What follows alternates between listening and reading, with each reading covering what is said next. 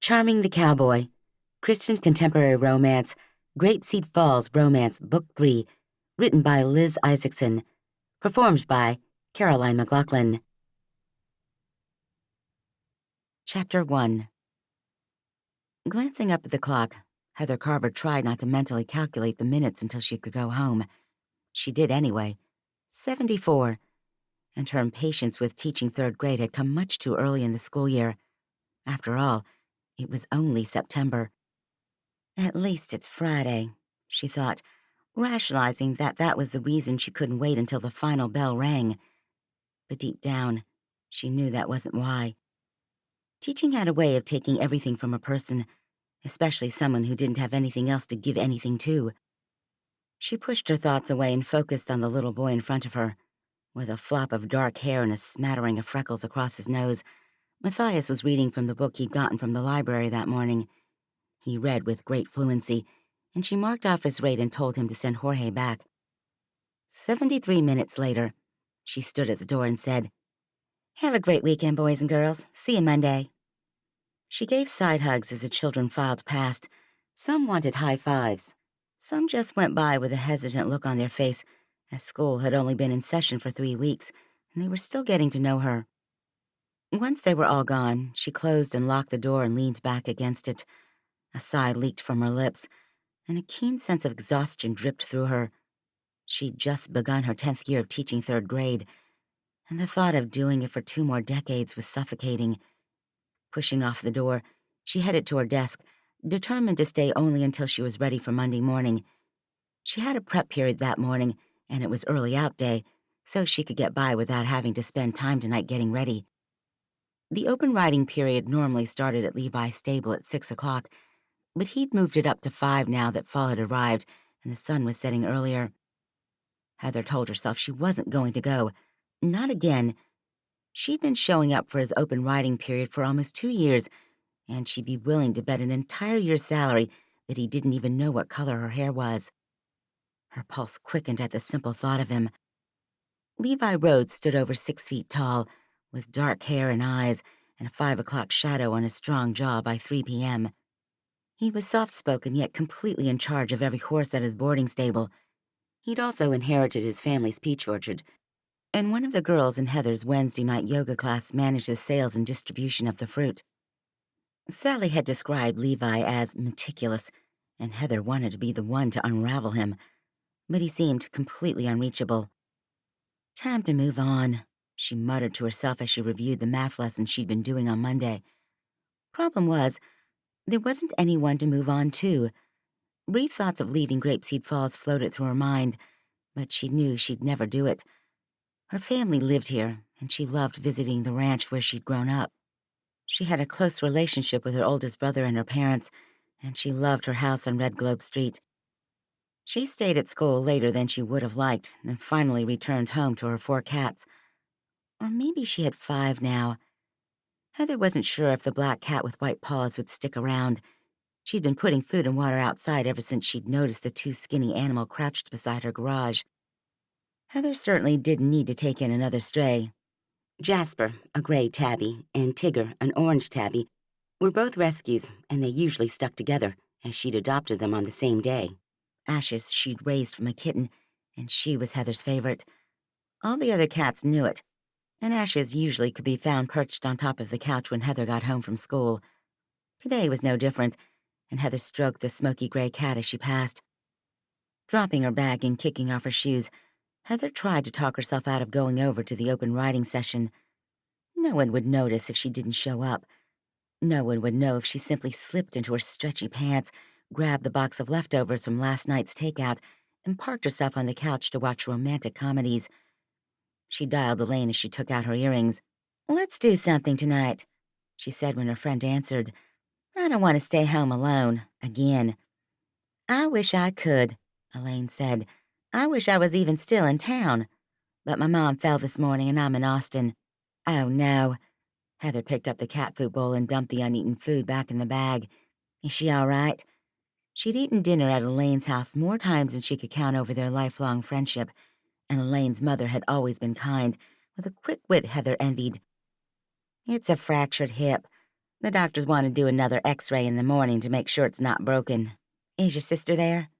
Elaine had a perfect older sister who caused Elaine quite a bit of grief. "Oh, no," Elaine said, her tone full of sarcasm. "Erin had choir practice tonight. She simply can't miss choir practice. She's coming in the morning." Heather could hear the way Elaine would be rolling her eyes, and she giggled. "What can I do for you? Bring you dinner when you get home." "Your sausage-stuffed rigatoni," Elaine said immediately. "I'm hoping he'd be back on Sunday night. Dad should be able to take care of Mom if she's not too bad." "Who took your shift at the park?" "I don't know.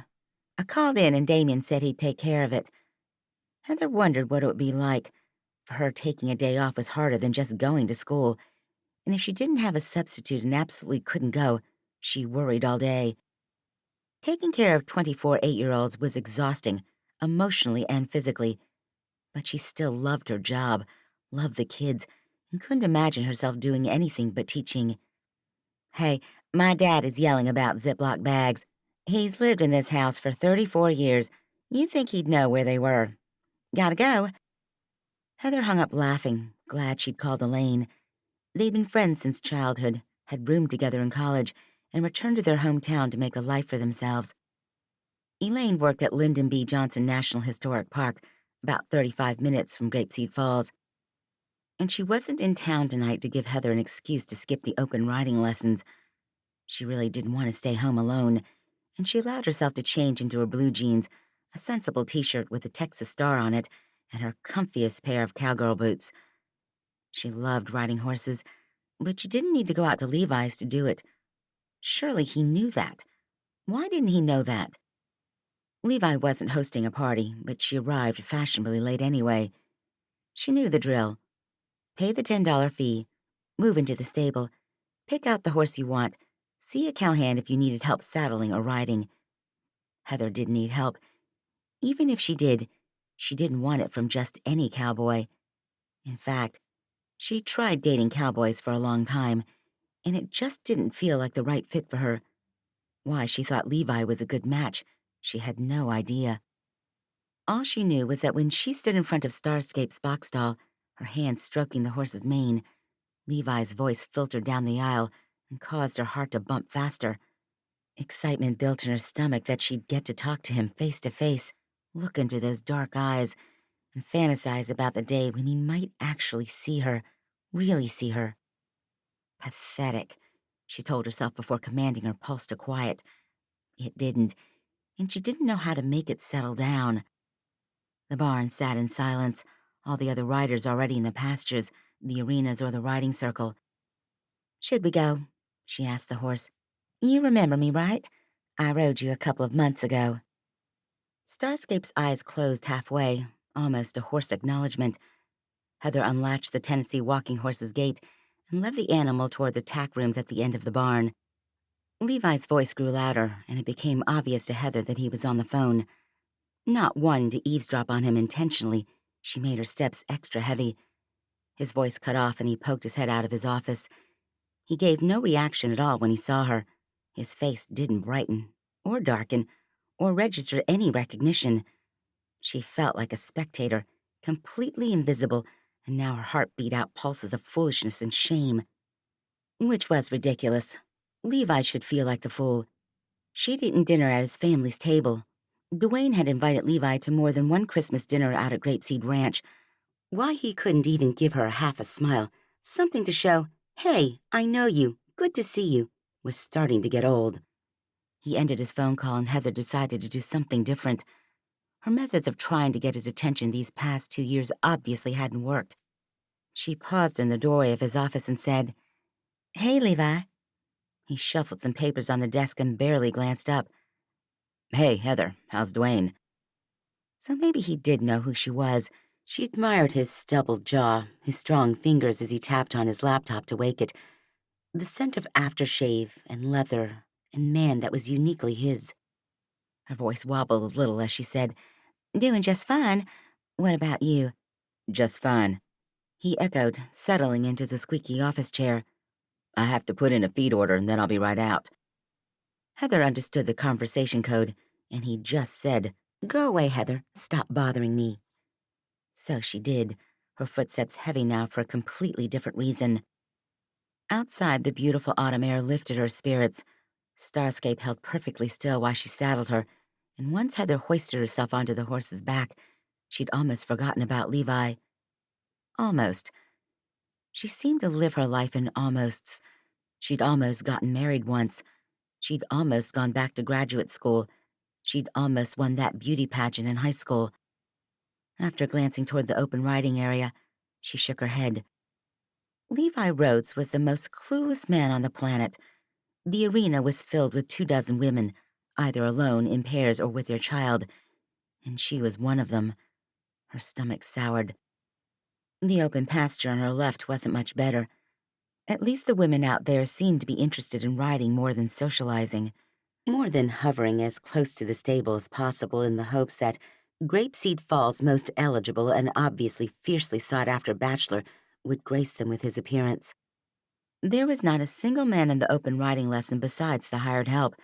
No women over 40, no teenagers, only children younger than probably 12. Disgusted with herself for coming again tonight, she opted for the pasture. Starscape liked grass better than gravel, and Heather could pretend she'd actually come to ride, instead of for the man candy who was still sitting inside. Chapter 2. Levi Rhodes stared at the computer screen, his mind far from feed. He couldn't believe he'd answered an after-hours phone call from his accountant. Levi normally let those calls go to voicemail, and he'd text back later. He didn't care how much interest his bank accounts had made in the last quarter, and he really needed Bryce to just email him the information, which he never looked at. At least Heather Carver hadn't heard anything too sensitive. It had been a long week, and Levi raked his fingers over his jaw, feeling the stubborn facial hair there. Shaving was as much a bane to his existence as accountants. He sighed and pushed his worries about his pregnant nanny goat to the back of his mind. Jeannie had been acting strange for days, and Levi was worried about her. Since he'd sworn off women, he had to have something to worry about. What did it matter if it was goats and not people? He cared about his horses, too, so he put the feed he required to run his boarding stable in his online cart and checked out. Wishing he could check out of his open riding lessons, Levi stood and stretched his back. He had good cowboys out there helping already. Maybe he didn't need to make an appearance. Then he remembered Sawyer's words. You have to at least come out and chat with a few people. They like it, and when they're happy, we're all happy. Levi wasn't happy, but he was starting to accept that he might never truly feel happiness again. He'd much rather be free than happy, and it had taken several long years to obtain his physical, emotional, mental, and spiritual freedom. He wasn't giving it up for anything. So Levi plucked a dark brown cowboy hat from a peg beside the door and positioned it on his head. He could chat for a few minutes.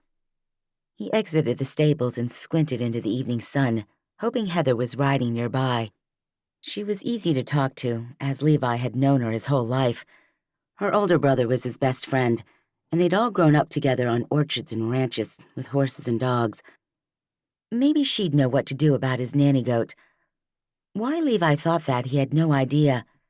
Heather taught school now, though she'd never been afraid to roll up her sleeves and get dirty on the ranch. Levi had seen her muck out the dirtiest stalls, and he didn't think there was a horse in Texas that wouldn't listen to her. He didn't see her anywhere. Plenty of other women, but not her. Levi lowered his head as he felt the weight of dozens of female eyes. He strode toward the fence separating the dirt road from the pasture, as the women who rode out here usually treated him like more than a piece of meat. Levi wasn't blind to the effect he had on women, and if any of them knew how many zeros he had in his bank account, the very thought made his lungs seize, and that only reinforced why he didn't date. If he did, he'd have to reveal some things about himself he didn't want anyone to know. He tried with a woman named Capri last summer, but she asked a lot of questions. Levi hadn't been all that interested in answering them, so he'd broken things off.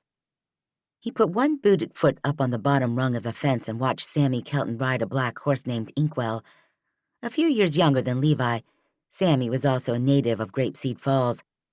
Most people were, Though there had been some new housing built in the past 5 years or so, their population had swelled to 15,000, and Levi had been sure to recruit the new kids for private horseback riding lessons.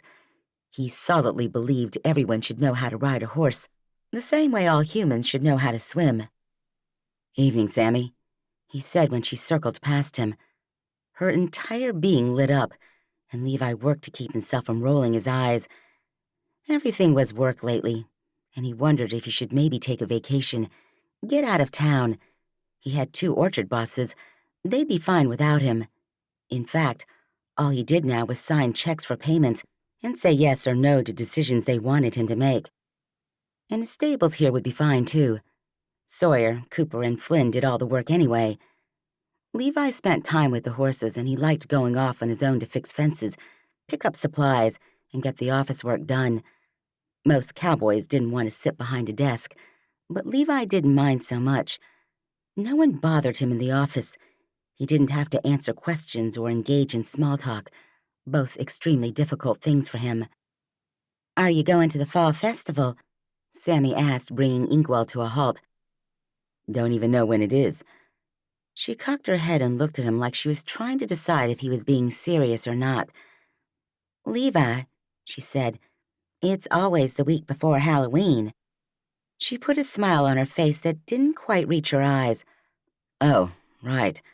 Levi hadn't gone to the fall festival since he returned to Grapeseed Falls 7 years ago. Other than a brief 2-year stint in Kentucky, Levi had always called Texas home. But he'd removed himself from the town happenings, and surely Sammy knew that. "So, are you gonna go?" "Probably not." "Why not?" Levi looked into her blue eyes and tried to find her attractive. Most men probably thought she was, what with her sandy blonde streaked hair, a few freckles, and strong personality. She worked as a waitress and surely made great tips from tourists and locals alike. But Levi didn't feel anything for her. He wondered if the ability to love someone had died when his infant son had. Shaking away the old memories from his young, foolish days, he shrugged. "I don't like pumpkin pie, for one, and they're always trying to shove it down your throat at the fall festival." Sammy threw her head back and laughed, causing several women to look in their direction. Levi lifted his hand in a wave to a couple of them, wondering if that was enough interaction to satisfy Sawyer. "I'm sure you can bypass the pumpkin pie," she said. "Maybe we could." Her invitation to the fall festival, Levi wasn't stupid, was interrupted by an eardrum-shattering screech beyond her, metal on metal.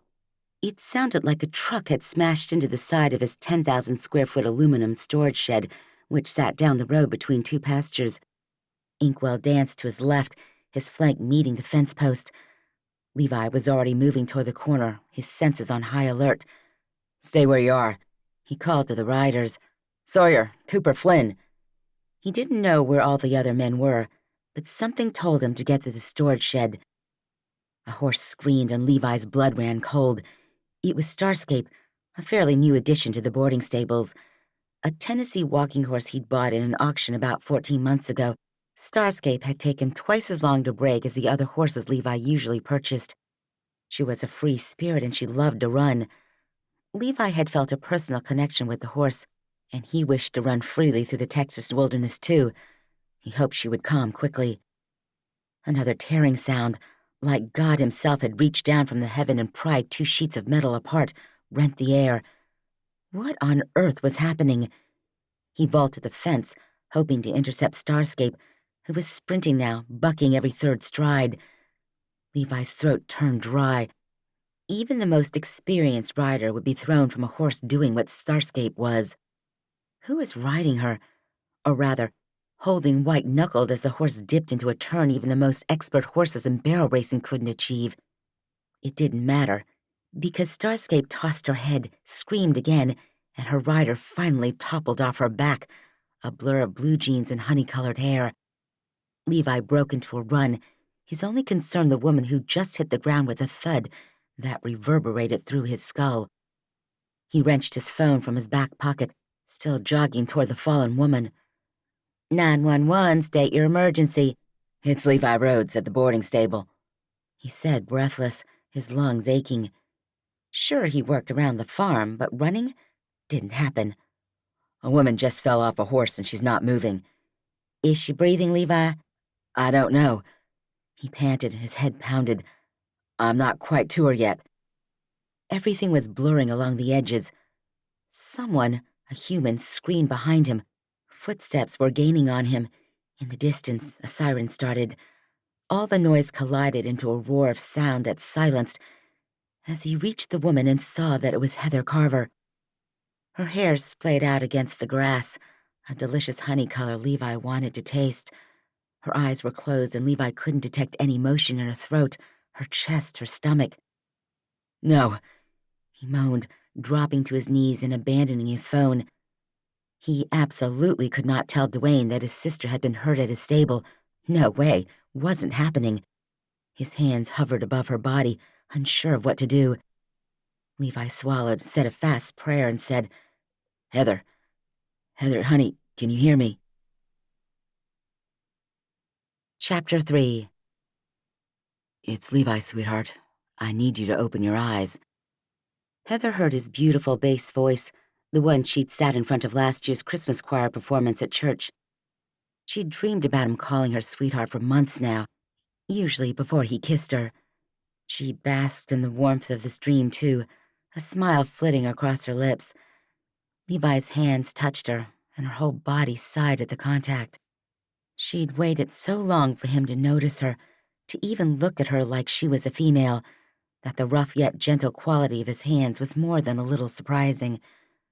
Other voices joined his, and her fantasy shattered. Her back hurt, and a moan vibrated her lips.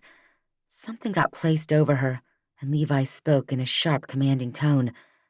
Her right arm hurt, badly. In fact, the other aches, and her neck, her back, her ribs, her right leg, were nothing like the intense, white-hot shooting pain coursing up her arm and jabbing into her shoulder. Why wouldn't her eyes open? She worked at telling her eyelids to lift, but they felt glued shut. She's alive, Levi said, and then Dwayne said, Heather. Heather? Her arm's broken, Levi added, his voice full of sorrow and dark like pond water. What happened? Dwayne asked. Heather's eyes fluttered. She needed to tell him she was fine, that he should be at the ranch, getting it ready for his wedding. He and Felicity had been engaged for 9 months now, with their autumn wedding on his ranch right around the corner. Levi's voice got lost among the others, and Heather faded from consciousness once more. The next time she woke, her eyes flew open and bright light assaulted her retinas. She did more than groan, but a cry tore from her mouth. All she could see was white, and all she could feel was needles in her arms. Far away, a man said something. Levi's gorgeous face filled her view, and Heather thought she must have died and gone to heaven. He was here, and he was looking at her with more emotion than she ever knew he could possess. Are you okay? He glanced down at something and back at her. I'll call the nurse. All at once, the whiteness faded into normal colors, and Heather gasped in a breath. Okay. But she wasn't. Not really. She only needed seconds to take in the beeping monitors, the thin blanket, and identify the sterile, bleach-like smell of the hospital. What happened? Starscape spooked, and you got thrown. Heather shook her head, but it made her brain jostle from side to side uncomfortably. She moaned as she leaned back against the mattress, which had been raised to a semi-sitting position. I haven't been thrown since I was 7, she muttered. The strangest sound reached her ears. Was that laughter? In a hospital? Was that Levi laughing in a hospital? The low notes of his voice rumbled in her chest, making goosebumps erupt on her skin. His laugh was as delicious as his handsome face. Heather hadn't heard it in years, as Levi had left Grapeseed Falls about a decade ago, and come back a shell of the boy and man she'd known growing up. Her desire for him hadn't started until her 30th birthday, when he'd shown up at the ranch with a jewelry box and a swift kiss on her cheek. Happy birthday, he said as he moved effortlessly past her, leaving her dumbstruck and wondering when she'd started developing feelings for the man. She'd worn the horseshoe charm on a silver chain under her blouse for a solid 6 months, sure it was a sign of good luck. But Levi had barely glanced at her again. It was like he didn't even remember he'd come to her birthday dinner. Upon Dwayne's invitation, sure, but still, he'd come. His hand curled around hers, and she practically shot out of bed. "Heather," he said, his voice filled with emotion, the way she'd once heard it. "I'm so sorry." She blinked at him, unsure where his grief stemmed from. "I'm sure my getting thrown has nothing to do with you." She couldn't believe she'd been thrown. She and Starscape had been getting along just fine. "You were on my land," he said, "riding my horse, and it was my storage shed that was getting ripped apart that caused Starscape to spook." The events leading up to her getting thrown from Starscape's back washed through her mind. "Oh." "Yeah." Levi lifted her hand to his lips and pressed them gently to the skin near her knuckles. "I don't know what I would have told Dwayne if anything serious had happened to you." Heat exploded through Heather at the intimate contact, only to be iced over a moment later when she realized his concern was for Dwayne. Dwayne's reaction, not her. She pulled her hand away. "What has happened?" Her arm had been cast, and it felt bulky and heavy, but at least the pain had dulled to an ache somewhere in the bone she couldn't identify. "I obviously broke my arm, and this is my dominant hand." She lifted her eyebrows at him as if to say, "Good job, buddy." "Bruised ribs on your right side where you landed, sprained ankle." Levi ticked off the more minor injuries like black eye in almost a clinical fashion, but horror started in her toes and landed in her face. She felt hot everywhere, and she knew Levi would never be able to look at her now, not without seeing her bruised and broken, with her eye blackened and her lip bleeding. Tears gathered in her eyes, and she was thankful for the dim lighting in the room. She wanted to know what time it was, but she didn't dare speak. He'd be able to hear the hitch in her voice then, and she didn't want to give him an auditory version of her weakness. "At least I'm alive," she thought, and she settled back against her pillow and closed her eyes to keep the hot tears dormant. "Thank you for sparing my life," she prayed. The emotion she'd experienced, however brief, earlier in the evening flooded her now, and she knew her outcome could have been drastically worse than a broken arm and a few sprains and bruises. "Heather," Levi started, his hands stroking her brows.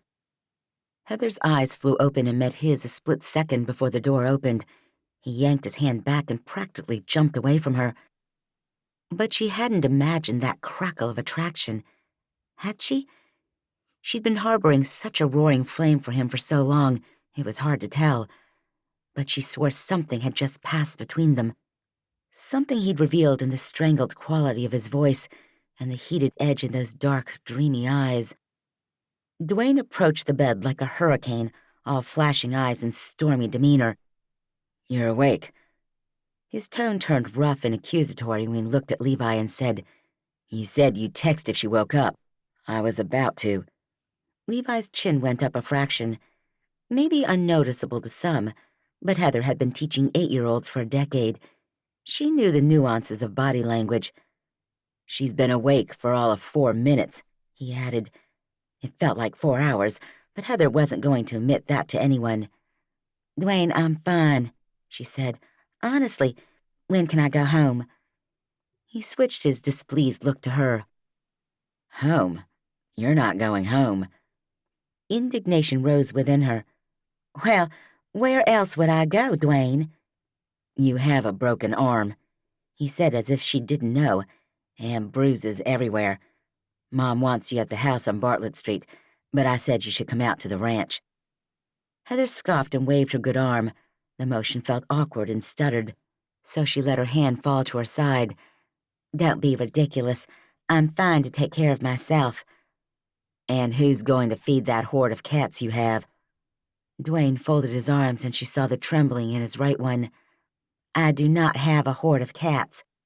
She shot a quick glance at Levi and silently begged Dwayne to stop talking. The last thing she needed was her crush labeling her as a cat lady, an old maid cat lady. "Felicity already went and got them," Dwayne said. "They're out at the ranch, and that's where I think you should come too. Mom and Dad's new place is too small. The ground is really uneven at the ranch, Levi said. Dwayne and Heather looked at him. Heather's surprise was only matched by her brother's stunned expression. What? Levi asked. It is. Not around the homestead, Dwayne said. She'll be fine. I mean, she'll need help, but she'll be fine. I don't need any help. You can't drive, Dwayne said. You can't write, Levi added. You can't even walk. Her brother looked at the other cowboy. She really can't do anything. She'll definitely need a lot of help. And did you know she's in charge of the fall festival photo booth? Dwayne's voice had taken on a false quality. Heather rolled her eyes. Stop it, you two. I can tell you've rehearsed this. Levi looked at her, more than a little resignation in his expression. You really can't go home alone. I offered my place, which is big enough and closer to town, but... Fear and yearning bolted through her, creating a noxious cocktail that left her feeling queasy. I said there was no way you'd go home with him. Dwayne met her eye, and a sibling understanding passed between them. Dwayne knew about her schoolgirl crush on Levi after Heather had told him last year. Why won't you go home with me? Levi asked. I have a main floor living, so you wouldn't need to worry about the ankle. I have a, private chef who comes a few times a week. You wouldn't have to do or worry about anything. You have a private chef? Dwayne asked. Levi pushed his cowboy hat lower over his eyes.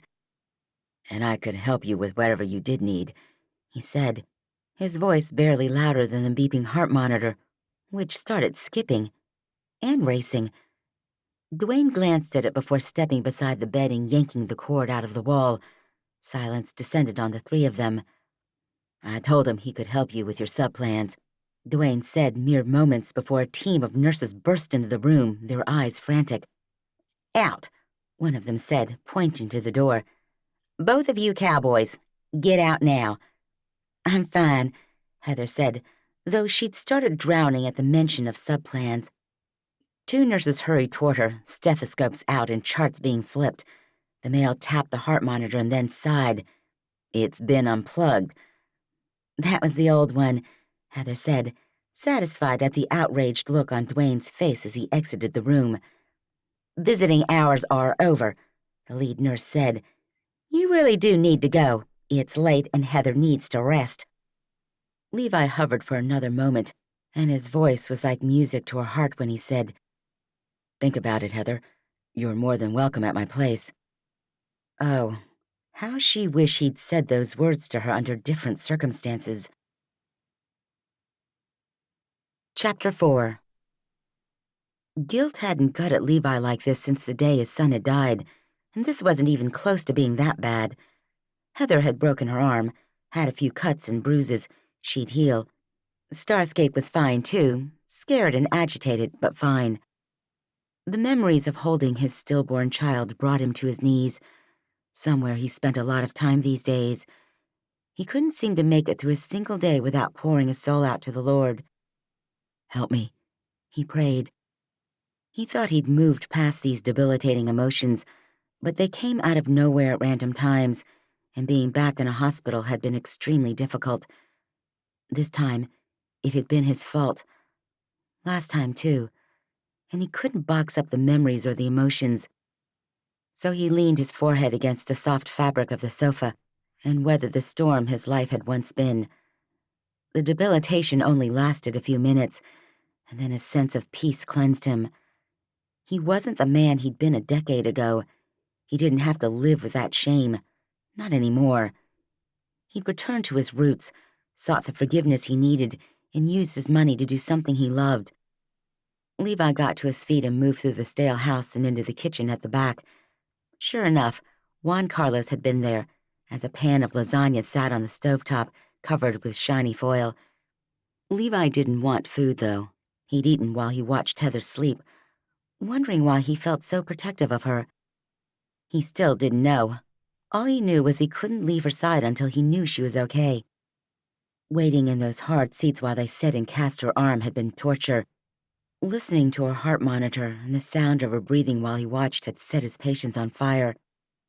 And why had he held her hand, kissed her skin, touched her face. He pushed out of the double French doors and stepped into the night. Well past midnight, the temperature had finally cooled. He pulled in a lungful of air, trying to find the answers to his behavior. He honestly couldn't. "Please prompt her to come stay with me," he whispered to the stars. Everything he and Dwayne had rehearsed was true. Heather would need more help than she realized, and Levi had nothing but time to give her whatever she needed. And blast it, he wanted to help her, wanted her close to him so he could make sure she wanted for nothing. He gazed up to the stars, utterly confused. This was Heather Carver, and he wasn't interested in women, period, especially one who would push him for the truth, who wouldn't settle for anything less than the absolute core of him. And he could never give her that, even if he wanted to. Levi arrived at the hospital before the sun rose, having slept only for a few hours. He didn't want Heather to wake up alone. He found Dwayne dozing in the recliner in her hospital room, and Levi froze. Dwayne, his best friend. And that was the number one reason why Levi had imagined the spark that had jumped between he and Heather the previous evening. "Oh, morning." Janice Smithy stepped past him and over to Heather's bed. "Heard you caused a ruckus last night, Mr. Rhodes." She gave him a sly look and a friendly smile. "Not true," Levi said. "It was Dwayne."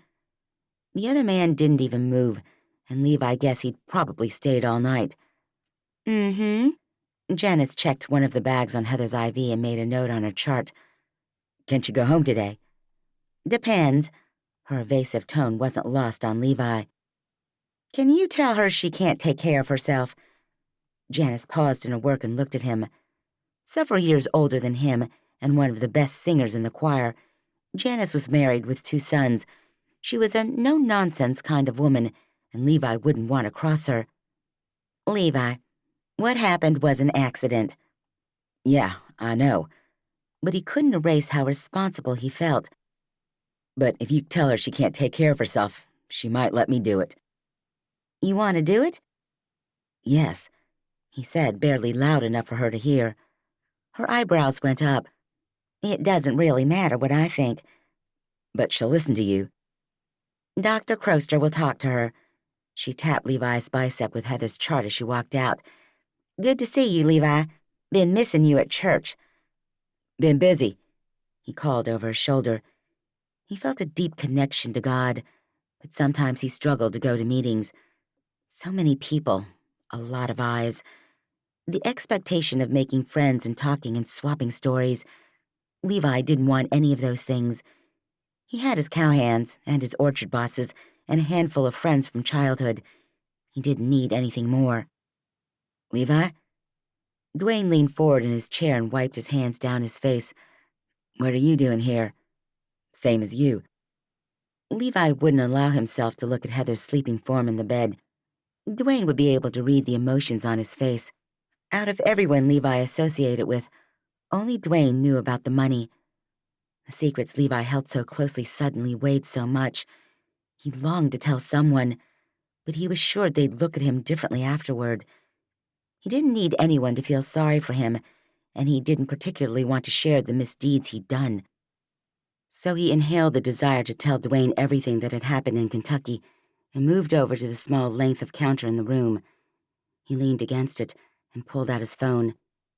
He could catch up on emails from the orchard and make sure everything was set for the day at the stables, all from right there. "You two again." Heather's voice sounded full of sleep and pain medication and disgust. "Why are you still here?" "I went home," Levi said. "I couldn't tell Mom I left you here alone," Dwayne said. "How are you feeling?"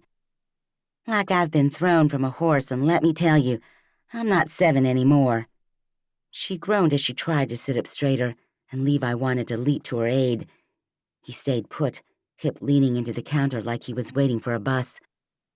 "We have to decide on some things," Dwayne said. "The sun's not even up yet." She threw him a disgruntled look. "Can't it wait until after breakfast?" "They're going to discharge you and you have nowhere to go." "I own a home right here in town." "Levi." Dwayne looked at him with desperation in his expression. Levi gazed back at him evenly, his heart anything but calm. He flicked a careless glance in Heather's direction, glad he didn't have to see how it affected her. Heather can decide. What? Heather whooped, immediately followed by a loud groan. Yeah, okay. Ribs don't like laughing. She shifted, obviously trying to find a more comfortable position. Settling, she volleyed her gaze between Dwayne and Levi. Can you guys just give me a minute? Levi's phone sounded and he focused on it. Take all the time you need. The text was nothing, just an acknowledgement from Sawyer. I have to get over to my orchards. He took the few steps to Heather's bedside, the urge to touch her crazy and strong. He'd never felt it before, because this was Heather. My offer stands, he said. Call me later. Let me know. I can have the guest bedroom ready for you in no time flat. In fact, he'd call his housekeeper and get it ready today, no matter what. He didn't wait for her to confirm. He nodded at Dwayne and got the heck out of that hospital room before he did something he couldn't take back. With Jessica in the house making up the guest bed and airing out the room Levi had never used, he went out to the goat enclosure. From her position against the barn, Jeannie heaved herself to her feet and waddled over to him, her pregnant belly swaying with every step. How are you? He asked the animal. As if they could actually have a conversation, the white goat bleated at him. Her eyes looked clear, and Levi reached over the fence to stroke the tuft of hair on top of her head. You're looking better. Maybe the medicine the vet had prescribed had done the trick this time, or maybe his care and attention, his daily baths, and his hourly conversations had cured Jeannie. Sundance poked his head out of the top half of the gate, keeping him secure inside the barn. He was a huge black and white goat, and Levi had to keep him separated from the nannies, who liked to sun themselves outside. Sundance got his time outside too, but he had to take it alone and usually in the cooler mornings. The buck yelled at him, but Levi ignored him. Is he always like that? So demanding and rude. He grinned at Jeannie and glanced around. Where's Whip? Another nanny goat. Whiplash was past her time to bear kids, and she could usually be found asleep in the sun very nearby Jeannie. But this side of the enclosure was where the sun shone, and he didn't see her. He left Jeannie standing at the fence and headed toward the corner, his concern spiking. But the little brown goat was right against the barn, in the shadows, snoozing.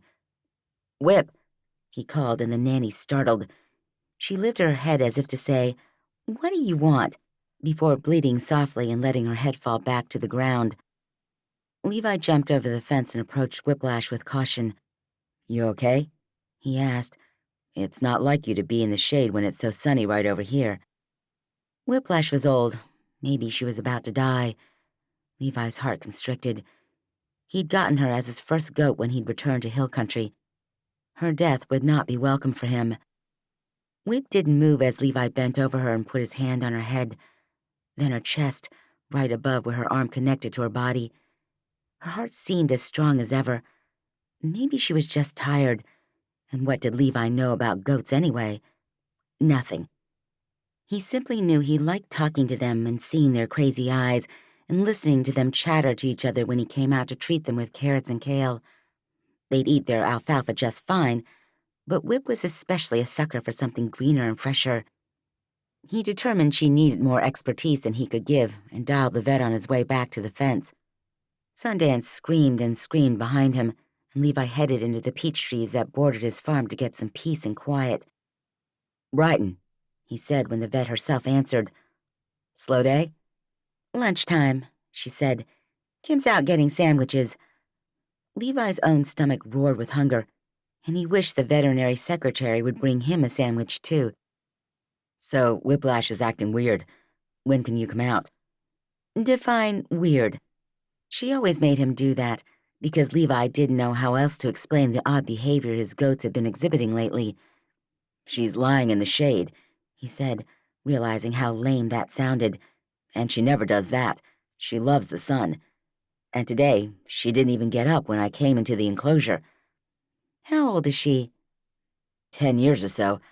I didn't get her as a kid." He looked up into the fall peach leaves, glad the harvest was months old. Now he just had to worry about soil, fertilization, and upcoming pruning to be ready for next year's harvest. I can come out in the morning tomorrow, but it's Sunday. Great, I'll be here. Levi hung up, hoping that Heather would be here too. He kept his phone out and sent a quick text off to Dwayne. How's your sister? When his friend didn't respond immediately, Levi's anxiety stepped up a notch. He walked under the peace of the peach trees for a while before returning to the house, trying to convince himself that Dwayne would let Heather come stay with him. Dwayne couldn't take care of her. He had a whole ranch to oversee. Levi had dozens of people to take his place, and he could certainly afford to take some time off and help the woman who'd been knocked unconscious and injured on his property. Inside the house, Jessica had left a note that read, "Thanks," in place of where he'd set her money on the kitchen counter. He glanced into the living room, which she kept dust-free and vacuumed in straight lines. The master bedroom sat down a hallway that forked left from the front living room. He had his own bathroom, an office, and a balcony off his bedroom. Heather's room was on the opposite side of the house, where 2 other bedrooms waited for the guests Levi never had, or the family he'd given up hope of ever building. 2 more bathrooms with an open living area completed that wing of the house. If Heather came, she'd never have to see him. The kitchen sat in the middle of all of it, with a deck off the back and a mudroom to the side that connected to the 3-car garage. It was currently full of vehicles Levi had purchased in an attempt to fill his life with something. But cars didn't cut it, and he'd sold all but his 3 favorites. Since then, he'd been buying and training horses and tending to his precious goats and maintaining the orchards that had been in the Rhodes family for 6 generations. A blip of discomfort infiltrated his thoughts as he wandered into the guest wing that would be Heather's, if she chose to let him help her. It smelled like powder and flowery things, a clear testament that calling Jessica to get it habitable was the right decision. What would become of the orchards after he couldn't manage them anymore? His older sister Serenity had already left Grapeseed Falls, and his younger sister likely wouldn't want to carry on the family legacy. She was 15 years younger than Levi, and he tried to get over to the main house to see Ellery, now a senior in high school, as often as possible. She'd already expressed interest in art and sculpture, and there were no opportunities in town for that. Levi flipped on the light in the largest bedroom, the one he'd asked Jessica to prepare. A lavender quilt had been laid on the bed, with 6 fluffy white pillows in a pyramid formation on top of that. The blinds were open, letting in the sunlight and washing the room in golden rays. Through the glass, he saw the backyard, which was in full autumn mode, with leaves in a variety of colors and stages of falling. The peach orchard lay beyond that, and there was no view of the farm from here. He returned to the kitchen just as his phone beeped. From Dwayne. "She's getting some instructions now. If I let her come stay with you, you have to promise not to hurt her." Levi stared at the words. They were written in English, but he had no idea what they meant. Chapter 5. Heather felt her attention wandering while Dr. Croster spoke. He was near her father's age and possessed a soothing, low voice that didn't help her fight the drowsiness her painkillers caused. Felicity had brought lunch and stayed for an hour or so before heading back to the ranch. Dwayne hadn't left at all, and he was starting to get on Heather's nerves. But he'd kept everyone up to date, which was mentally freeing. She didn't have to explain to her principal or her coworkers what had happened. He'd contacted Pastor Gifford and reported that she could have a hot meal that evening, once she knew where she'd be. Everyone seemed against her idea that she could stay in her own house and take care of herself, even Dr. Croster. He'd even say he wouldn't release her from the hospital if she didn't have someone to stay with her who could look after her 24/7 for the next 3 days. 3 days. That was 2 days of missed school, and she couldn't stay in the hospital that long.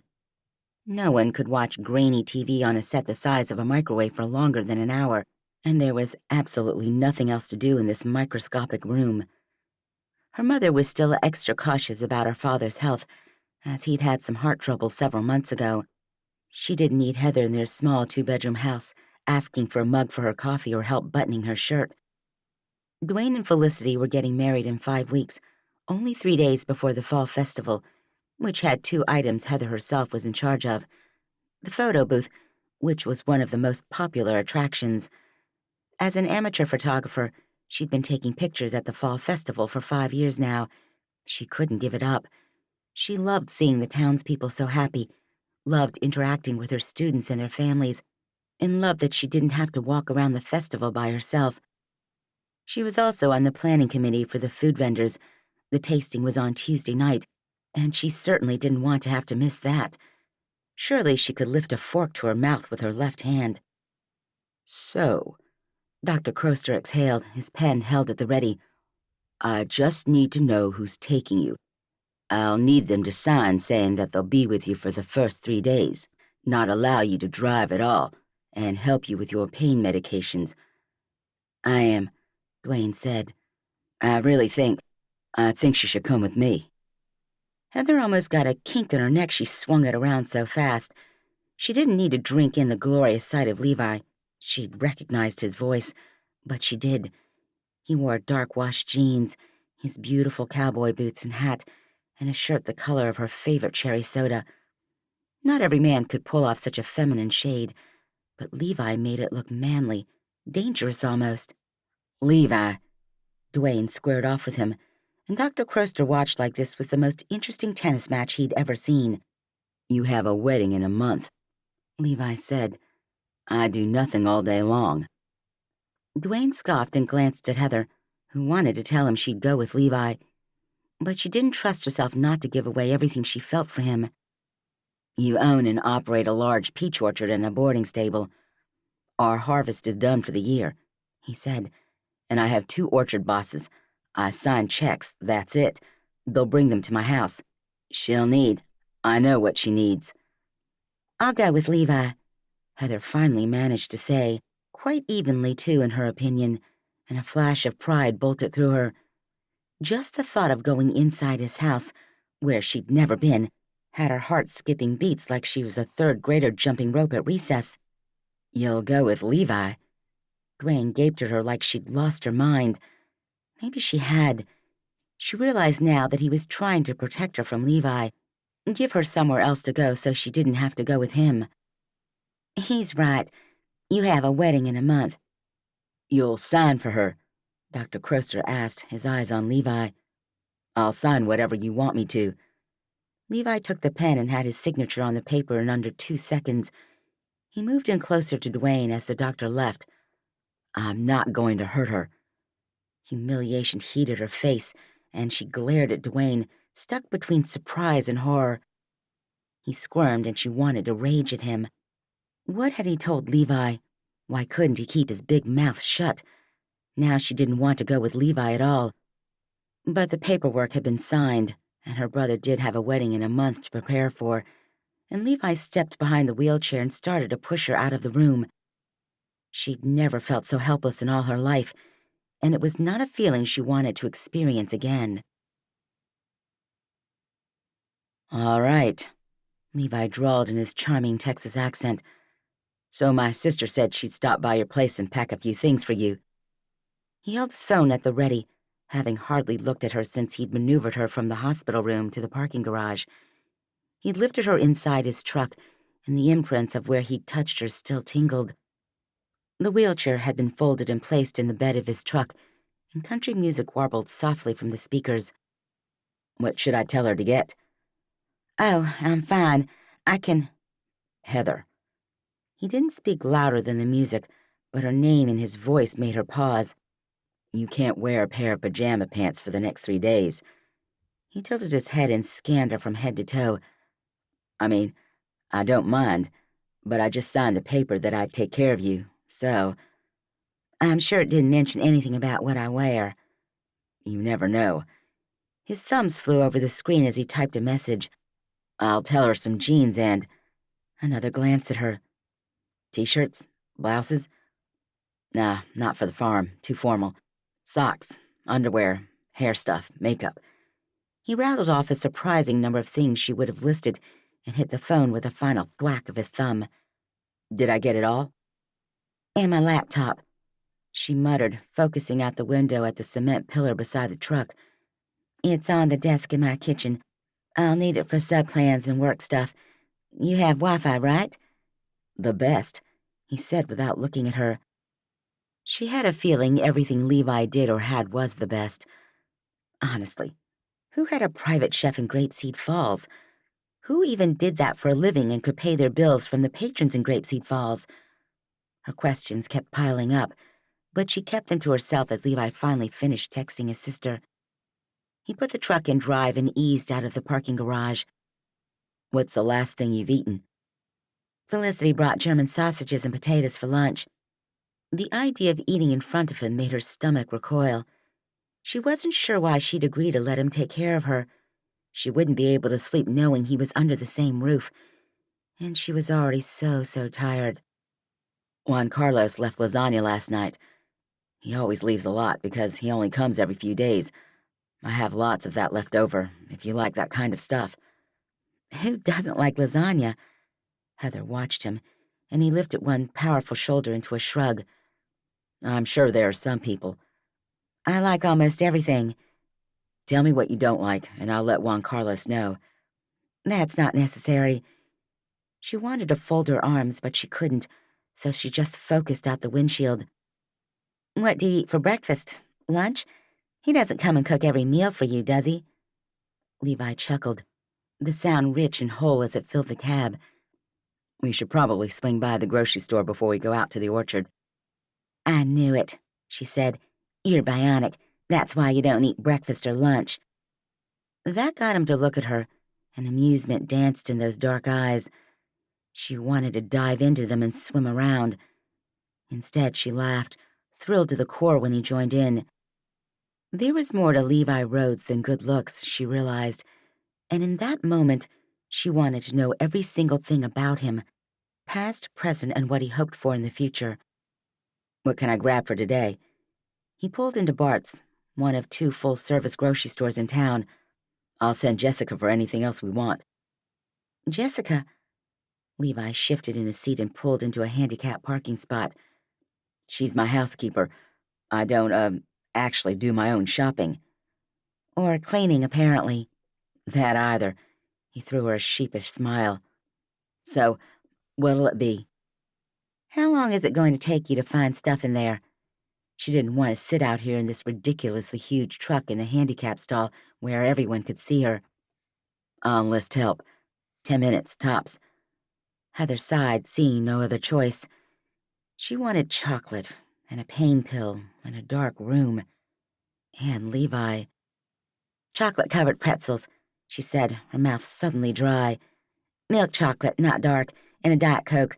I'll need a lot of Diet Coke.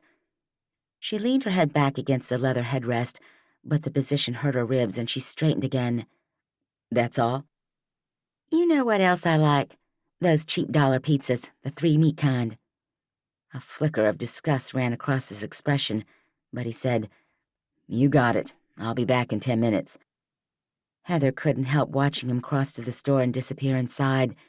He oozed confidence, and she simply liked looking at him.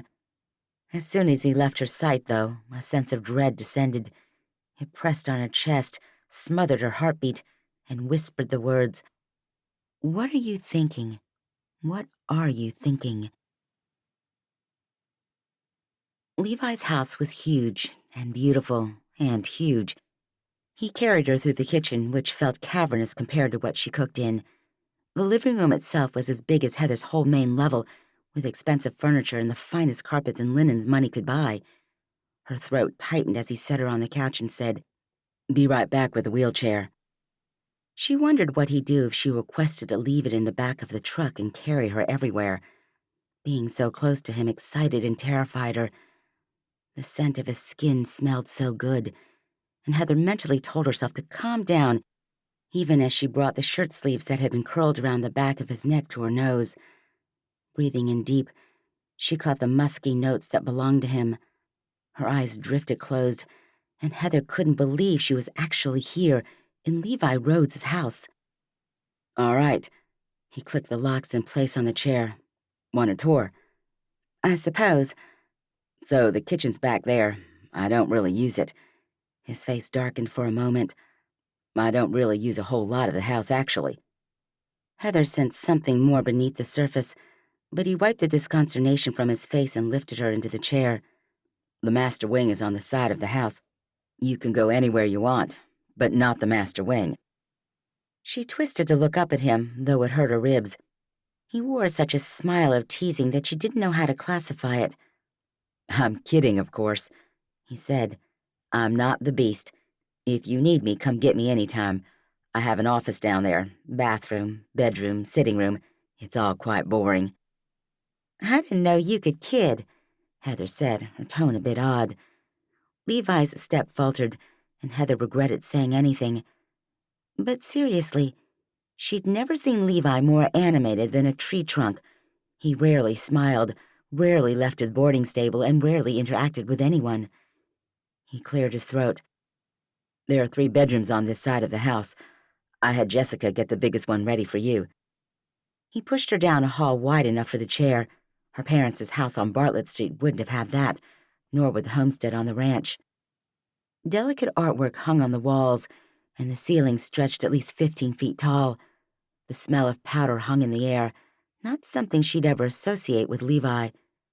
"There's a bathroom here," he said, passing one with luxury tile on the floor. She wouldn't be surprised if she could flip a switch and the tiles would heat. Levi had some serious money. "You can get to it from your room, too." He pushed her into a bedroom with brown carpet, a queen bed, a love seat, and a writing table. The room was light, bright, and airy. The lavender bedspread seemed perfect, as did the puffy white pillows. He helped her out of the chair and onto the love seat.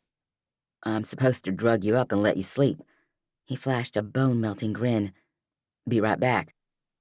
Heather felt half numb as she watched him wrestle the chair into its folded form, leave it in the hall right outside the door, and disappear around the corner.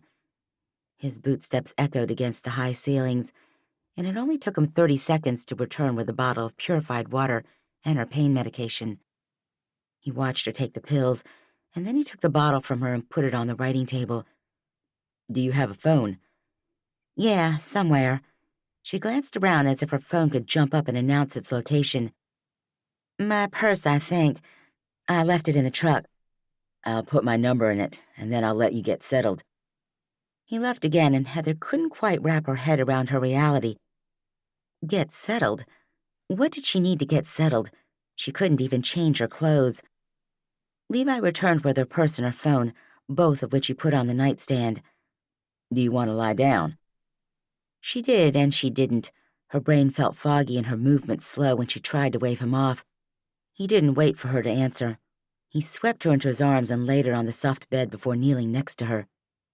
"Anything you need," he whispered, brushing her hair off her forehead in an intimate gesture that made her heartstrings pull and pull and pull.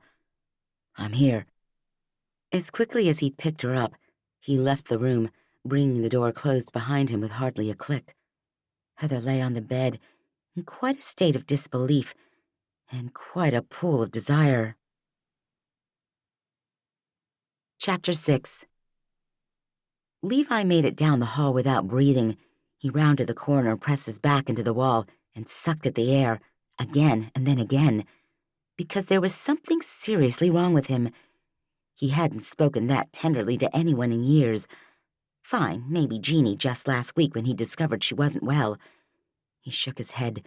A goat was not a beautiful woman. Whoa! His brow furrowed as he backtracked to the modifier he'd thought to describe Heather. Beautiful.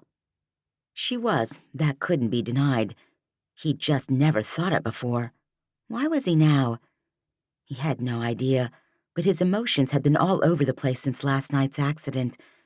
He couldn't believe so much had happened in only 24 hours, and he felt off-kilter, like he'd led his horse into a field full of snakes and couldn't get out. Lasagna would help. He'd skipped breakfast and lunch because, well, he normally was working or training and he didn't eat breakfast or lunch. As the microwave rotated, his thoughts went with it. He just wanted to help Heather because he felt guilty she'd been injured at his stable. That was all. He'd do the same for anyone else. But as he pictured Sammy, he knew that wasn't true.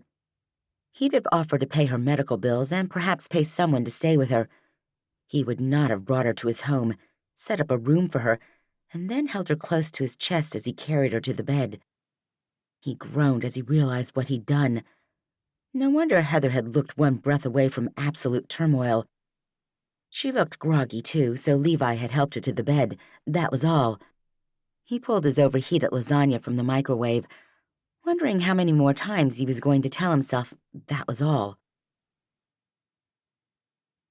Levi stood in the kitchen when his sister walked in from the garage. "Your double door is open," Ellery said in a singy-songy voice. "I know you hate that, so I closed it." She lifted 2 plastic bags of groceries onto the counter and grinned at him. He smiled back at the brunette, who looked so much like him, it was remarkable they were so far apart in age. "Hey, Elle." "So," she glanced around. "Where is she?" "In the bedroom." Levi hadn't heard from Heather in a few hours now, and he wasn't going to go back there in fear of what he might say or do. Dwayne's words had turned in his head until he finally deleted them from his phone. "You have to promise not to hurt her." Levi might act stupid, might pretend like he didn't know his open writing lesson wasn't full of single women, but he wasn't actually an idiot. And it had only taken a few playful conversations and a couple of hours to see that Heather harbored feelings for him. How had he missed them before? How deep were they? How old? And what would he have done had he known? "Levi." Elle had a special way of lengthening his name when she found him frustrating. "What?" "You can't just leave her in there alone." Elle shook her head and started toward the living room. "Why not? She's probably asleep." "I doubt it." She turned back and gave him a winning smile. "Her bag is in my car. Go put yourself to good use." Levi practically ran to the mouth of the hallway, sure his nosy teenage sister would be wrong, that Heather would be sound asleep, but Elle's voice floated back to him and then Heather's. Consternation coiled in him, and he stomped out the front door to retrieve Heather's bag. Elle met him on the fancy tile his interior designer had chosen for him, one eyebrow raised. "I'm not going to let her stay here if you aren't going to talk to her." He glared at her and dropped the bag. "I thought she was taking a nap." He gave extra emphasis to the T on thought and the P on nap. "Well, she's not." "Maybe she was." Elle picked up the bag. "She's hungry." "I'll heat up some lasagna right now." He moved away from his sister and she took the bag down the hall and joined him in the kitchen a few minutes later. "She's going to shower and then she'll come out." Elle settled herself at the bar, unconcerned about Levi's dark mood. "Do you want me to stay? I can tell her about the cute boy I'm dating." Her eyes sparkled like topaz, and Levi squinted at her. "Cute boy you're dating?" "Oh, I'm not going to tell it twice," she giggled. "You'll have to wait until Heather comes out." She turned her attention to her phone and moved to the more comfortable couch. The microwave finished, and Levi pulled the door open so it wouldn't beep a reminder at him every 60 seconds. He'd grown up with Serenity and Joanna. The thought stalled on the name he hadn't allowed into his mind 7 long years. He let the name roll around in his brain when he normally pushed it out, away. What she'd done to him after the tragedies in their lives. For the first time in forever, he didn't feel the soul-crushing anguish that normally came. "Excuse me," he said to his sister, who didn't even glance up. He hurried down the hall and into the master bedroom, locking the door behind him. Waiting for the debilitating emotions and ready to drop to his knees, he relived the last time he'd seen his wife. She'd been crying, but she still had plenty of energy and anger to say, "You never loved me the way I needed to be loved, Levi." And then she walked out of the house they'd shared in Kentucky, filed for divorce, and disappeared from his life as quickly as she'd entered it. After he'd returned to Grapeseed Falls, he realized the truthfulness of her words. In fact, he admitted only to himself that he'd never loved Joanna at all. He loved the idea of her, the idea of being with a Southern socialite, the idea of being a father. Someone knocked on the door and Levi jumped away from it. "Coming," he called through the thick wood. "Heather's out of the shower." Elle's voice barely met his ears. and he took a moment to smooth his shirt down and gather enough oxygen into his lungs to endure a conversation he wasn't prepared for. Once confident he wouldn't appear to have almost suffered a nervous breakdown, he went into the kitchen, reset the microwave door, and got the machine doing its job again. "You did nap?" he asked. "I tried." Heather looked tired next to Elle on the couch. She'd put a pillow on the coffee table and her ankle rested on that. "Thank you for putting that shower seat in the tub." "Oh, yeah, sure." Levi turned away so she wouldn't see the surprise on his face. He had no idea there was a shower seat in the tub. "Jessica did that," Elle said without any inflection in her voice. "Elle, I don't think there's enough lasagna for you." Levi placed his palms on the countertop and leaned into them. "I'm sure Mom has something at the house." That got her to look up, the shock on her face this time. "Juan Carlos always brings enough for days." "Then shut up," Levi thought, trying to shoot the words into her thick skull with only his eyes. He was very aware of the way Heather observed the conversation without looking like she was eavesdropping, but the woman didn't miss much. She never had. Elle stood and came toward him, her eyes searching his. "I can heat up my own," she said, now blocking his view of Heather. "Yeah, come see if there's enough," Levi said, trying to draw further into the kitchen, further out of Heather's earshot. "What is going on?" she whispered when she pulled open the fridge to reveal more lasagna than Levi would ever eat. "Can you stop making me look like a loser?" He pulled out the foil pan and spoke louder when he said, "Looks like there's plenty. I guess you can stay." Elle closed the fridge, her eyes wide and still locked on him. Suddenly, understanding dawned and she giggled. "Oh, I get it." Levi didn't know what there was to get. He just didn't want Heather to think him completely incapable of taking care of her. That was all. It wasn't that the thought of her choosing to stay somewhere else bothered him. Yes, that's it, his heart cried. He ignored the vital organ as he set about scooping his sister a bowl of lasagna. "You like her," Elle whispered as Levi reached for the microwave door handle. The bowl clattered to the floor. "I do not," he whispered furiously. "You so do." Elle laughed then, not even bothering to keep her voice down. Levi threw a look in Heather's direction and found her staring. "Everything okay in there?" she asked. "Fine." Levi ducked down below the kitchen island, embarrassment heating his face the way the microwave did the food. Elle joined him with a wet washcloth. "So how long have you liked her?" She mopped up the spilled lasagna and put it in the bowl. "I don't like her." "So it's recent. Does anyone else know?" Levi didn't even know how he felt. He sighed and stilled his fingers. He couldn't believe he was going to tell Elle anything. The girl was 17 years old. But he'd worked hard to have a relationship with her once he'd returned to Texas, and he trusted her explicitly. "I just feel overprotective of her, like it's my fault she's hurt, and I want to fix everything for her." Elle nodded and wiped up the last of the sauce that had splattered the impeccable cabinetry. "So you wouldn't like her if she hadn't gotten hurt." She looked right at him, somehow slicing right through the heart of the problem. "I don't know," Levi admitted. In all honesty, he'd never looked Heather's way. She was like his little sister because she was his best friend's little sister. "I grew up with her, you know, and we're just friends." That was all. Those were the feelings he had, the same overprotective brotherly feelings Dwayne had for Heather. Elle put her hand on Levi's forearm. "Oh, honey, you're so much more than friends."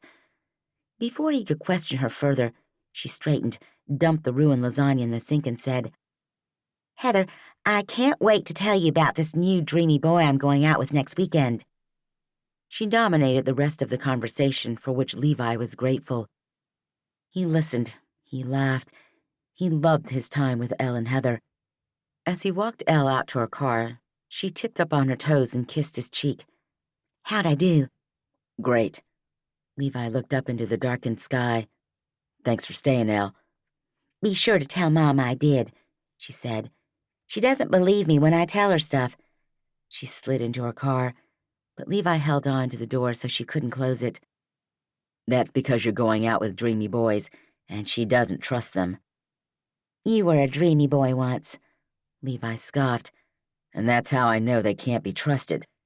Marshall's a good guy. Elle's defenses flew into place. I'm sure he is. Levi grinned at her. Just be careful, okay, Elle? You know how to get in touch with me, and Mom doesn't have to know. He understood what it was like to be a Rhodes in this town. The standard was high and nearly impossible to reach. Serenity had escaped to Dallas and rarely came home. Thanks, Levi, Elle said, closing the door. She quickly rolled the window down. Oh, and hey, I think Heather likes you too. So, you know. She grinned and swooped her car around the circle drive and on down the lane.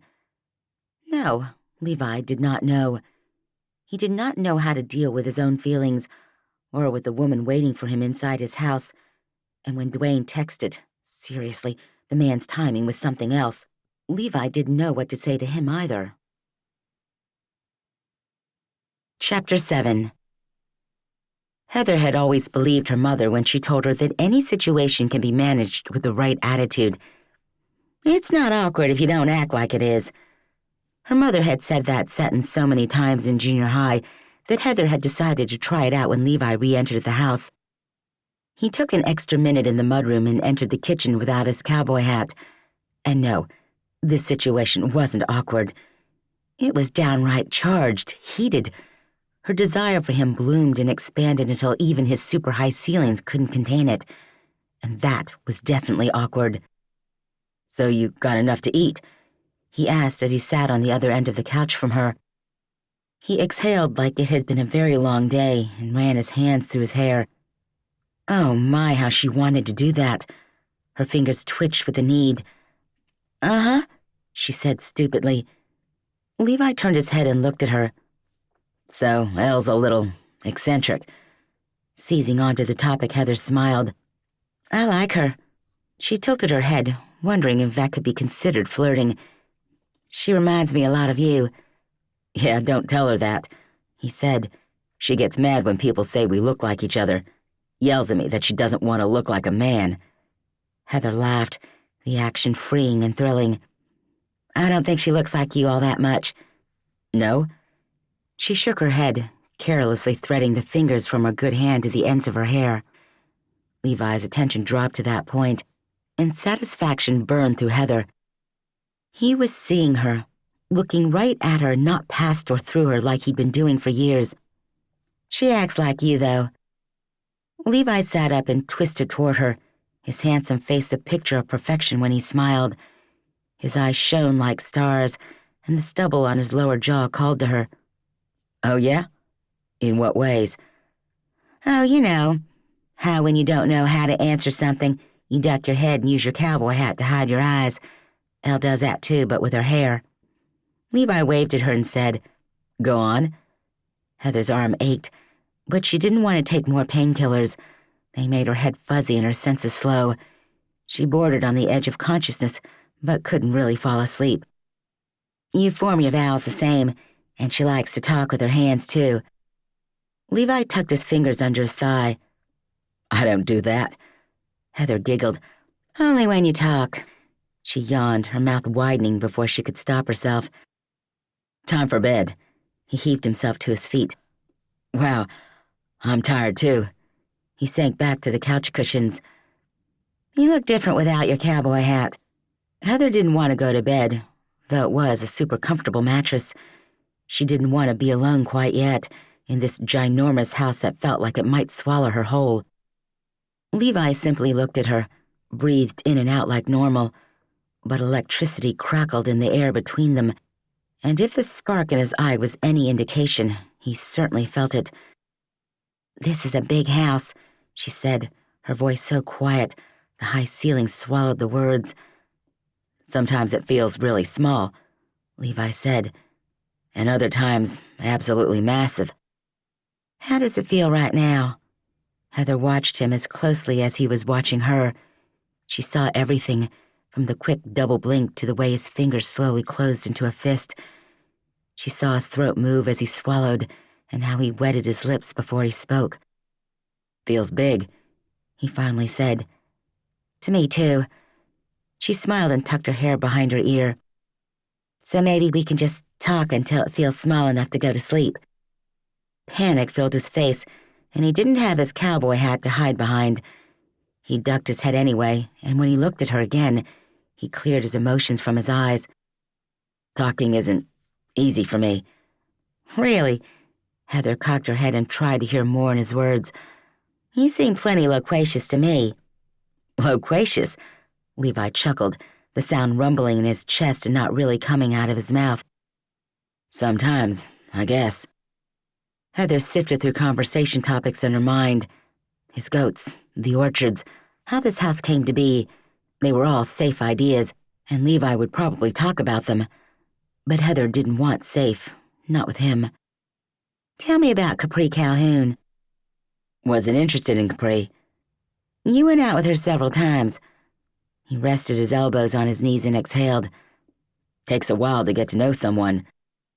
Heather adjusted her ankle into a more comfortable position, taking the moment to find the right thing to say. That it does. And sometimes, even when we think we know someone, we learn something about them that blows that to pieces. You sound like you have some experience with that. Heather tried on a smile, but it crumbled pretty quickly. Just a little bit. Boyfriend? Boyfriend with diamonds. One of hers almost. What about you? Ever been engaged? Yeah. Yep. He smacked the P with his lips in a way that made Heather think there was a lot more to that story. Supreme jealousy pulled through her for this faceless, nameless woman who got to wear Levi's ring. And, Levi pressed his lips together. My fiancée became my wife. He gazed at her evenly, watching her as closely as she'd examined him. Let me guess, she said, grateful her voice stayed even and semi-flirtatious.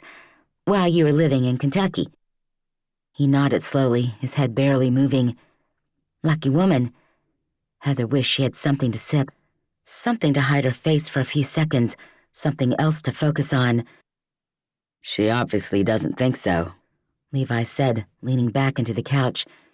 He didn't offer anything else, and the silence settling between them somehow made the house much smaller. Or maybe that was the personal things they'd shared. The house feels small enough now, Heather said. Maybe you could. She scooted to the edge of the couch, gently lowering her foot to the ground. Levi sprang into action, scooping her into his arms like she weighed nothing more than a fluffy kitten. He cradled her against his chest, and Heather couldn't help drawing in a deep breath of his unique scent.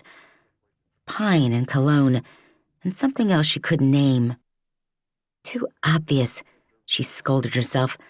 But then she realized he hadn't taken a single step toward her bedroom. He gazed down at her, and with his mouth so close, it was impossible for Heather to focus on anything but her fantasies of kissing him. I liked talking to you, Heather. She wasn't sure, but had he enunciated the you a little bit? He stepped slowly toward the hall, down it and around the corner. He set her on the bed and clapped his hands like he'd just done a great amount of work. I'd like to make a request, he said. He looked awkward and too big for this room. Sure, about what? No one knows about my marriage in Kentucky. Not even my parents. Elle, Dwayne, no one. He shifted his weight from one foot to the other. You're the first person I've told, and I kinda like to keep it that way. Your family didn't know you were married. Heather couldn't keep the surprise from her voice. It lasted less than a year and I wasn't really talking to my family at the time. He cleared his throat and watched her with anxious eyes. It's not my business to tell people about your life, she said. Your secret is safe with me. Although... What? He asked. Nothing, not my place. Thanks, Levi. Oh, I need a painkiller. I want to know what comes after the although. He folded his arms, which only made his muscles seem bigger. I don't think you need to keep your marriage a secret. Why haven't you told your parents? My mother is ultra-traditional. So is mine. Heather squinted, trying to see inside his head. Everyone makes mistakes, Levi. Surely your mother understands that. His shoulders lifted as he drew in a deep breath. They know Kentucky was one big mistake. They don't need to know all the details. So while you're here, I'd like whatever we talk about within these walls to, well, stay within these walls." "Fair enough," she said. "Now can I have my pain medication?" "Oh, yeah, of course." He left her sitting on the bed, and Heather took the 30 seconds he was gone to force herself to act natural when he returned. Inside, though, she felt like her nerves had decided to throw a party. She swallowed the pill and smiled gratefully at Levi. "Thank you, Levi." "You're okay, too?" "I'll be okay." The last thing she needed was to have him offer to help her get dressed for bed. It would take several minutes, but Heather could do it herself. "Okay," he echoed one more time. She noticed he kept both his hands tucked in his pockets as he left, and Heather laid down on the bed, still in shock that she would be sleeping inside Levi Rhodes' house. He was worth any amount of rib pain, and she managed to brush her teeth left-handed, change into pajamas, and get under the lavender quilt in under 15 minutes. A smile stuck to her face. Chapter 8. The following morning, Levi climbed the steps from the backyard to the deck, a scent drifting on the air that didn't belong. He entered the house to find Heather standing at the stove, stirring something with a rubber spatula. And the word stirring was generous. Something like stilted flapping would be better. Whatever was in the pan didn't spill out, so that was something. "What are you doing?" he asked, his tone a stitch more demanding than he'd have liked. "You shouldn't be standing up." He walked around the counter to find her kneeling on one of his dining chairs. "Oh." "Scrambled eggs," she said. "And I did just fine, thank you very much. Left-handed, too." She raised her eyebrows at him as if to say, "So there." "Where did you get the eggs?" Levi opened the fridge and peered inside, but didn't recognize most of the food sitting on the shelves. A loud clattering noise made him spin. The rubber spatula and a healthy serving of scrambled eggs steamed from the stovetop and the floor. "I'll get it," he said, reaching to pick up the fallen utensil. He tossed it in the sink and paused. "You don't know where your own spoons are, do you?" "Of course I do." He opened a drawer and found zipper bags and plastic wrap. "I need one of these for my lunch." He pulled out a bag and opened another drawer. Jackpot. He lifted 2 forks from the drawer and gave her a "so there" look back to her. She settled her weight on her good leg and said, "Plates?" "Plates, yes." He turned and surveyed the cabinets. He opened the first one and found cups, then bowls, then more cups, this time in plastic. Heather giggled, and Levi spun to face her. Her whole face glowed, and that spark of attraction that had first ignited in the hospital room roared to life again. And this time, it was much more than a spark. He chuckled, his face heating with embarrassment. "I don't know where the plates are." He opened another cabinet and found a blender. This was getting ridiculous. What would he ever need a blender for? Finally, locating the plates, he pulled 2 out and set them on the counter. "Why don't you scoot over to the table and I'll bring you some eggs?" He looked down into the pan, unsure of how to get them out with such a small utensil. While Heather scraped the chair over to the table, he picked up the pan and tipped some eggs onto a plate, using the fork to guide them. After checking to make sure she wasn't watching, he repeated the process and took both plates over to the table. "This is called breakfast." She picked up her fork and tried to hold it in her left hand. She looked awkward and uncomfortable. A sexy blush crawled onto her cheeks, and Levi couldn't look away. She managed to get a bite of eggs into her mouth, and she met Levi's eyes. He ducked his head, more grateful for his cowboy hat in this moment than any other time. "So what were you doing outside?" she asked. "Checking on my goats. I got the vet coming out this morning to look at one of them." Whip had looked okay, but she moved slower than normal, and he'd had to entice her with 2 fistfuls of vegetables to get her out of the barn. "Oh, I'm so sorry." Heather sounded genuinely sorry, too. "What's wrong with it?" "She's probably just old." Levi took a bite of eggs, but his stomach rebelled. "Okay, so I don't like eggs." He pushed his plate a couple of inches away from him. She watched him with an edge in her eyes. "You're just now learning you don't like eggs." "My mother put out boxes of cereal and went to the gym," Levi said. I know how to do that. If you can find the bowls, she teased. I saw some over there. Now the cereal. He shrugged. Can't help you there. How do you stay alive? If only she knew how much of a struggle that was, she wouldn't have to ask. Levi opted to shrug again, once again thinking that if he let Heather get even one foot in the door, she'd want to know everything. And dang if he might tell her. Can't tell her, he told himself, though he'd already told her more than anyone else. He hadn't even told Capri about his wife in Kentucky, or that he'd ever lived in Kentucky. Heather scanned him from the top of his hat down to his boots, leaning around the corner of the table to do so. He felt like she'd dipped him in liquid lava, and every cell in his body crackled in a way he hadn't experienced in a long, long time. Maybe ever. "You seem strapping," she said. On her next breath, she choked. "I mean, who says strapping anymore?" Her face flamed red, which made her ocean-colored eyes brighter and more beautiful. No, this is Heather, your best friend's little sister. "I just meant you seem to have plenty of muscles, so you must eat something." Plenty of muscles, huh? Her chin drooped toward her chest and she sighed. "I'm going to stop talking now."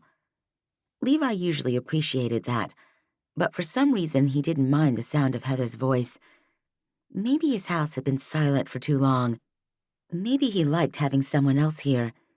He'd slept better than he had in months, and he supposed he could schedule some time for breakfast every morning if she came with it. She finished eating in silence and Levi cleaned up. He never existed in such quiet with another person that was so comfortable. He marveled at the calming spirit Heather brought with her. "I don't feel like going to church today," she said. Using her good arm, she swept her hair off her shoulder. She hadn't showered, but Levi still thought her hair had a healthy shine. Levi had forgotten that it was even Sunday, though Brighton had mentioned it. "We can just hang out here," he said. "Brighton will be here soon, and sometimes I go over to my parents to visit." He stayed in the kitchen, thinking the dining room table, that sat 8, was too intimate. Maybe if he'd stopped thinking about holding Heather's hand, he'd be able to sit during this conversation. "I need to do my sub-plans," she said. "You'll have to drive me over to the school, help me make copies, write some stuff on the board, get things set out." Oh boy. He drew in a deep breath. How long does that take? She made a face. "Hours. Honestly, it would be easier for me to go to work." You have a mild concussion. "I found a rubber spatula in your house when you couldn't." Levi liked this banter between them, enjoyed Heather's quick wit, and he said, "I'll do whatever you need me to do." "Well, I would like to go see your farm," she said, pushing herself into a standing position. Well, at least a flamingo standing position. "And then you can take me over to my school." Levi pretended he didn't see her wince, didn't see her hippity-hop on her good foot. "All right." He swept to her side, just to be there in case she stumbled. "Let me get the wheelchair." "No." She shook her head. "No, I don't need it." "Heather, you sprained your ankle. It was almost fractured." "It feels okay," she said, testing her weight on it. "Maybe just one crutch." She blinked up at him, sheer determination in her expression. "And I'll hold on to your arm." Levi couldn't believe he liked the sound of that, but he sure did. "One crutch, and you hold on to my arm, and you tell me if you're feeling tired in the slightest." "Is this a negotiation?" "I signed a paper," he said, "a doctor's legal consent form." "You didn't even read it." Laughter sparkled in her eyes. "Which means I could get in trouble for anything. I wasn't kidding when I said the ground at the ranch was uneven. My farm's not much better." "So I'll use a crutch and hold on to your arm and tell you if I'm feeling tired in the slightest, and I'll watch my step." She smiled. The action sent heat right through Levi's veins. "Why even go outside?" "It's a beautiful day," he offered. "Let me grab the crutches from the mudroom." He left her balanced on one leg with one palm pressed into the table. He hurried to grab one crutch and helped her get settled on it. She couldn't get up under her injured arm, and she didn't need it on the other side. "I honestly don't think I need this," she said, looking at him for approval. I don't see how it's going to work, he admitted. Let's try it without. He offered her his arm, and she slipped her dainty hand through the crook of his elbow. The skin-to-skin contact made him want more. Maybe palm to palm, laced fingers, mouth to mouth. Levi cleared his throat, his face flaming now and desperate for fresh air, and edged toward the double French doors that led to the deck. All right. We've taken 2 steps. I was just asking how your ankle felt. It's twingy, she said as she gently settled her weight on it. But tolerable. I don't think it's nearly as bad as you think it is. Levi wasn't sure what he wanted to say. He wasn't sure how he felt. Everything had been blown wide open between him and Heather, and he felt like the ground wouldn't be able to hold his weight when he took the next step. But it did, and Heather waited patiently for him to continue. Everything he'd expected about her was true. She didn't miss many details. She'd want to know everything about him. She'd demand it. He'd already told her about his first marriage, and it was a short step from that to the baby. And then he swallowed as the already warm fall air came into the house as he opened the door. So, I have peach trees here in my backyard, he said, moving on from the unfinished sentence in his head. And my gardener put in native trees and plants and flowers. Heather paused at the top of the steps that led to a gravel path which took them out to the barns and stables. It's beautiful. So quiet, too, even though you're right on the edge of town. She looked at him. And you have a gardener. What do you do for yourself? I have the money, he said, realizing how close to the edge he really was. And I figure I'll spend my time doing what I like and let someone else do the stuff I don't. Like cook and clean and mow grass. I take care of the farm, he said. I like my goats and my chickens and my horses. And you run the boarding stable. She looked down and carefully put her injured foot on the step below. Levi held her tight and moved with her. Right. I love the boarding stable. And you started that after you returned from Kentucky, right? Yeah. He exhaled, ready to tell something that wasn't too personal. I love the sprawling stables and farms there.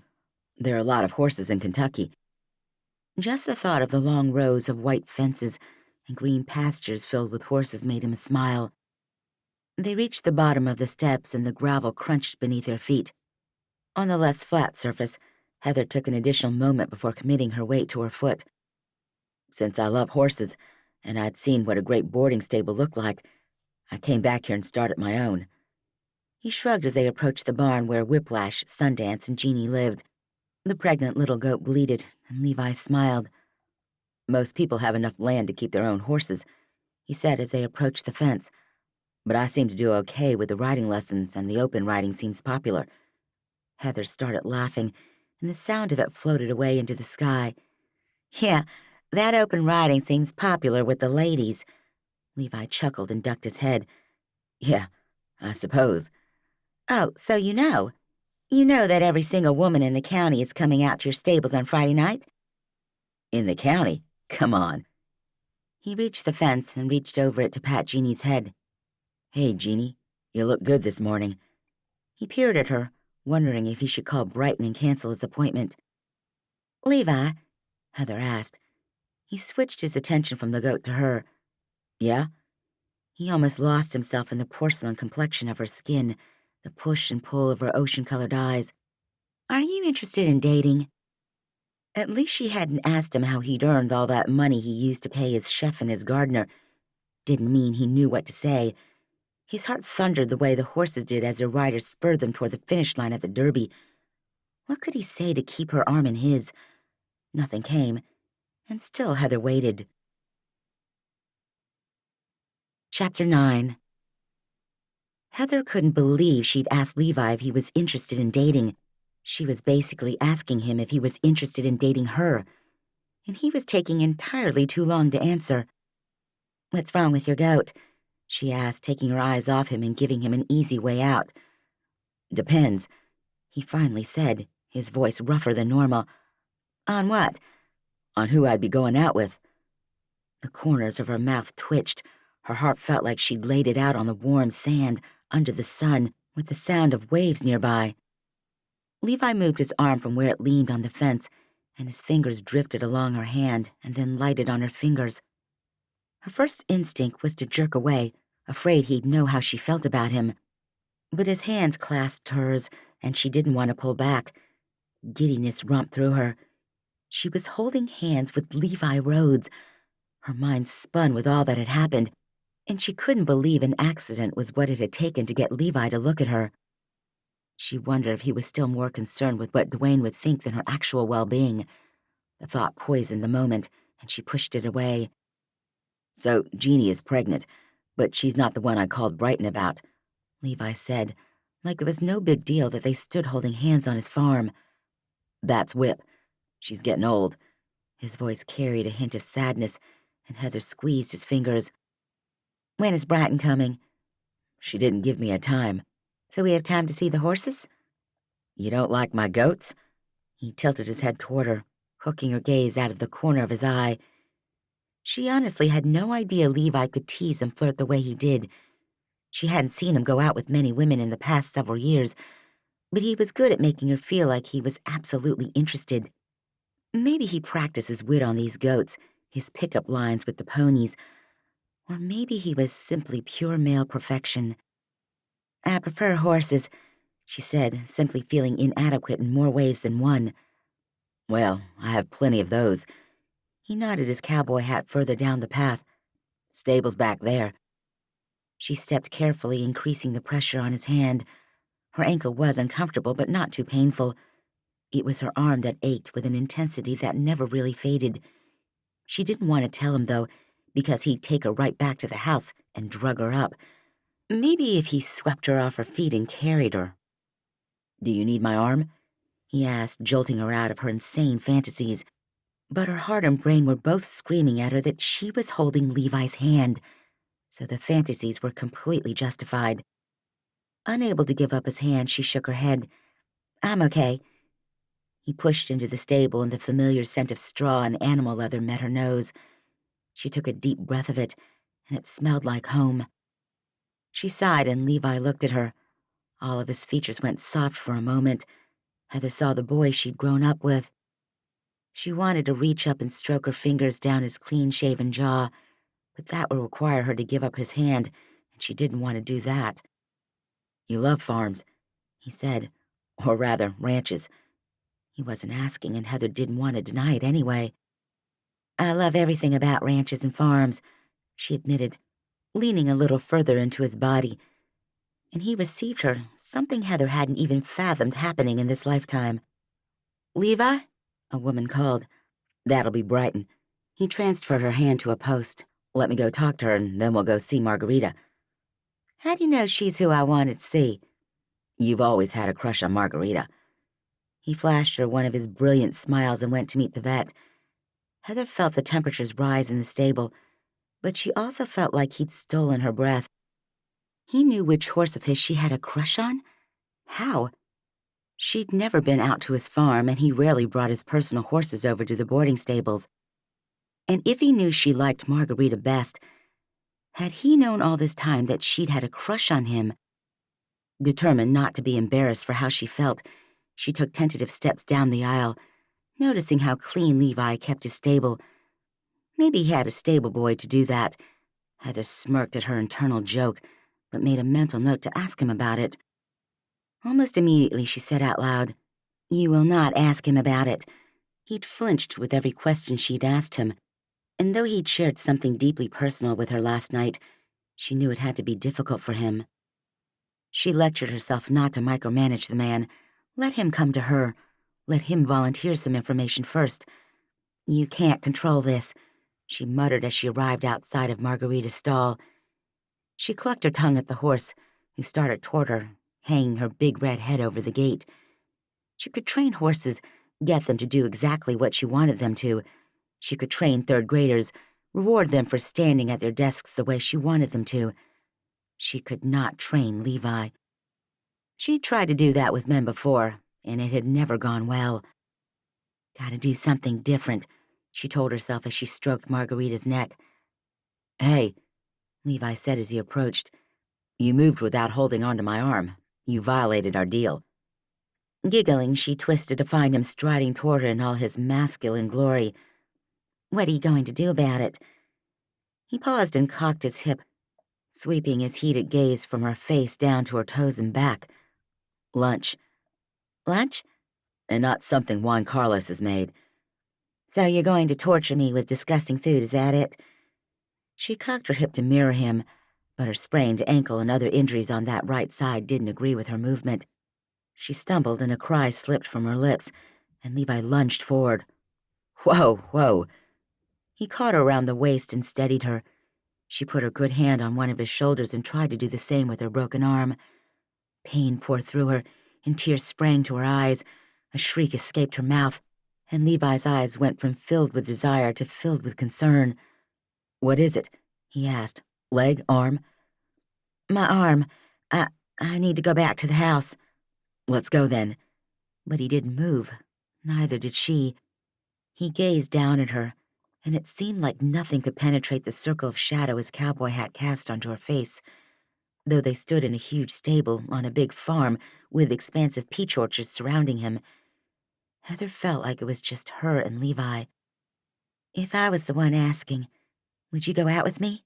she asked. This time Levi didn't hesitate. He said, "Yes," in that husky, sexy voice she'd only dreamed about. Heather's stomach fluttered and she smiled. "Great. This afternoon you can take me to my school and help me get everything laid out. Should be a hoppin' time." "Oh, that won't do." "No? What would do?" "Well, for a first date, we need to do something amazing. I mean, that's what you talk about for the rest of your lives." He finally backed up a bit and stepped toward the exit. She laced her hand through his arm and held on, more tired than she cared to admit. "The rest of our lives?" she asked. "I mean," but he didn't finish.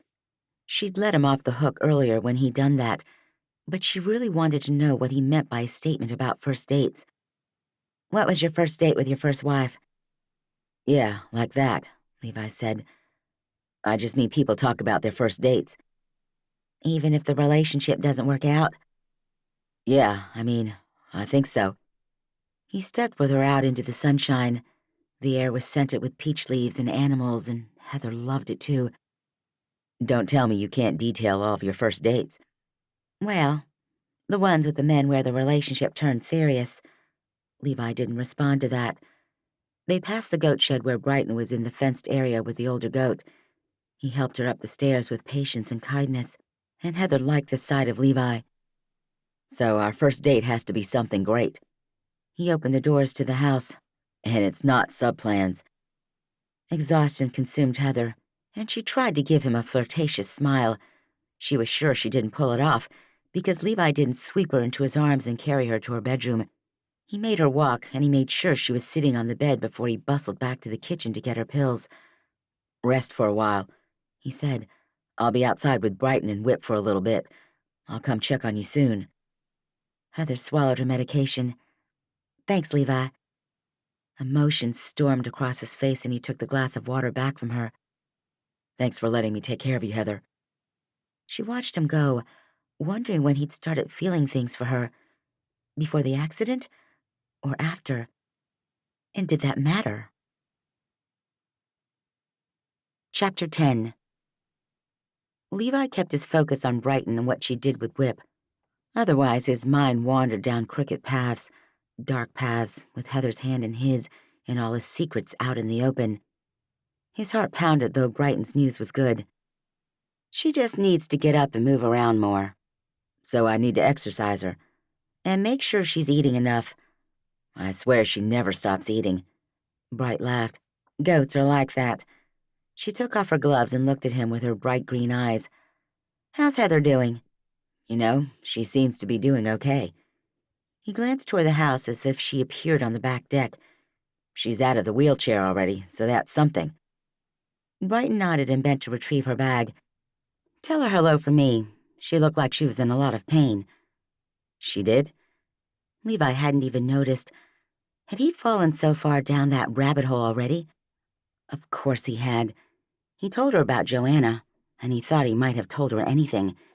She'd asked him if he was interested in dating, and then she'd point-blank asked him to go out with her.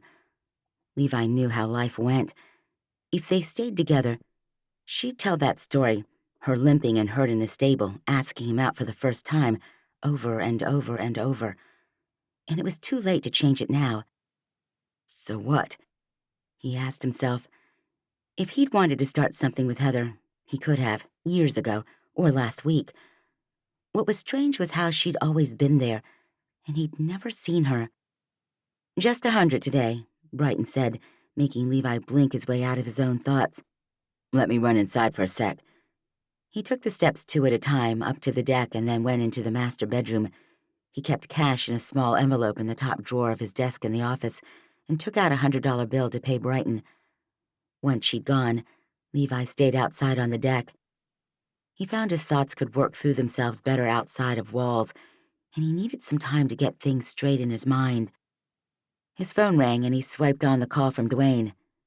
"Hey, how's my sister?"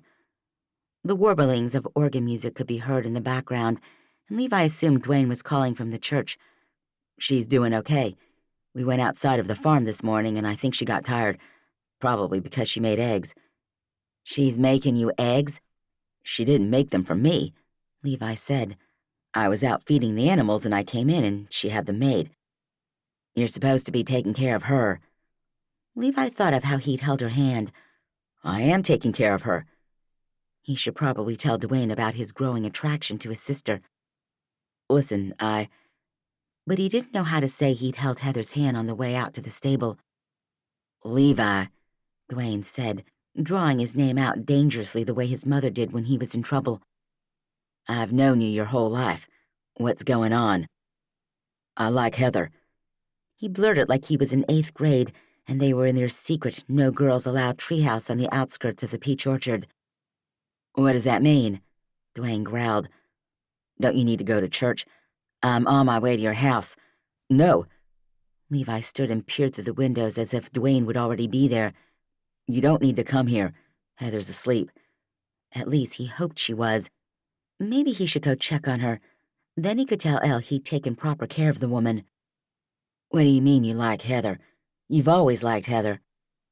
Levi sighed and sat back down. "I mean, I held her hand when we went to visit Margarita." Only silence came through the line and Levi kept on talking, because that was what he did when Dwayne went mute. "And not because she needed my help, though she did, but because I wanted to hold her hand. And then she asked me out and I said, 'Hold your horses,'" Dwayne said. "She asked you out?" Levi let his chin droop to his chest. It was going to be that same incredulous tone for the rest of his life, and he couldn't believe he even thought that this story would be repeated again. Was he seriously considering a serious relationship with Heather? One where he told her about babies and money? And more, his mind whispered, but he shut it down pretty fast. "Levi?" Dwayne asked. "Yes, okay. She asked me out and I said yes." "Why would you do that? You don't date." "I went out with Capri Calhoun last year. 4 times, and you weren't interested then, or the 7 years before that." He exhaled, his frustration evident even over the phone. "You promised you wouldn't hurt her." "Wow, Dwayne, what kind of man do you think I am? You think I'm going to hurt her? Are you going to tell her about the money?" Levi's throat turned dry and narrow. "And that's why I think you're going to hurt her," Dwayne said. "If I had known last year when she—" He cut off so suddenly and the organ music was gone, so Levi checked to make sure the call was still connected. It was. "Dwayne?" "Levi, I think this has disaster written all over it." "Why? Because I'm hesitant to tell her how many zeros I have in my bank account?" "It's not about zeros, and you know it." Dwayne was right, and Levi did know it, though he did believe that if Heather knew of the quantity of zeros, the way she looked at him would change. Still, she had to know to some degree. His house wasn't exactly a shack, and he employed people to make his meals and clean his bathrooms. "I like her," he said again. "She makes me feel something I haven't felt in a long time." "Are you sure that's not guilt?" Levi wasn't sure, so he said nothing. "Listen," Dwayne said. Be careful with her. Don't start something with her unless you're willing to tell her how you got all those zeros." Levi stared out into the peach trees, wondering if he'd already started something he couldn't reverse. He'd seen the way Heather looked at him, and she'd harbored feelings for him for a while, and he'd held her hand, gazed into her eyes, and said he'd go out with her. If he backed out now, he'd definitely hurt her. "How long has she liked me?" he asked, his voice barely audible above the breeze rustling through the leaves. "I don't know," Dwayne said. "Yes, you do." He felt stuck between a rock and a hard place with nowhere soft to land. He'd felt like this before, and he'd uprooted himself and returned to the one place where he could be himself, Grapeseed Falls. Maybe a new version of himself, but at least someone he wasn't ashamed to look at in the mirror each morning while he shaved. "Oh, wow." Dwayne sighed and static came through the line. "So is it so bad that I like her?" "I don't think it's bad, no. I just I think you may never have seen her without this accident, and that concerns me. I think you like her because you know she likes you." Dwayne's words turned sharp and stabbed Levi in the lungs. A slow hiss leaked from his mouth. Could that be true? Heck, any of it could be true. This conversation wasn't getting him any closer to understanding why he felt the way he did. Why now? Why Heather? Would he feel this way if someone else had gotten hurt during the open riding lesson? "I have to go," he said. "I think I heard her call me." He hung up before Dwayne could catch him in the lie. A trickle of guilt tugged through him at the fib, but it dissipated quickly. He got up and went into the house, trekked down the hall, and faced Heather's door. He left it open a crack, and he angled his head so he could see her. The door wasn't open wide enough, so he nudged it with 2 fingers and peeked in. She was definitely asleep, and he practically scampered over to the master wing, his heart beating in the back of his throat. Because she was absolutely angelic lying under that lavender comforter, her cast arm resting on top. Later that afternoon, Levi's phone buzzed on his chest. He lifted it so he could look at it and not have to lift his head from his goose-down pillow. L. "Mom's made a pork roast with potatoes, and she's bringing it over for dinner at 4. "To my place," Levi pecked out with one thumb. "Yeah. She said we won't stay. She's just bringing the food over." "Heather said we have to go over to the school and get her sub-plans ready. We might not be here." "We'll just leave it then. I know how to get into your garage." Levi let the phone fall back to his chest, glad there would be his mother's cooking waiting for them when they returned to the house. If Heather was to be believed, they could be at the school for hours, and in Levi's opinion, potatoes could fix anything. His alarm went off at 2 o'clock, with him staring as the numbers flipped over. He silenced the alarm and pushed himself into a sitting position. Heather hadn't told him what time to wake her, but she'd slept through lunch, and they had work to do before tomorrow morning. He moved cautiously down the hall, not wanting to startle her. She was still asleep, and she seemingly hadn't moved. "Heather," he whispered, hoping she was a light sleeper and wouldn't wake immediately. She didn't. He entered the room and went all the way to the end of the bed before putting 2 fingers on her foot. "Heather?" he said louder. She flinched, but didn't wake. He moved to her side and leaned down a bit. "Heather?" He couldn't help himself. He reached out and touched her face. Her eyes flew open and her cast arm flew up, smacking Levi right in the nose. He groaned and grunted at the same time, his hands flying to his face. Blood coated his upper lip, and he tasted it in the back of his throat. "Sorry," Heather said, struggling to sit. "Oh, Levi, I'm sorry." He couldn't answer. He just hurried into the bathroom before he dripped blood on the light-colored carpet. Pain, hot and cold, spread through his face, up behind his eyes and along his cheekbones before settling in his ears. He spit blood into the sink at the same time he turned on the water. Heather appeared in the doorway, and Levi hated that he was weak and bleeding in front of her. "Let me help you," she said. "I'm fine." He filled his hands with water and splashed it into his face. And wow, that didn't help the pain at all. He moaned again, feeling carefully along the bridge of his nose. "I don't think it's broken." "Let me look." Heather limped toward him, but he reached for a towel and covered his face. "I'm fine, Heather." He wiped his face and tilted his head back to get the blood to stop. He didn't get many bloody noses, so thankfully, this one cleared up pretty fast. He washed his hands and said, "You've been asleep for a while, and we have sub-plans to do." Her whole demeanor changed, and she nodded. "Yeah, sub-plans." She went back into the bedroom, and Levi wondered if she loved teaching as much as she'd always claimed to. He'd heard her say that prepping to be absent was too much work, and a fresh wave of regret hit him. "Can't change anything," he muttered to himself as he straightened and looked into the mirror. His nose looked red and puffy, but he couldn't change that either. So he huffed out a sigh, turned, and followed Heather. The sooner they left to do the sub-plans, the sooner they'd finish them. Chapter 11. Heather felt a new distance between her and Levi as they drove over to the elementary school. It would only take minutes, but something charged rode in the truck with them. Was he upset she'd slept so long? Maybe he's upset because you punched his lights out. She snuck a quick glance at him, but he didn't even flinch toward her. He drove with one hand loosely on the wheel, the other resting on the doorframe beside him. That blasted cowboy hat bathed his face in shadows. Or was he deliberately keeping it tilted away from her? She focused out her window, determined not to look at him once while they worked. She had generic plans already made on her computer. They'd require a bit of tweaking, and she'd need to make a couple of copies. Levi would need to write on the board. Though it was still early in the school year, Heather trained her students for what to do and how to act when she wasn't there. To distract herself and keep that promise she'd made to herself not to look at Levi, she texted her principal and asked him who would be teaching for her. Barry came right back with Rocky Hellgrove. Heather rolled her eyes, but she couldn't be picky about who took the job. Rocky would do fine.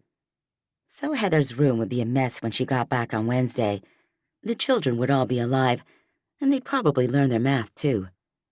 Once they keyed their way into the building and her classroom, Levi stood a foot inside the doorway and glanced around. "This looks like you," he said. No emotion in his voice, no fondness in his expression. It was like he'd gone back to the wooden version of himself she'd been enduring for the past several years. "Are you okay?" she asked him, looking away quickly when he glanced in her direction. She opened her laptop with 2 fingers and tapped on the spacebar to wake it faster. "I'm fine," he said for the 3rd time in the last 15 minutes, which meant he wasn't fine. "What do you need me to do?" Heather opened the folder where she kept her sub-plans and sighed. "So we're not going to go out."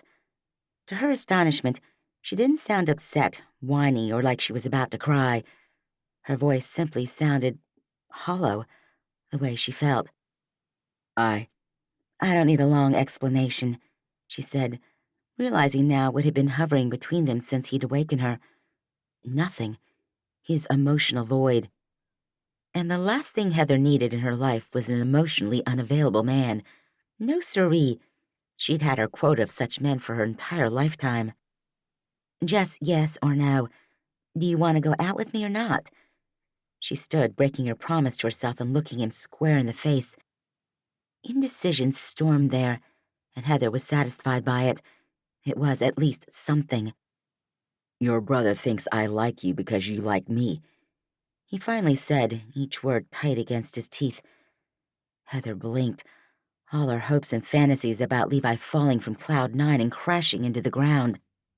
Oh, and she was going to kill Dwayne. She never should have told him about her schoolgirl crush on his best friend. "Well, is he right?" she asked. "I don't know." Levi spun away from her. "So I'm trying to figure things out." He paced over to the whiteboard and picked up the eraser. "Can I have a little time to figure it out?" Heather couldn't very well say no. She didn't know what to say. Sitting heavily in her chair, she focused on the computer screen. She wanted Levi to go, but she couldn't write on the board by herself. She didn't even know what to have him write. At least, not yet. So while he stood there with a blue whiteboard marker in his hand, her foolishness ran through her with the force of gravity. She didn't know what Dwayne had told him, but Levi knew she liked him. Of course he does, she thought, pretending to scroll down. You held his hand and asked him on a freaking date. I don't think you like me because I like you, she said, abandoning her plans for the second time. You've had dozens of women who like you at the boarding stable every Friday. You've never done anything about them. Heather found her spot in the subplan and started typing. Change that line from music to art, please. Levi complied, and Heather typed a few more things into her plan. I'll need you to make 3 copies. Whatever you need. He said that so often it was starting to drive Heather nuts. He was only there out of duty. He'd only taken her back to his place because of his guilt. She gave him a few more instructions for the board, and while his masculine handwriting stood out against hers, at least it was legible. I'm printing these now, she said. They'll come out of the middle printer in the workroom. Make the copies, 30 of each one, and bring everything back here. He nodded and ducked out of the door, her keys in hand. Heather hobbled around the classroom, making sure there are crayons in the bins for the coloring project tomorrow, and that there were enough pencils sharpened.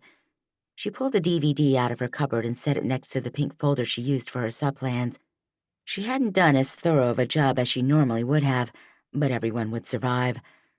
Her heart flopped fruitlessly inside her chest, so her survival was questionable. Levi returned and she organized everything in the folder. All right, that's everything. That wasn't so bad. I thought we'd be here for a lot longer. Heather couldn't look at him and admit she hadn't done half of what she normally would. I probably made it sound worse than it actually is. She stuttered step toward the door, but Levi blocked it. He trailed his fingers down the side of her face and under her chin, gently lifting it until she had to look into his eyes. I like you because I like you. Every stem in her body started to thump harder. She searched his expression for any hint of teasing, any shred of ingenuity. She couldn't find any. My mom is bringing dinner at 4, he said. Are you feeling up to eating with them? Sure, she managed to say without moving her lips very much. Levi, who'd barely looked at her or touched her since waking her that afternoon, slid his hands down her arm to her fingers. I like you because I like you. I heard you the first time. She nudged him with her shoulder.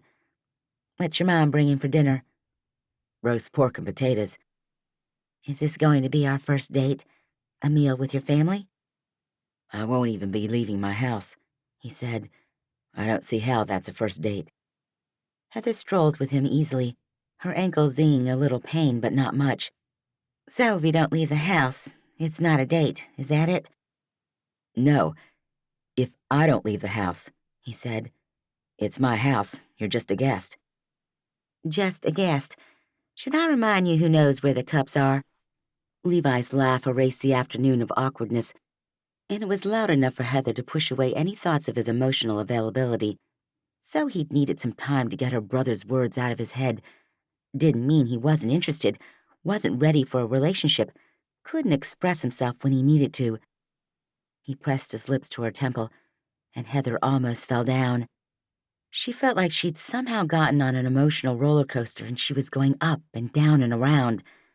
At least she had Levi's hands in hers while on the ride. The following morning, Heather woke with the sunlight streaming through the windows. Outside, a goat bleated, as if he alone was responsible for alerting the town of Grapeseed Falls that a tornado was approaching. She moved to the window, her ankle barely noticing that she was walking. Curiosity had her drawing the gauzy curtain back and looking for the animal. A smile formed on her face when she saw Levi, faced off with an enormous black and white goat. He took a step and the goat bleated at him, a clear warning not to come any closer. He did anyway, a dog she hadn't seen on the farm yesterday darting between him and the goat. Heather's heart leapt around in her chest. What was Levi thinking? Didn't he see the sharp horns on the animal that stood almost as tall as him? She lifted her fist to knock, as if that would help. Spinning away from the window, she used a good hand to flatten her hair as she hurried out of the bedroom and down the hall. Ridiculous that she cared how she looked first thing in the morning when Levi's life was on the line, but she did. She burst out of the house to find both Levi and the goat gone. Levi? She scanned the yard, her blood pumping through her body with a speed she'd only experienced a couple of times in her life. Once when she'd lost a student on a field trip, again when her fiancé had broken off their engagement only 2 weeks before the wedding date, and now the goat bleated again, but only breezy peach leaves, emerald green grass, and the white gravel path gazed back at her. She looked to the right. The deck extended to the corner of the house, and that wasn't her bedroom window. Thumping down the stairs, she met the gravel path and stepped onto the grass. Levi? Around the corner of the house, she found the man only a breath away from the still angry goat. The dog barked. The lazy autumn breeze whispered along the rooftop. Heather sucked in a breath. Levi took another step, his deep voice lifting into the air, though she couldn't make out the word. The goat lowered its head and charged. Levi jumped out of the way at the last moment, and Heather only saw the rope and Levi's arm tensed and jerked, and he skidded on the grass a bit. "Come on, you stubborn thing," he said, his face storming with annoyance. "You can't just eat my whole garden." "Need some help?" she called, though with a broken arm she wasn't sure what she could do. Levi's gaze flickered to hers for half a second. "I'm okay," he called. The goat strained against the rope Levi had somehow looped around its neck, but the cowboy wasn't giving the animal a single inch. He yanked, and the goat slipped toward him. "Maybe grab me a handful of kale from the kitchen." Heather rushed back into the house and pulled open the fridge. Kale? Kale? She'd probably eaten the vegetable at some point in her life. She pulled open the drawer which held several leafy greens in a variety of colors. Did it really matter if it was kale or lettuce? She grabbed one of the light green bunch and one dark and went back outside. The goat hadn't moved, and Levi's teeth ground together as his muscles bunched and bulged. Heather got distracted for a moment at the sight of his strength. Then she held up both bunches. "Which one is kale?" "Dark green." She dropped the wrong one and gave the goat a wide berth as she moved to join Levi at his side. After making 2 bunches out of the kale, she handed him one. He held it up. "Come on, Sundance. You have to go back inside the barn." Heather took a step in the direction of the barn and yard where she'd met the nanny goats yesterday. Somehow, as if miraculously, the goat let up on the rope and stepped toward Levi. He kept his kale held high as he turned and walked normally.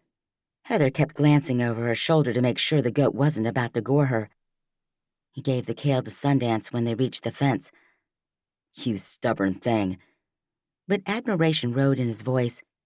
And was he seriously smiling at the goat that had tried to ram him?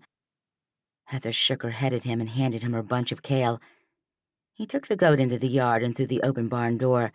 The goat bleated, the sound echoing inside before he lifted it into the sky. A few moments later, Levi returned, careless, and latched the gate. He checked it twice, then joined her on the safe side of the fence. He exhaled and looked down at her. "Thanks. I got the kale out of the fridge." "He can be a pest." He bent and patted the dog's head.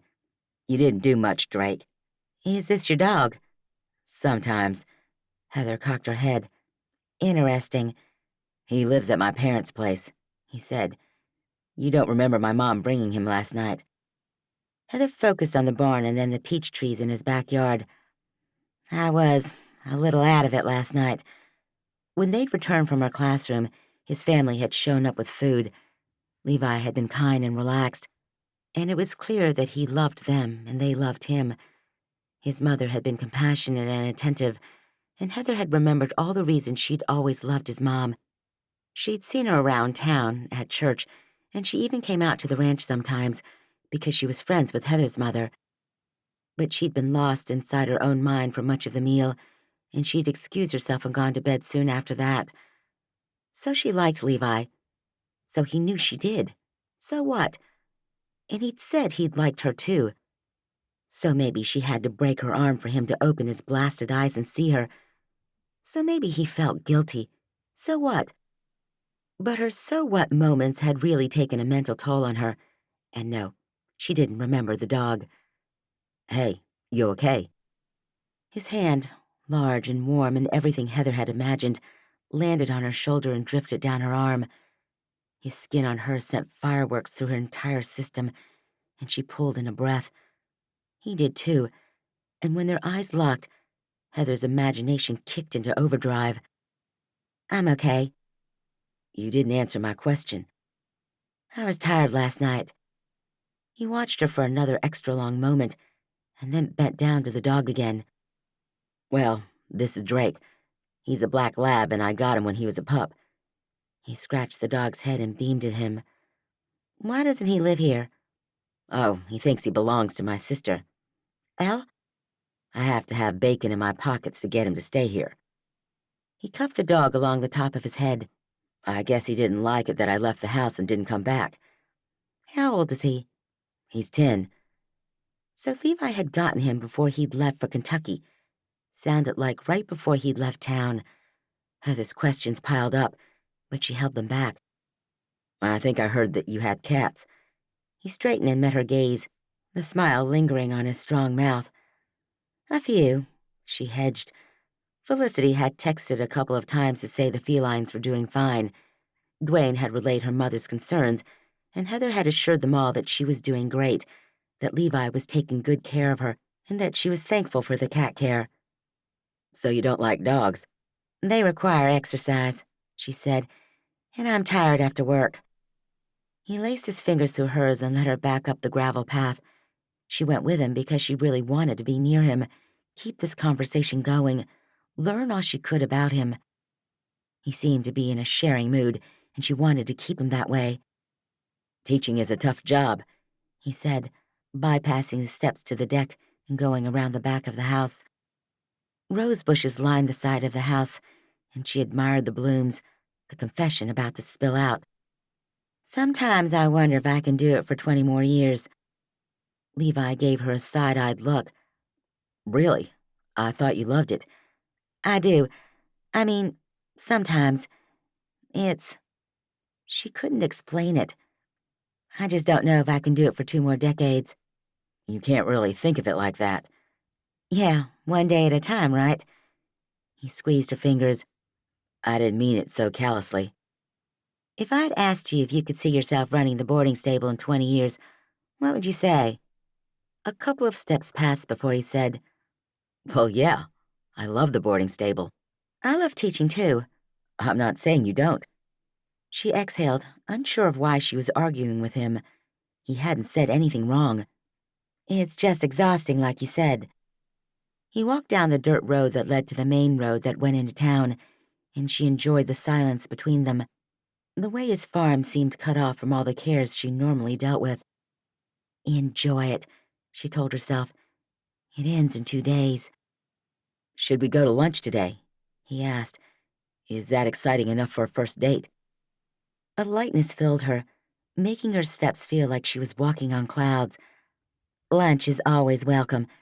I usually eat a sandwich in the hall while I'm on the way to the bathroom." He chuckled, but Heather wasn't kidding. She let him laugh, and when he needed her closer and paused at his mailbox, she let go of her negativity about her job. "Well, I know this really great barbecue place, but it's kind of a drive." "I like a good road trip." "I knew I liked you." He pressed his lips to her temple again and turned them around. "Let's go get ready." Chapter 12. Levi stayed in the master's suite for much longer than it actually took him to get ready to go to lunch. Combined with the fact that he'd gotten up before dawn, and that Sundance had woken Heather only a half an hour after sunrise, when he did walk down the hall and enter the living room, it was still only 10 o'clock.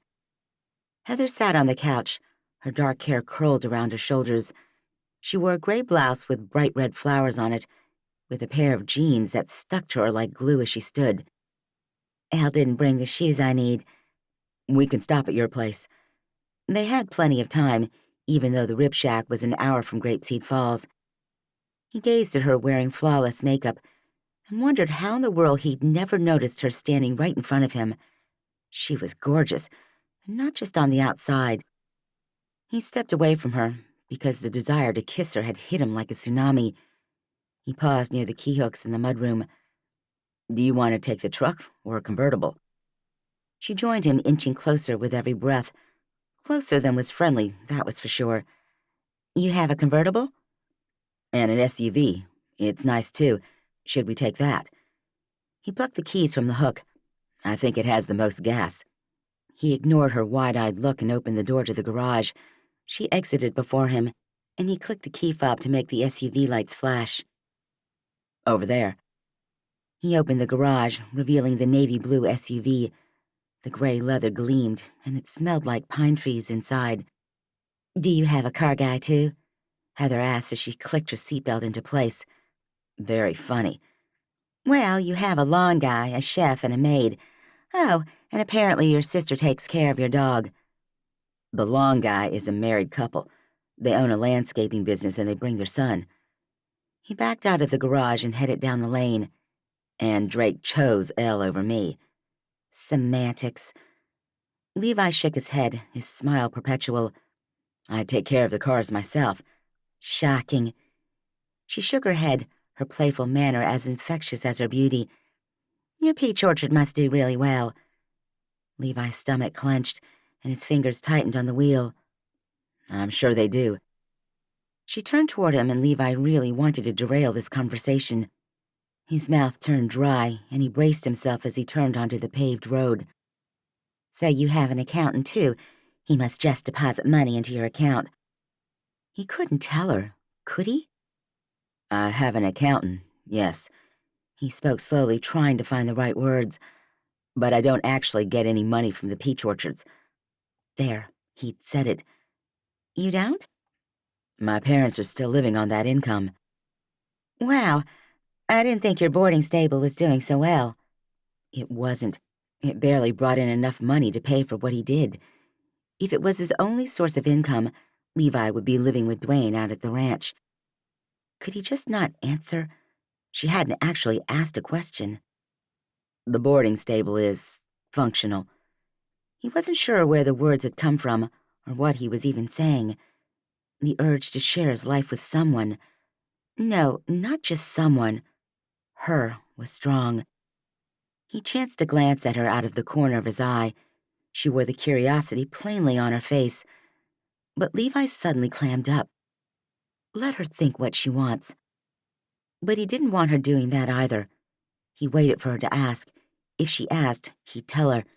He couldn't quite see her while ultra-focused on driving, but she did huff audibly and turned back to face the windshield. She said nothing, so Levi followed her lead. Problem was, now the car was filled with awkward silence. Nothing like the easy country silence he'd enjoyed while they strolled down his lane toward the main road. Heather's frustration almost had a voice, and Levi sighed. "Just ask me." "Ask you what?" Her voice came out too high. He cut her a glare. "Ask me how I made my money." "I don't care about your money." Levi rolled his eyes, wishing that were true. "I won't tell you how much I have." They left Grapeseed Falls in the rearview mirror, and still Heather wouldn't ask. Levi reached over to turn on the radio, and her hand shot out to stop him. She caught his arm around the wrist, and he looked at her, his eyes widening and his mind forgetting that he was driving a moving vehicle.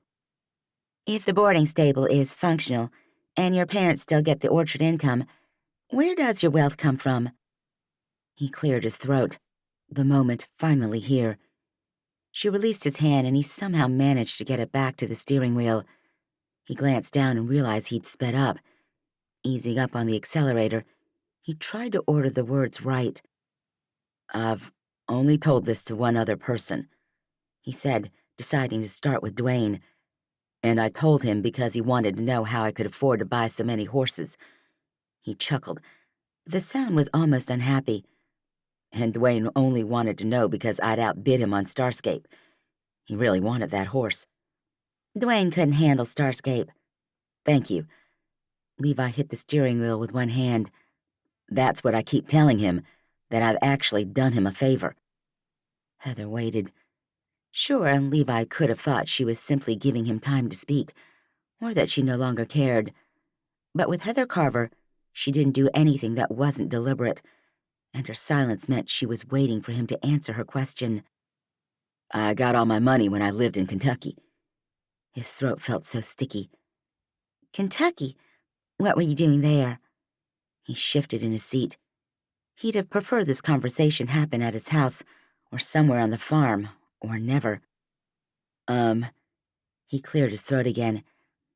"I can see it makes you uncomfortable," Heather said. You don't have to tell me. I want to tell you. He glanced at her and found disbelief in her expression. I do. It's just hard. I'm not proud of it, and I've spent years trying to come to terms with it. Is it illegal? No. Then why does it matter?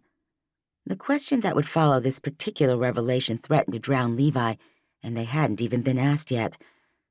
But Dwayne had asked, and Levi had told him he didn't want to talk about it. This is the only question I'm answering today, He said, Deal? all day? This is a big one, and you'll have a lot more, and I just want to go to lunch and have a good time. No adult conversation after this, then, she said. I think I can do that. His doubts crowded into his mind, but he pushed them back. He didn't want to doubt Heather or himself. He felt something for this woman, and those feelings needed time and room to grow, breathe, develop. And he couldn't give them that if he didn't tell her some hard things about his past. Wow, this is harder than I thought it would be. I'm not going to judge you, she said. Yes, you will. He glared at the landscape passing outside the window. I won the money betting on horses. Oh, well. I was really good at it, and I gambled every day. It was my whole life and all I lived for.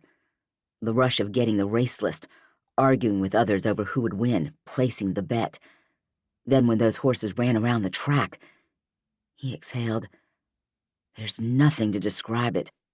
It's like this high I can't explain.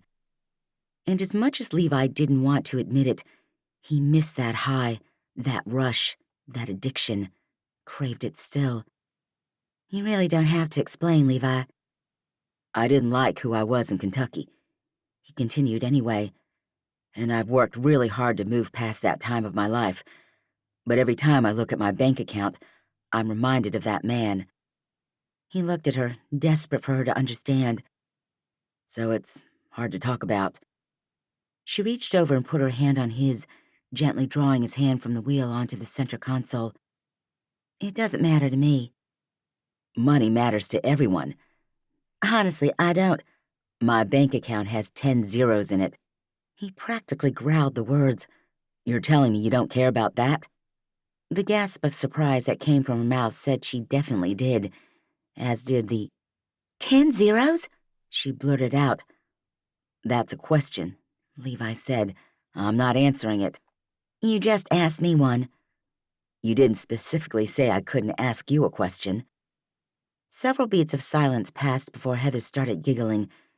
Within seconds, she ramped up to a full-on laughter, and while Levi liked the sound of it and that it chased some of the awkwardness away, he wasn't sure what she found so funny. She quieted and Levi drove. So many miles went by that he began to relax. He was about to mention something about the barbecue when she said, I'd like to see that many zeros in the bank account. Can you even spend that much money? Question. He didn't even have to look at her to know she was really regretting agreeing to not being able to ask him any more questions for the whole day. Someone like Heather would have dozens of them. No one except for Dwayne knows. This is another one of those things I'd like to stay between us. We're getting quite the pile of those things, she said. Yeah. Levi pulled off to the side of the road where an old wooden stand leaned into the wind several places down. The white paint had started to peel, and a giant Texas flag flew on the pole fixed to the roof. At least a dozen trucks were parked along the road, and a line strung itself out. We forgot to stop and get your shoes, he said. She waved her hand like it was no big deal. It's fine. You can just buy me a new pair. She smirked at him, unbuckled, and reached across her body to open the door. A giggle went with her, but all Levi could do was stare. Was she seriously laughing about his 3-year gambling addiction? She doesn't know that part, he said. Sure, he'd told her how he'd earned the money, even that placing the bets on the ponies was all he lived for. But someone as sweet and innocent as Heather didn't get it. He didn't want her to get to the depth of his addiction, his pain. Please forgive me, he prayed as he turned toward his side of the car. As he got out, he had the distinct thought of already forgiven. His step lightened and he met Heather at the front of the car before sweeping one arm around her waist. "I have one more question," he murmured as they swayed together right there in the dirt parking lot. "Do I get one more if I answer it?" "Maybe." "Maybe?" "I just answered your question, so you just got an extra." He grinned down at her. "So, this is our first date, right?" "Don't answer that. That's not the question." But what he wanted to ask was almost as hard as admitting he'd won over $1 billion through his horrible gambling addiction. "Do you kiss on the first date?" He forced the question past his vocal cords. He ended up sounding midway between a growly bear and half asleep. She bumped him with her hip, gave him a coy smile, and said, "Maybe," in the flirtiest voice he'd ever heard. Chapter 13. The date improved drastically after they got their food, and not only because the brisket was the best thing Heather had ever put in her mouth. Levi loosened up and asked her about her father's health, told her about his horse-buying escapades with her brother, and brought up the fall festival. "Oh, I'd forgotten about that." Dread settled in her stomach. "I guess I'll have to figure out what to do about the photo booth."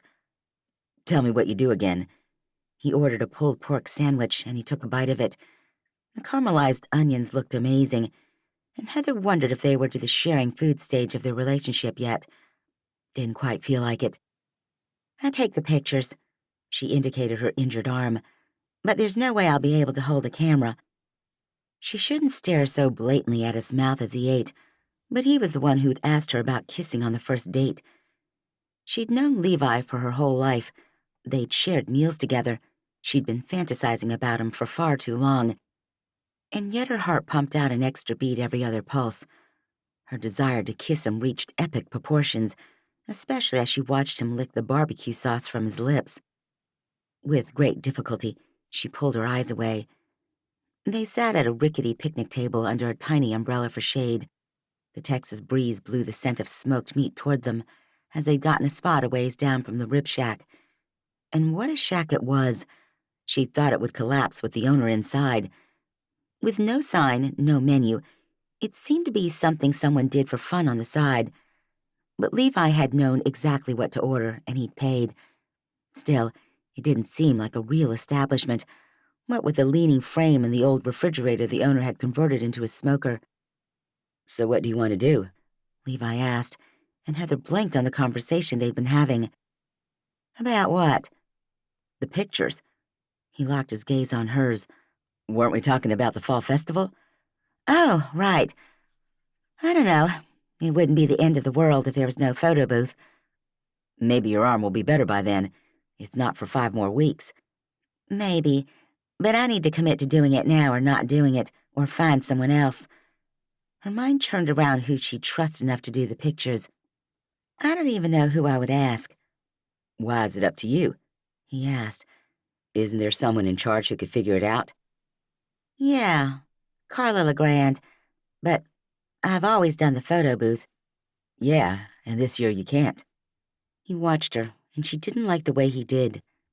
"It's—" She wanted to say mine, or my way out of going to the festival alone.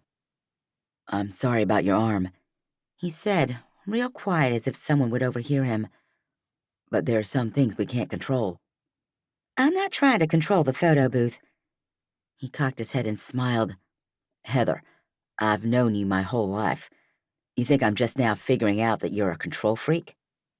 "Calling me names won't get you your kiss." His dark eyes positively danced with amusement.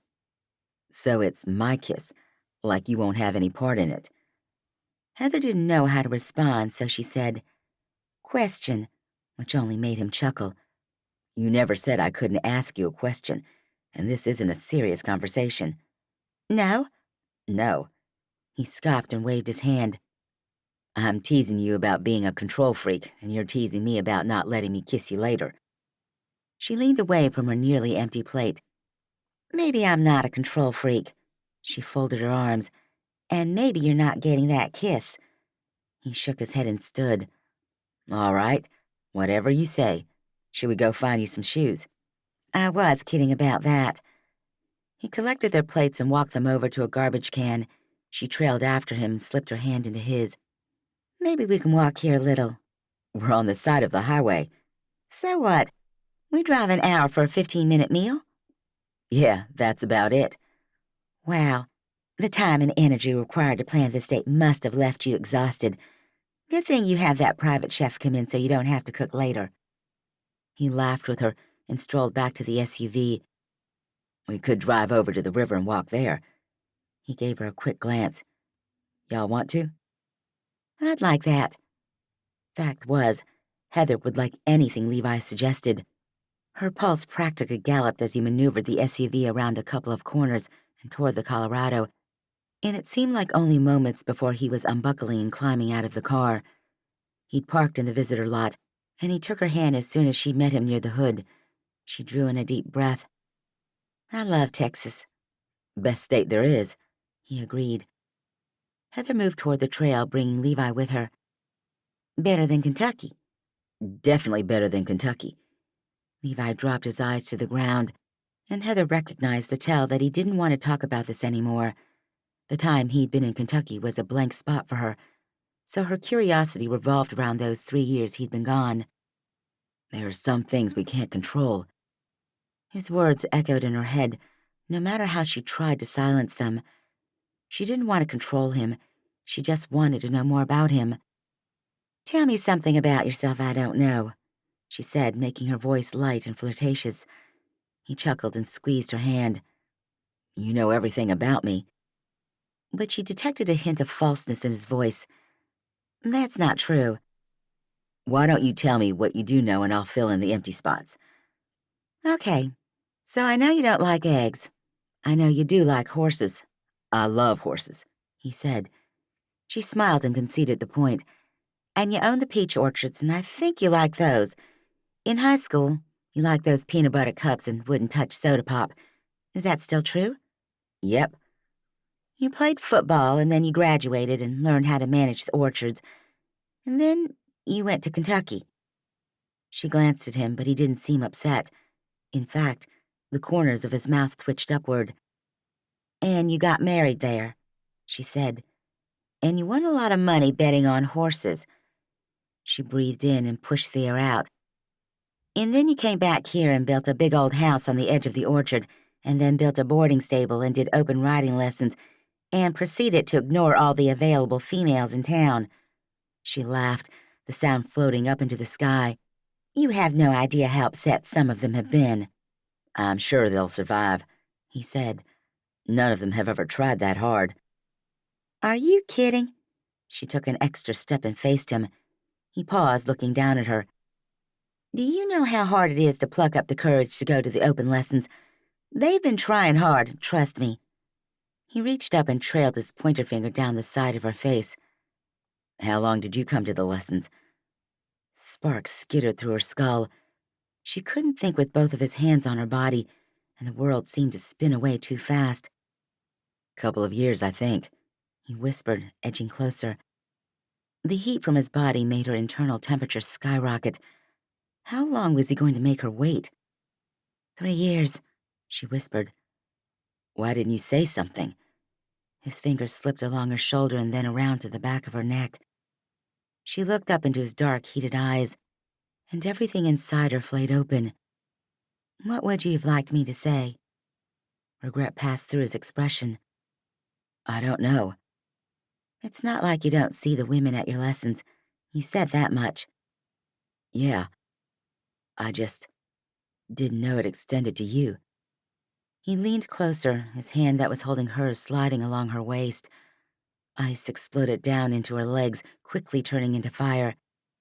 I'm sorry, Heather. "You never saw me." His lips touched her jaw just below her ear. Her muscles felt like marshmallows, and he'd just turned up an open flame. I see you now. A smile pulled at her open mouth even as a roar started in her ears. "Do you know how to take pictures?" He pulled back, confusion covering his handsome face and pulling his eyebrows in. Take pictures? "Maybe you can run the photo booth. I'll work with you." He blinked and understanding bloomed in those beautiful eyes. So you can boss me around, is that it? You've already said you'll do anything I need you to do. Heather grinned, pure enjoyment pulling through her. I've never picked up a camera. I can teach you. The thought of spending more time with Levi made giddiness prance through her the way Starscape did. After all, I won't be staying at your house very much longer. He frowned again. You won't? Levi. She pushed gently against his chest, but he didn't move an inch. I'm fine. She cleared her throat, her flirtiness almost gone. She wasn't even sure what she was doing was working. I don't need a babysitter for much longer. A wicked grin curved his mouth. Are you sure? She giggled and put her good arm around his shoulder. You're not even that good at it, she said. I'm the one who manages dozens of children for a living. You don't think I've been taking good care of you? He hooked his thumb over his shoulder. Did you or did you not say that was the best brisket you've ever eaten? The moment sobered between them. Heather looked up at him through her eyelashes. It was the best brisket I've ever had. She tipped up onto her toes. And you're taking great care of me. Only a couple of inches separated her from Levi. His hand pressed against her lower back, and the fingers on his other hand threaded through her hair. Still, he didn't kiss her. What are you waiting for? She asked, her calves starting to cramp the slightest bit. Oh, is this the kissing part? His breath washed across her cheek. Heather regripped his shoulder, pressed closer, and said, Yeah, this is the kissing part, Cowboy. Just before matching her mouth to his. And wow, kissing Levi was 10 times better in reality than it had been in her fantasies. The taste, the smell, the feel of him next to her overwhelmed her senses, and Heather knew she'd be ruined for another man, ruined for life. Chapter 14. Heat and desire popped through Levi the same way fireworks exploded in the sky on the 4th of July. There was something magical about kissing Heather he hadn't anticipated. Something passionate without going too far. Something absolutely right, even though he didn't normally kiss women out in the open, beside rivers where anyone could see. He pulled away sooner than he'd have liked, a laugh building in his chest. Heather sighed, breathed, and kissed him again. Her fingers trailed fire down the side of his face, then moved back up to curl around his ear. He leaned into her touch, enjoying himself much more than the last time he'd kissed a woman. With a jolt, he realized he hadn't kissed anyone since his ex-wife. You okay? Heather put a couple of inches of distance between them, and Levi opened his eyes. She stood in front of him, a heavenly vision of concern, with flushed cheeks and sparkles in her eyes. I'm okay. No, you know what? That was more than okay. He grinned at her, sobering quickly. I was just thinking that you were the first woman I've kissed since my marriage ended. He ducked his head and moved down the river walk. She went with him, tucking her good hand into her pocket instead of his. That was a long time ago, Levi, she said. He liked the way his name sounded in her Texas drawl, almost like it had 3 syllables instead of 2. Yeah. She must have hurt you badly. It wasn't her. He sighed, his mind whirling again. He was so tired of revelations, and he'd said enough today already.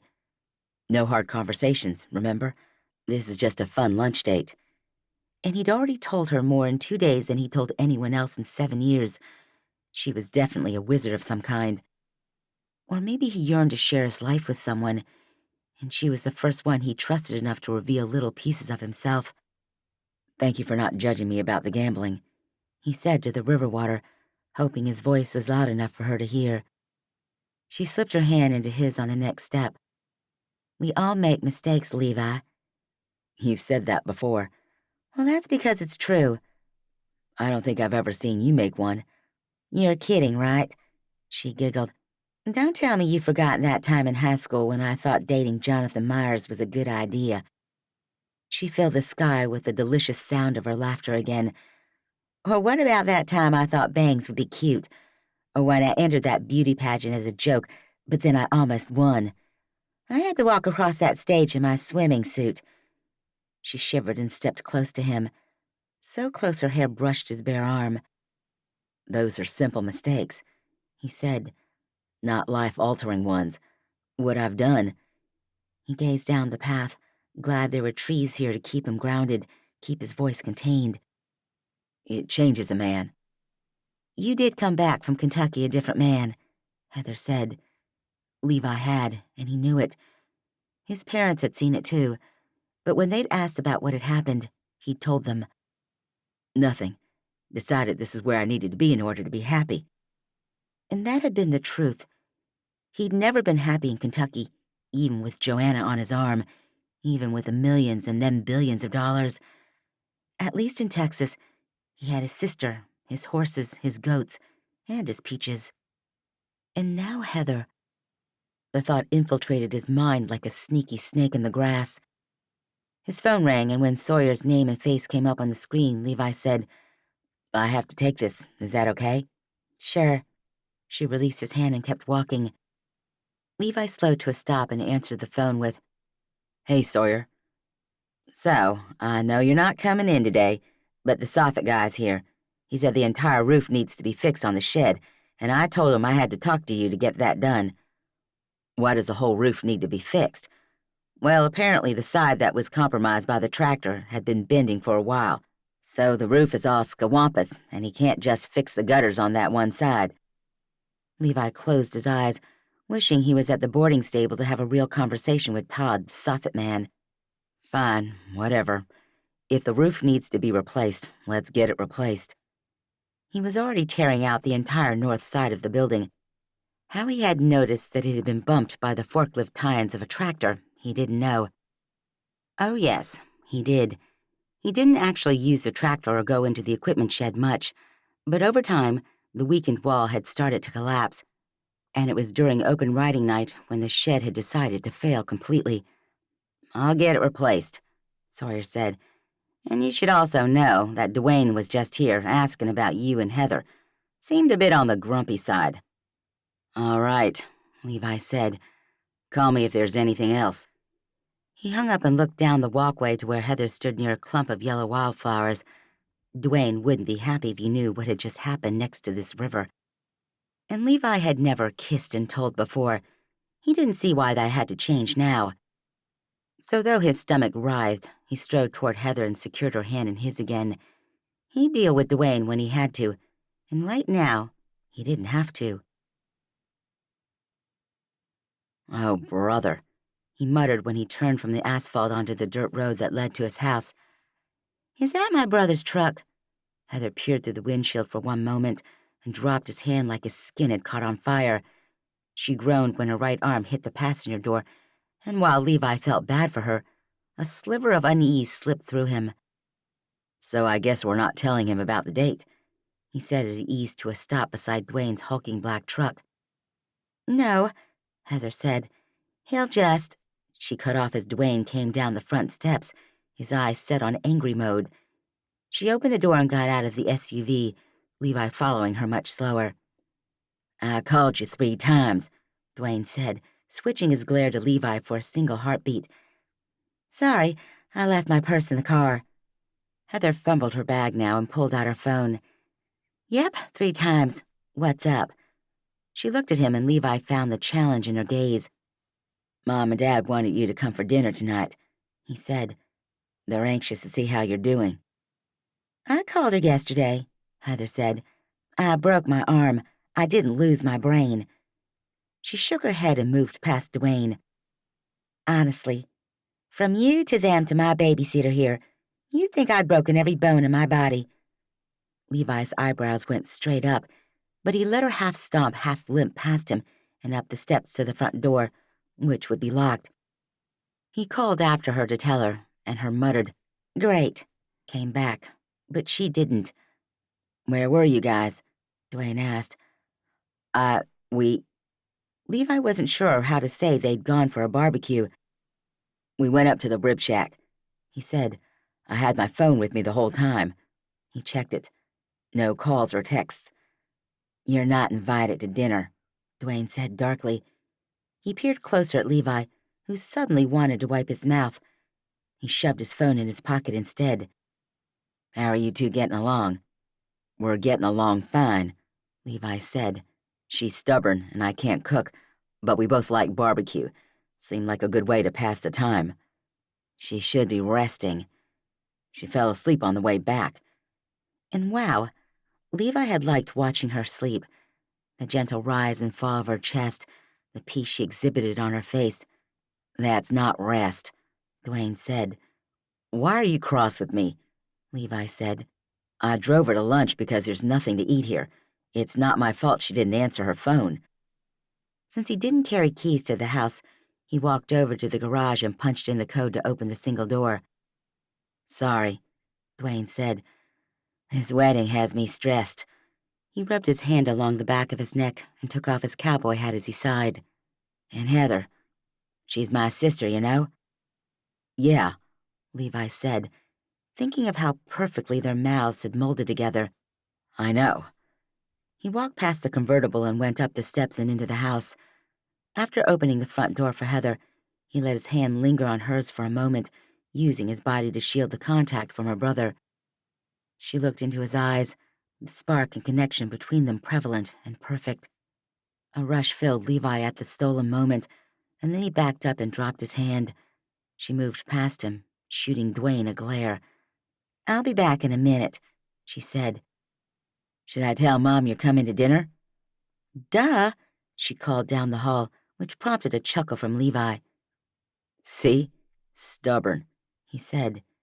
She just hates being fussed over, Dwayne said, collapsing onto Levi's couch with a long sigh.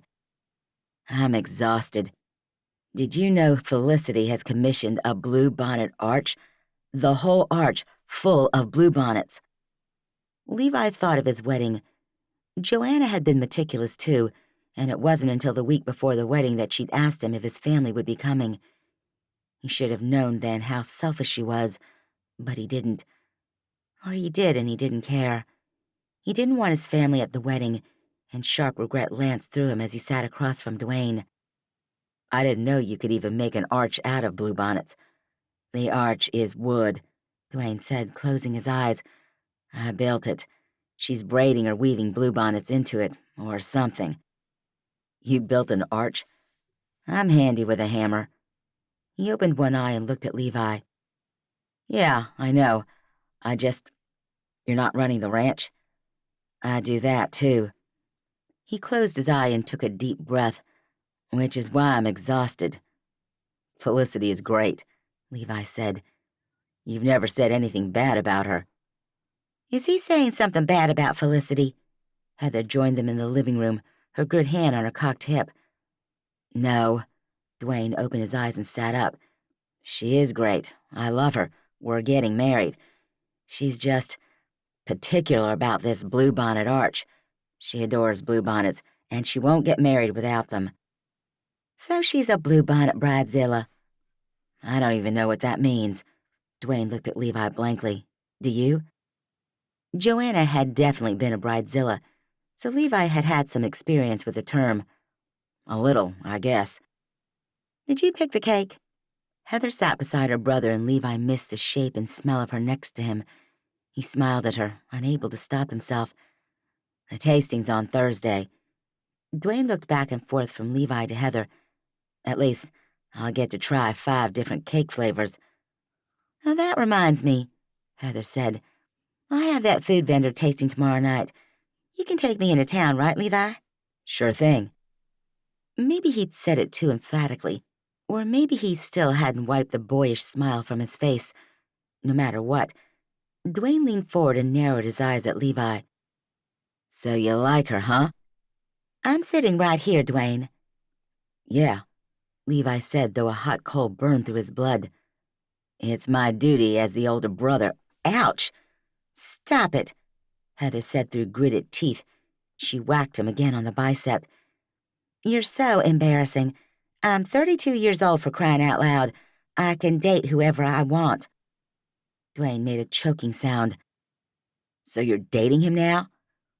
No, Levi said at the same time. Heather said, yes. Her eyes flew to his. No. She lifted her chin, and if she could cross her arms, they'd have been cinched across her chest. So you go around. Heather. He growled and Dwayne's gaze flew to him. You kissed her, didn't you? He wasn't even asking.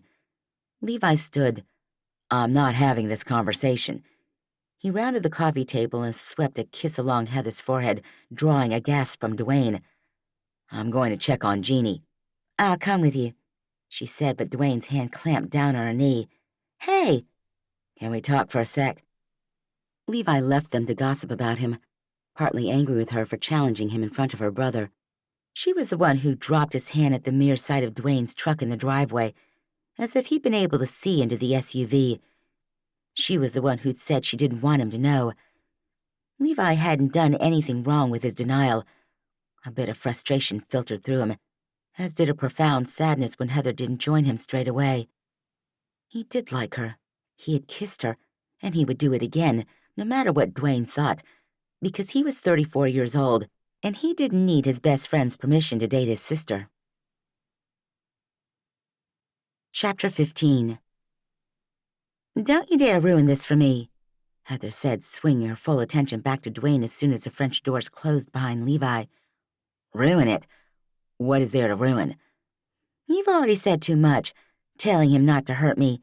You might as well have written, "She likes you, Levi," in the sky. Tears pricked her eyes, but she wouldn't let them fall.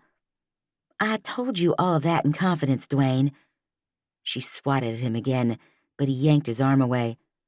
The last person you're supposed to tell is the guy I'm crushing on. Jeez. She looked away, out the window at the back of the house, a heavy sense of exhaustion weighing her down. Several seconds of silence passed before Dwayne said, I'm sorry, Heather.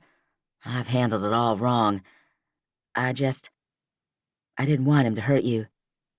She didn't want to get hurt either, but honestly, Dwayne, getting hurt by him is better than being alone. At least I can have him for a little while, you know? Dwayne gently turned her toward him, and she had to look into his face.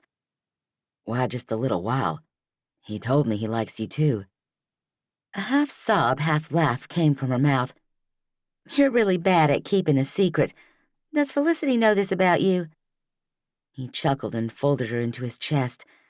Don't be mad at me, Heather. I hate it when you're mad at me. Don't be so dumb then.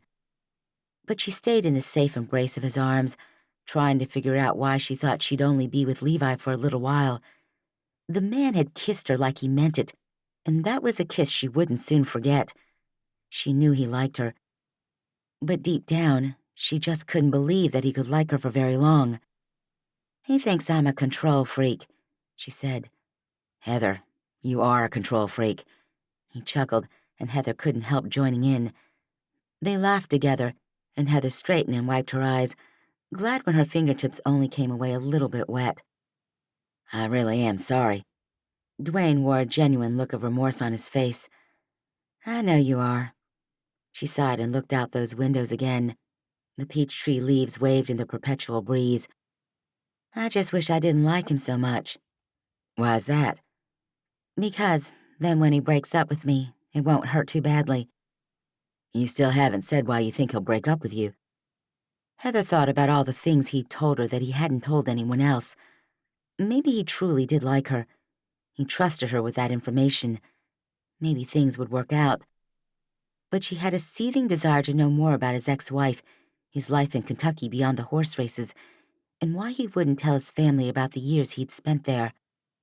I don't know, she finally said. He keeps a lot of things close to the vest. Maybe he's been hurt before, Dwayne said. I can try to find out. Heather rolled her eyes and slapped him again. I'm not 14 and I don't need my BFF to find out if the boy I like likes me back. She stood, testing her weight on her ankle before committing to it. I think he's been hurt before. But so had she. She was willing to take the chance, get her heart shattered for all of Grapeseed Falls to see, because if the single women in town didn't know about her and Levi yet, that would be a miracle.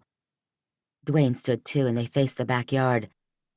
He's about 1,000 times better than Jean. Heather nudged Dwayne with her shoulder. I think so too. Have you told him about Jean? He lived in town when that whole thing happened. Doesn't mean he knows. Dwayne stuffed his hat on his head properly. All right. I have to get over to Mom and Dad's and help with the retaining wall in their backyard. I guess something's happened to it. You can bring Levi to dinner if you want. Felicity will be there. 5:30. 5:30. Heather echoed him and he exited through the front door. Part of her wanted to go out onto the farm and talk some more with Levi, maybe kiss him in the stables, but another, louder part of her needed a nap before she could face dinner with her parents. So she turned toward her bedroom instead, sending a text to Levi that she was going to lie down. Then she sent a text to her mom, expressing gratitude for the dinner invitation. While she was handing out thank yous, she texted Felicity to tell her thanks for taking care of the cats. Longing for Ash's little gray body curled up next to her, purring, rumbled through her. No problem, Felicity texted back. Her mother sent a smiley face. Heather let her phone drop to her lap, her eyes straying to the artwork above the desk. Tomorrow would be her last day with Levi. Then she'd be back at work, back with the kids, back with her cats. Are you feeling okay? Levi's voice startled her, and she spun to find him leaning in the doorway, seemingly without a care in the world. Just tired. She gripped her phone a little harder. I think I might take another day off, she said. I'm going to text Barry and see if I can get Rocky's number. She's subbing for me. Her fingers flew over the screen and she sent the text. Levi didn't so much as twitch. She glanced back up at him, her smile coming a little easier now. What time's dinner? He asked. 5:30. You're invited. Oh, I'm not going. No? She tried to hear more in his words, but they were so salty, that was all she could decipher. Dwayne was kidding. He doesn't like us dating. He stepped into the room and sat in the desk chair. Sorry I said we weren't. I thought that's what you wanted me to say. He gazed back at her, not an ounce of emotion on his face. She marveled at his ability to shutter everything off behind his bearded jaw and perfect eyes. No wonder he'd been able to keep his marriage a secret from his mother. Dwayne is just overprotective, she said. I really do want you to come to dinner. Otherwise, it will be me and my parents with Dwayne and Felicity. How are you going to introduce me? Do you need an introduction? She watched him, but he simply blinked. You've been to our place to eat tons of times. With Dwayne. My mother thinks of you as a fourth child. Which is weird, considering what we did by the river earlier. He finally allowed a smile to touch his lips. It only stayed for a moment, though, and then it was gone. Her phone chimed, and she had Rocky's number and Barry's best wishes for her to get better. When she looked back at Levi, he said, You'll have to tell them we're together now. So I get to use the word boyfriend? He lifted one strong shoulder in a sexy shrug. If that's what you want to call me. She did, and she hid her satisfied smile by bending over her phone and texting Rocky to see if she could sub for her another day. 2 days, she put in her text, maybe the rest of the week. She'd get Dr. Croster to write her a note, and she had the sick days. A yawn stretched her mouth, and she put her phone on the nightstand. I think I have time for a nap. I'm glad you're taking more time off, Levi said, standing. Do I need to send Elle to get more clothes? No. Heather gazed up at him as she moved to stand in front of her. I'm going home on Wednesday, as scheduled. He crouched in front of her and took both of her hands in his. A twinge moved up her injured arm, but it wasn't painful. More like excitement. He played with her fingers and said, I don't think that was a schedule. Yes, she said.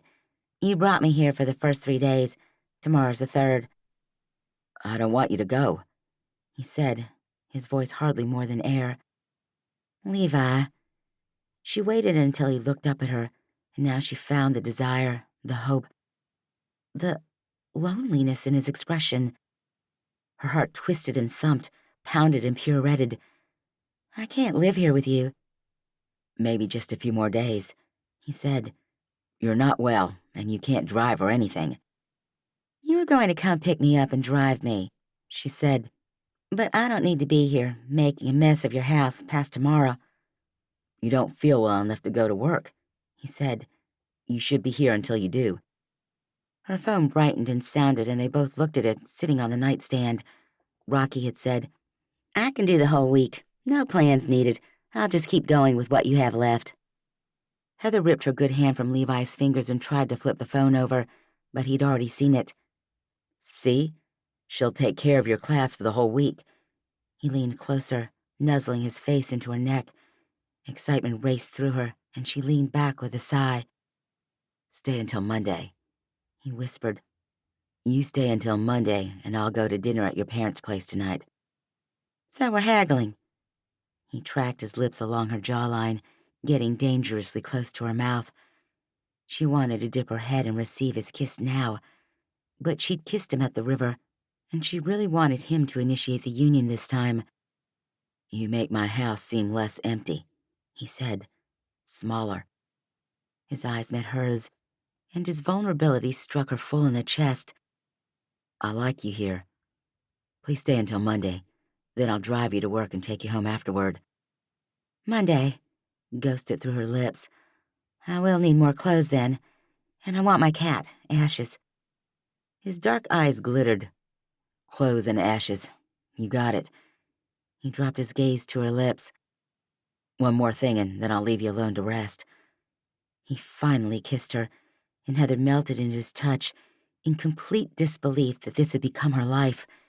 This kiss, this man, this house. He broke their connection, stood and left the room, bringing the door closed behind him. Heather's finger drifted to her lips, and they seemed swollen from the second-best kiss she'd ever had in her life. She got in bed and drifted to sleep. Her phone woke her sometime later, and she squinted at the text.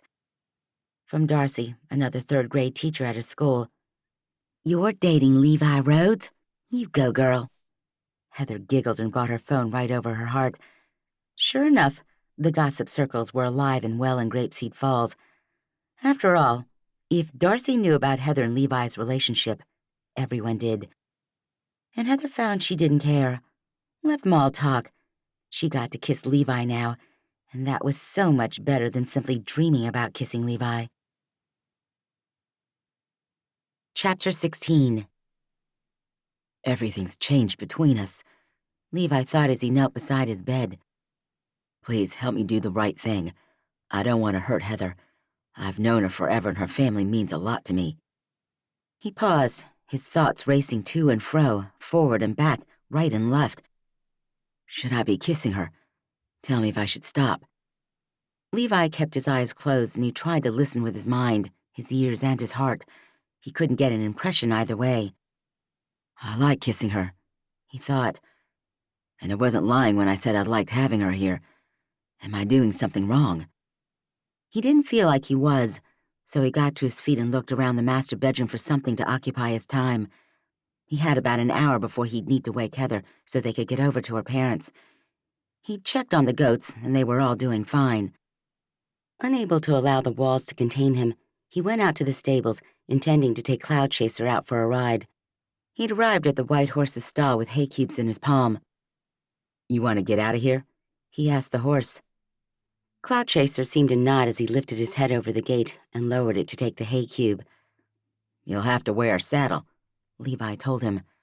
"I'm taking care of a woman now, and I can't get hurt." He usually rode Cloud Chaser bareback, but he fed the horse another hay cube and went to get the saddle, blanket, and harness he needed. With the horse properly equipped and in the yard, Levi swung himself onto Cloud Chaser's back. "All right, let's go see if we can get Elle to get Heather some more clothes." He continued talking to the horse, telling him about the rib shack and the drive where he got to hold Heather's hand, and all about the kiss at the river. "It's weird, right?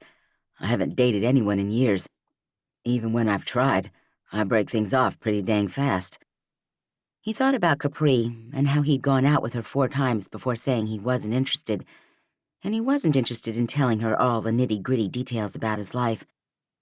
But somehow, he'd told Heather, and she still seemed to like him. He arrived at the house where he'd grown up, and he dismounted in one smooth move. He tethered Cloud Chaser to the deck railing and walked up the steps. Pushing through the back door, he called, "Elle?" "Levi, dear, how are you?" His mother looked up from her knitting. She sat on the couch to his left, the sprawling kitchen to the right. Drake came trotting over, his nails making clicking sounds on the kitchen tile. Levi bent down and scratched the dog. "Hey, bud, how are you?" Drake's tongue lolled out of his mouth, and Levi straightened. "Just fine, Ma." He gave her a quick kiss and sat in the recliner. "Where's Elle?" "She's working this afternoon. Why?" The needles practically flew around themselves. "I'll text her." He pulled out his phone and sent a message to his sister about getting more clothes for Heather. Drake flopped at his feet, pressing into his shins. "How's Heather?" His mother didn't even look at him, but Levi's heart hammered against his ribs. "She's tired today," he said, "but she's walking without the crutches, and she hasn't asked for a painkiller since this morning." "That's great news. When your father broke his arm," she chuckled and clucked her tongue, "I swear, you'd have thought the man had lost a limb." Levi laughed with her, then glanced around the house. "Where is Dad?" "He went out with Sally," she said. "Something about rotting one of the trees." "And they didn't text me?" Levi stood, disrupting Drake from his nap, and looked out the window like they'd emerge from the orchards at any moment. "You're busy," she said. He'd gone for barbecue today and strolled next to a river. He wasn't busy. "Sally's concerned we'll lose a lot of the sentinel crop in the spring," his mother continued. "It's been 6 years of steady fruit production, and it's almost that time." That time was a complete loss of their harvest. Trees produce differently every year, and once every 5 years or so, they didn't flower at all. "We'll be okay," he said. "We have the Redskins and the Majestics. Both Freestone peach varieties, they grew and sold well. They'd lost all the Redskins only 2 years ago, and they'd been fine then." His phone vibrated and he checked it. Elle had messaged, "Yeah, but I'm not off until 8:30. "That's fine." He sent the text and said, "Well, I have to get back before Cloud Chaser decides your grass is better than mine." He moved to the sliding glass door and gave Drake one more scratch behind the ears. "I gotta go, bud. See you later. Bye, Ma." "Bye, dear. Tell Heather hello for us." He said he would, and then he got the heck out of there. The last thing he needed was to reveal some of his feelings for Heather to his mother. Although, as soon as she went to town, she'd know. He didn't think for one moment that he and Heather could keep the relationship a secret. Everyone knew the Carvers, and Heather especially, as she volunteered and did things in the community. Like the food vendor tasting, he thought. What would people think when he showed up with her? He found he didn't care. He wanted her to call him her boyfriend, wanted to kiss her where everyone could see. A smile formed on his face, and he couldn't shake it away as he rode back to his house, brushed down the horse, and went back inside. "There you are." Heather rose from the couch. "We have to leave soon." "Let me get cleaned up. 5 minutes tops." He tried to go past her without touching her, but he couldn't. Their fingers brushed, and he ducked his head and continued into the master bedroom. He brushed his teeth and washed his hands. He contemplated whether he had enough time to shave or not. In the end, he decided that no, he didn't. His stomach seemed full of fire ants as he made his way down to the hall and back into the living room. Heather stood in the kitchen eating from a bowl. Cereal, it looked like. "I thought we were going to dinner." He moved closer, intrigued by the blush that popped into her cheeks. She practically threw the bowl into the sink, which created a loud, clattering noise. "We are." He peered into the sink. "But you're eating Cheerios." Where she'd even found them was a mystery to him. "There is cream in the fridge," she said. "One of my most favorite things is cream on Honey Nut Cheerios." He smiled at her, at the simple things that made her happy. "Noted. Never run out of Cheerios. Plus, my mom always critiques what I eat, so I tend to eat before I go to dinner over there." Levi glanced at the cupboards behind her. "Should I eat too?" "Of course not. She'll probably try to feed you thirds." She laughed and laced her arm through his, but his nerves refused to be settled by a simple human touch, even if it was coming from the most gorgeous woman on the planet. Surprised by his feelings, and confused by how deep they already ran, Levi stayed quiet on the drive over to Bartlett Street, where her parents lived now that Dwayne had taken over the ranch. "You'll be fine," she said, leading him up the sidewalk. He couldn't help glancing next door, where Capri Calhoun lived. Thankfully, he didn't see her or her son, and he scampered into the house behind Heather, sure he wouldn't be able to eat anything because of the angry way his stomach pinched. "Hey, Mom." Heather embraced her mom, then her dad, and they seemed to have a great relationship. Levi had seen them interact on numerous occasions, and they did have a tight bond. Somehow, it meant more to him now. "Mom, Dad, you know Levi." "Of course." Her mom gestured him forward and handed him a stack of plates. "Get these set out, would you, Levi?" "Thank you so much for taking care of our Heather," her dad said, clapping one giant hand on Levi's shoulder. He looked at Heather, waiting for her to tell them more, and she startled. "Oh, so, Levi and I were sort of dating now." Her mom spun from the stovetop where she'd been stirring something. "Dating?" She volleyed her laser-sharp gaze from Heather to Levi. "Really?" "You don't have to sound so surprised, Mom." Heather turned and picked up several glasses. She rolled her eyes heavenward as she approached Levi, passed him, and set the cups on the table. "I like her," he said dumbly, not encouraged by the narrow gaze of her father.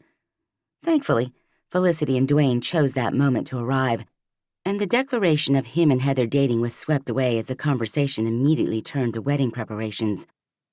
He helped get everything set, realizing that he hadn't spoken true. He didn't just like Heather. He liked her a lot, a whole lot, and now that he had another week with her, he wondered what it would feel like to fall in love all over again. Chapter 18.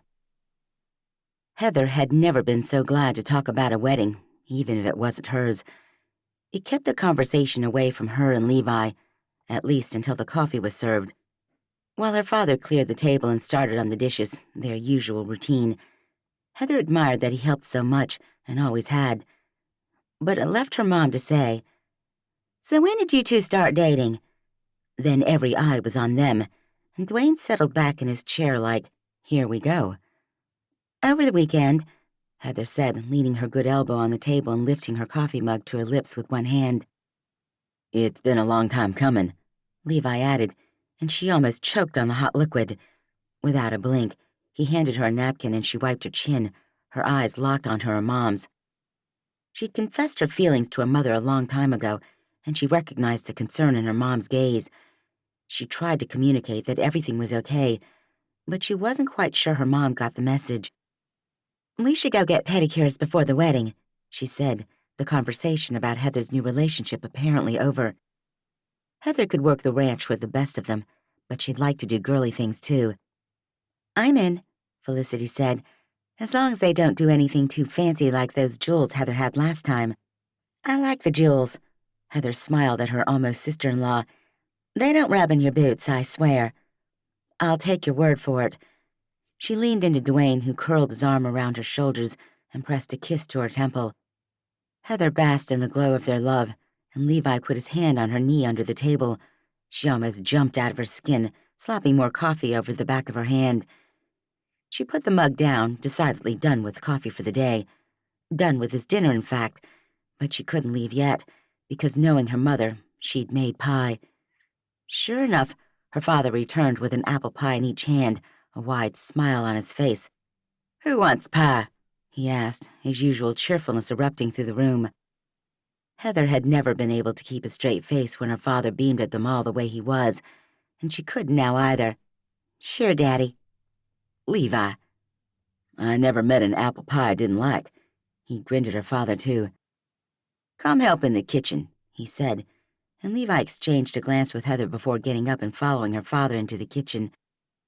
Since they'd moved out of the sprawling homestead and into this smaller cottage in town, Levi didn't have to go far to be in the kitchen, but Heather couldn't hear what they were saying over the clacking of plates and her mom asking, "How's your arm, Heather?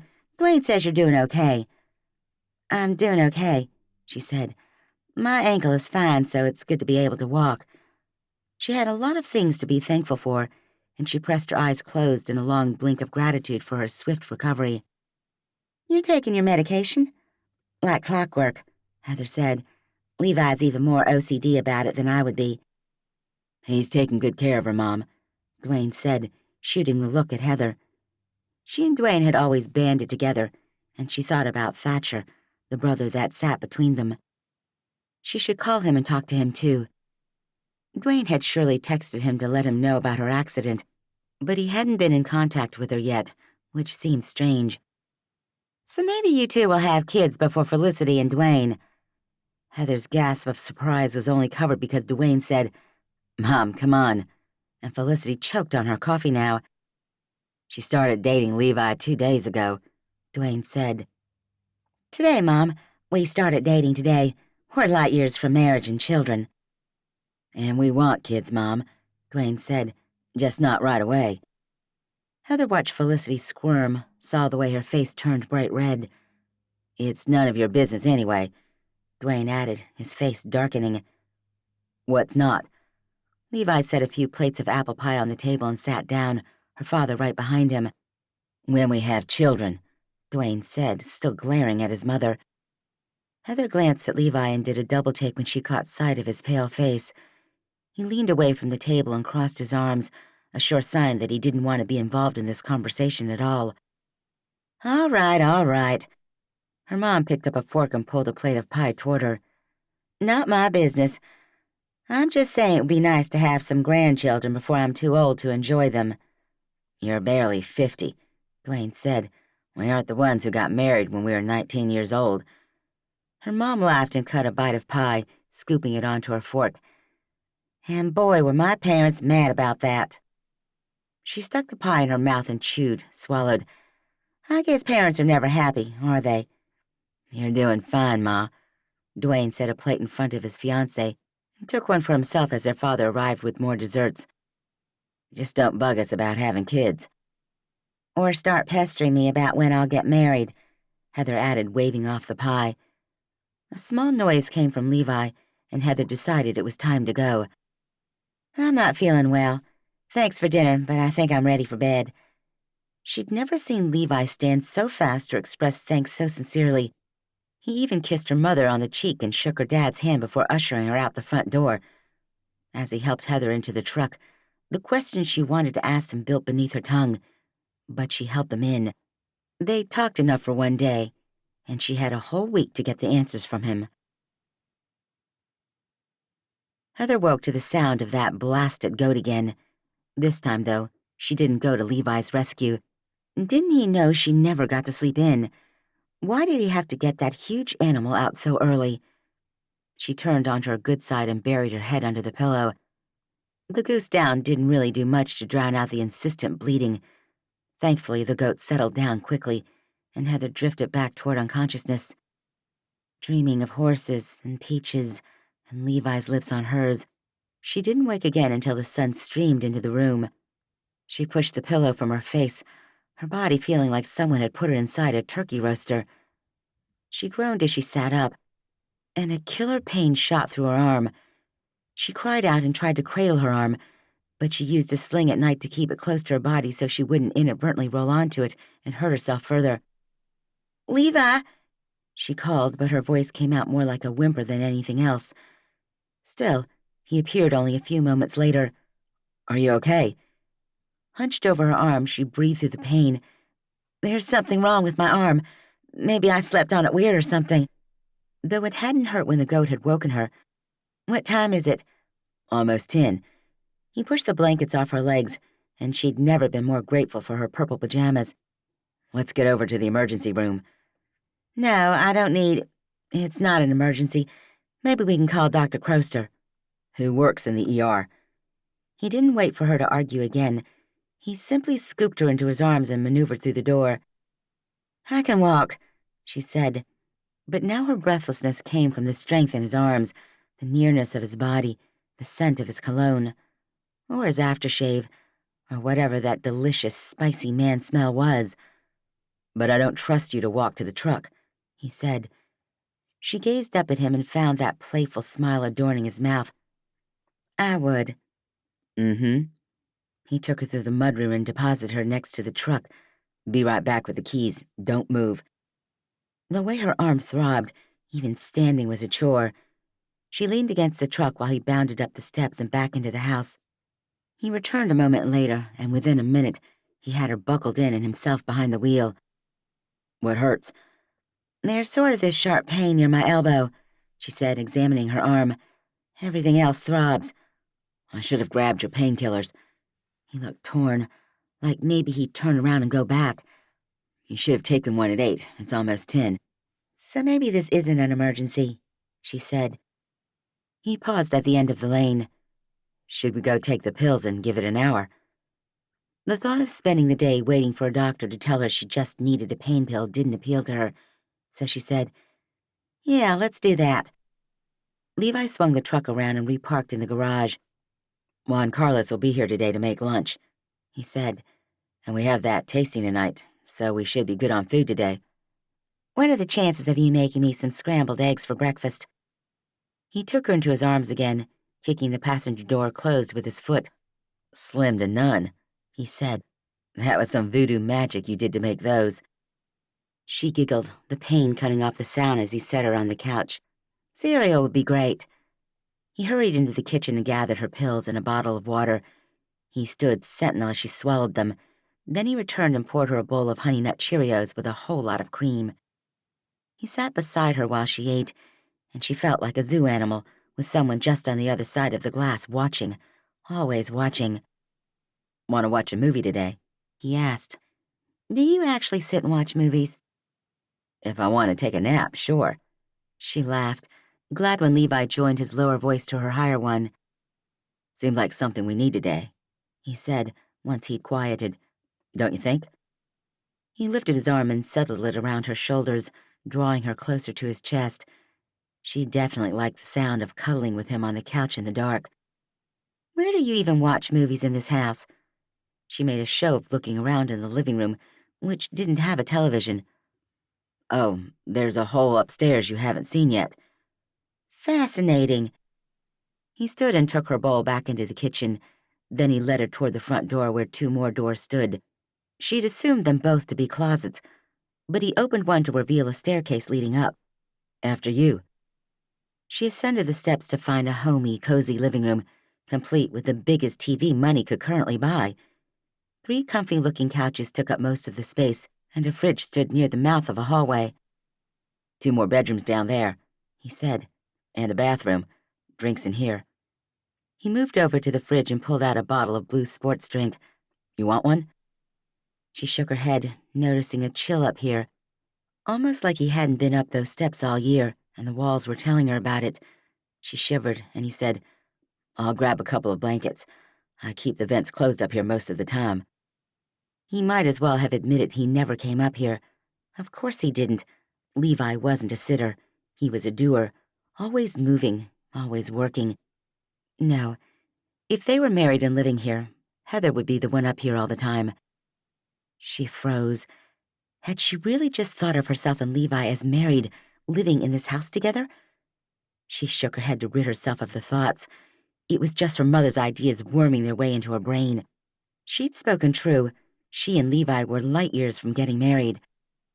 But as she settled onto the couch facing the TV, and Levi tucked her in with a puffy blue blanket, she allowed herself a few minutes of contemplation.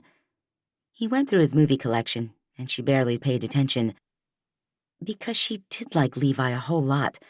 She had for 3 long years before the accident that had brought them together these past few days. Could she love him the way a wife needed to love her husband? Heather cut off the thoughts, refusing to let herself think about loving Levi. Because right below that was the awful doubt that he'd break up with her as soon as she went back to her own house, as soon as the novelty of their relationship wore off. He sat next to her, and she did cuddle into him, but she barely saw the movie, and she existed far from him. Chapter 18. Relief washed through Levi when he realized both he and Heather had fallen asleep during the movie. He hadn't slept well after last night's dinner conversation. Children. Of course Heather would want kids. And well, Levi didn't. The urge to tell her had kept him awake, pacing in the master suite long past midnight. When he'd awaken in the morning, he'd been thinking about telling her about his stillborn son, telling her he could absolutely never go through that again. But he didn't, because it was barely morning and she needed to rest more than he needed to confess one more thing to her, so he'd let her sleep and sleep. He'd never been more grateful than when he didn't have to take her back to the hospital.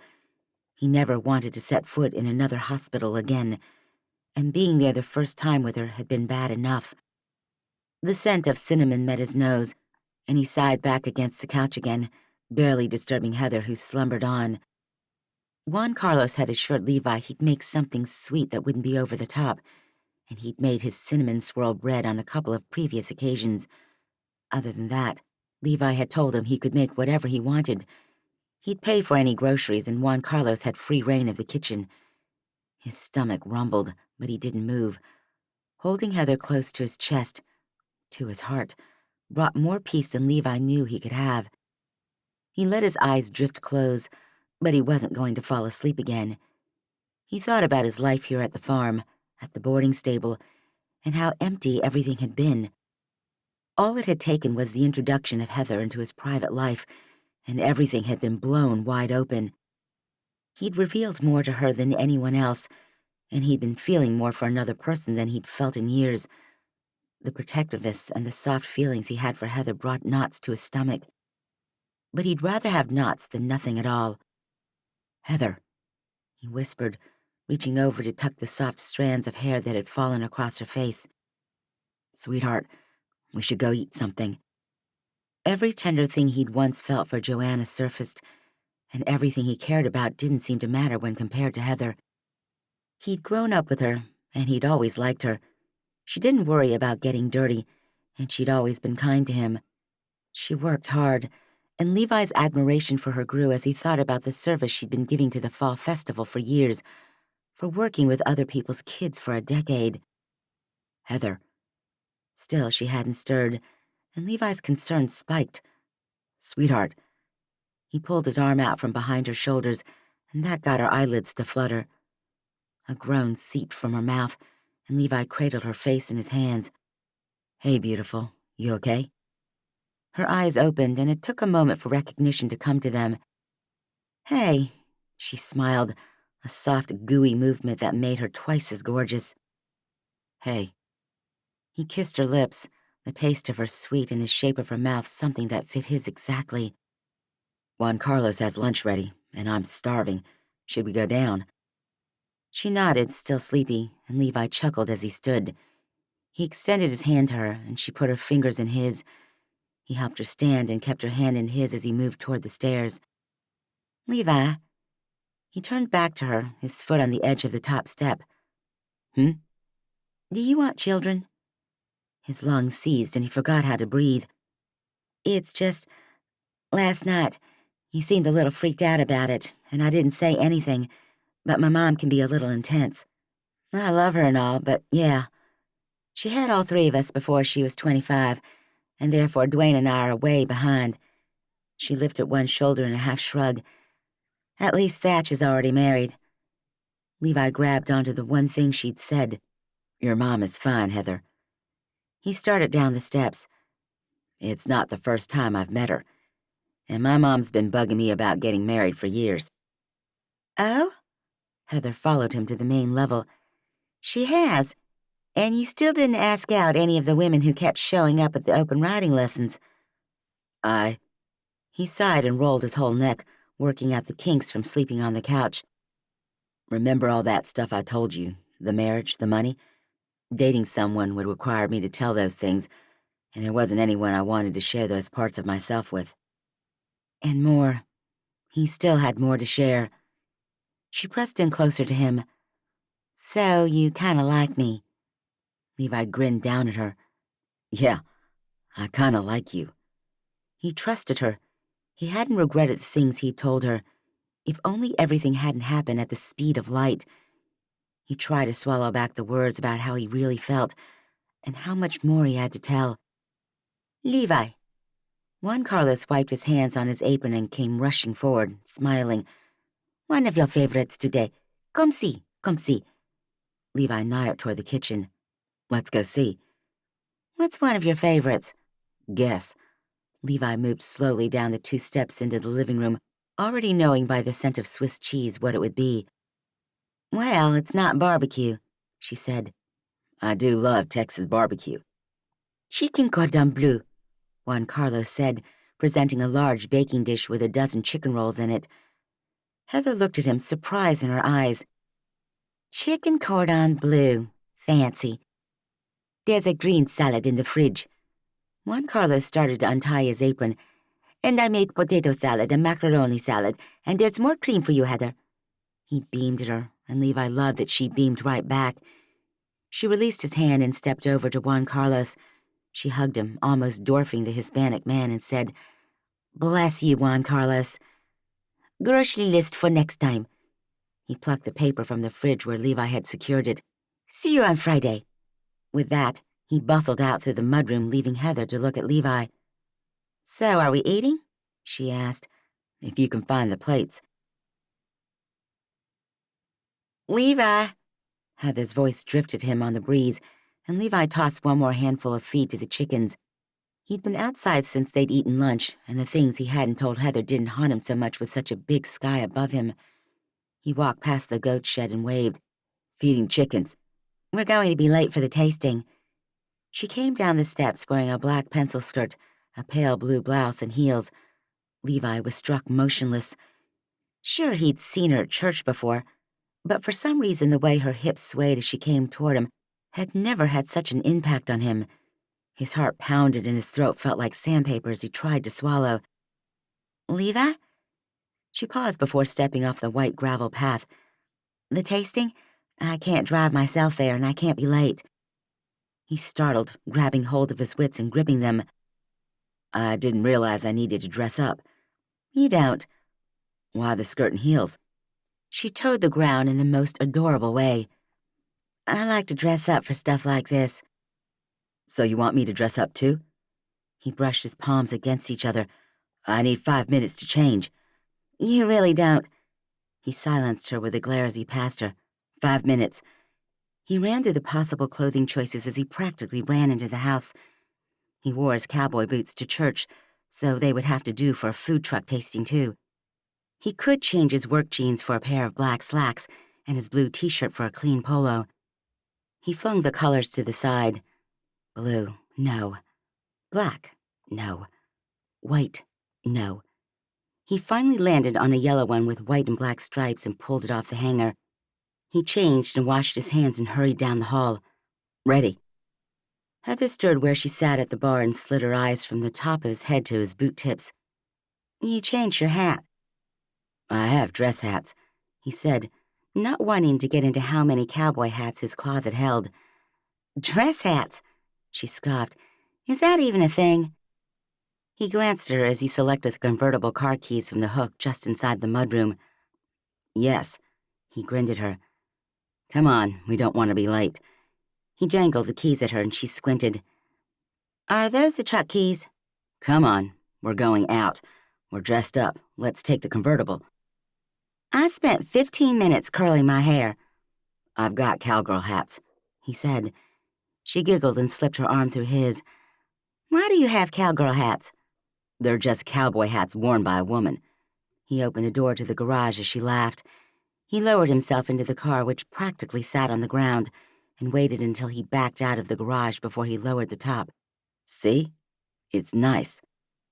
The breeze played with the brim of his hat, and he pushed it further down on his head. I gotta be honest, I'm not that hungry. How much do we eat at a tasting? Heather tossed her head, letting her hair stream behind her. Well, there are 31 food truck applications. We'll sample all of them. Levi groaned, but it was good-natured. The freedom pouring through him felt surreal almost. I love driving this car. We should take it out to the lake this weekend.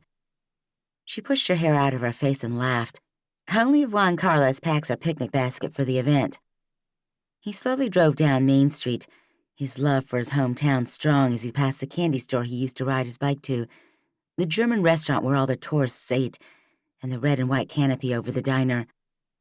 The city buildings sat around the corner from Main Street, with tall stone columns that held up the grand rooftop. At least 24 food trucks filled the parking lot across the street from the city buildings. Is this an outdoor event? He asked. Yeah, under the big white tent. Heather pointed to it on the right, on the north end of the parking lot. We can park on the street.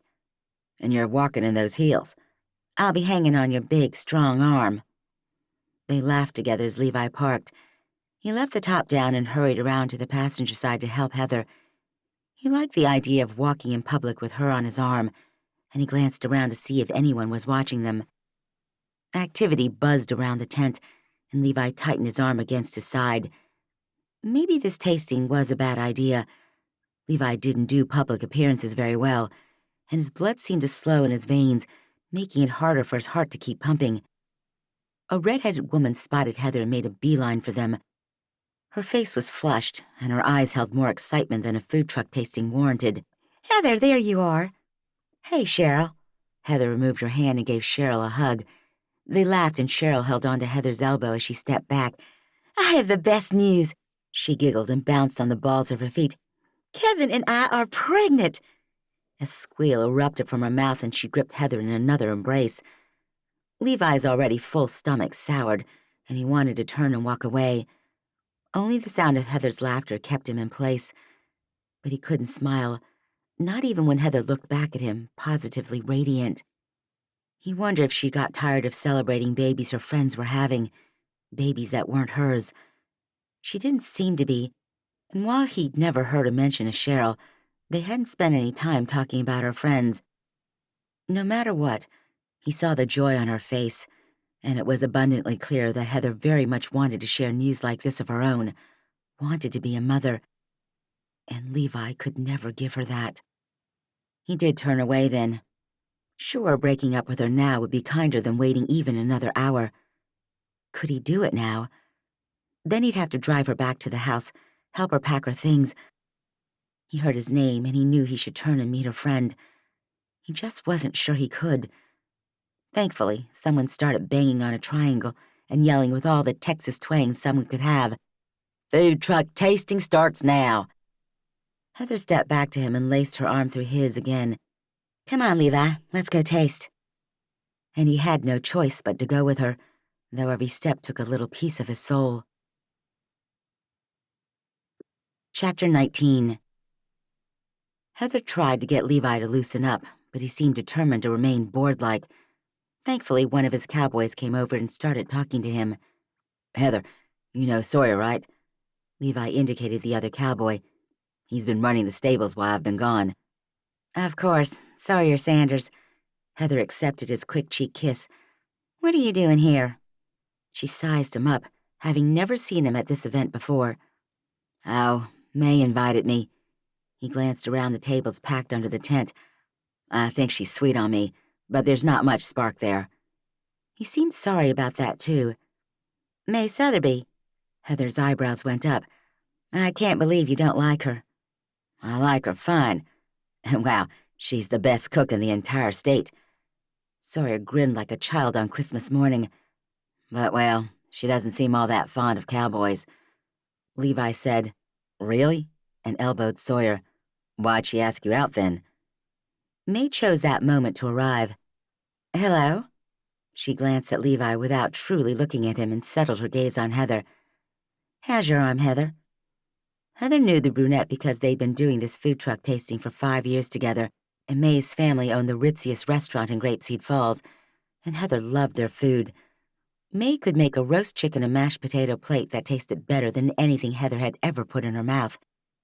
"Healing up," she said, leaning into a quick hug with May. She cut a glance at Sawyer, who stood there with his hands in his pockets, not even making an attempt to claim the gorgeous woman who'd asked him here. Were all the cowboys as dense as him and Levi? She almost rolled her eyes, but refrained at the last minute. "Ready for this?" she asked May. "Pizza Pipeline is here," she said. "I can't wait to try that artichoke chicken pizza." "I'll leave you to that," Heather said, smiling. "Artichokes and I don't get along." She fell back half a step when she noticed May ogling Levi. "I'm sorry, May. You know Levi, right?" May gave him a tight smile. Or maybe Heather was imagining the squintiness of her eyes and the way her smile disappeared as fast as it came. "Of course. Levi, old Grapeseed Falls blood." "Hello, May." He ducked his cowboy hat and made no attempt to shake her hand or give her a kiss the way Sawyer had.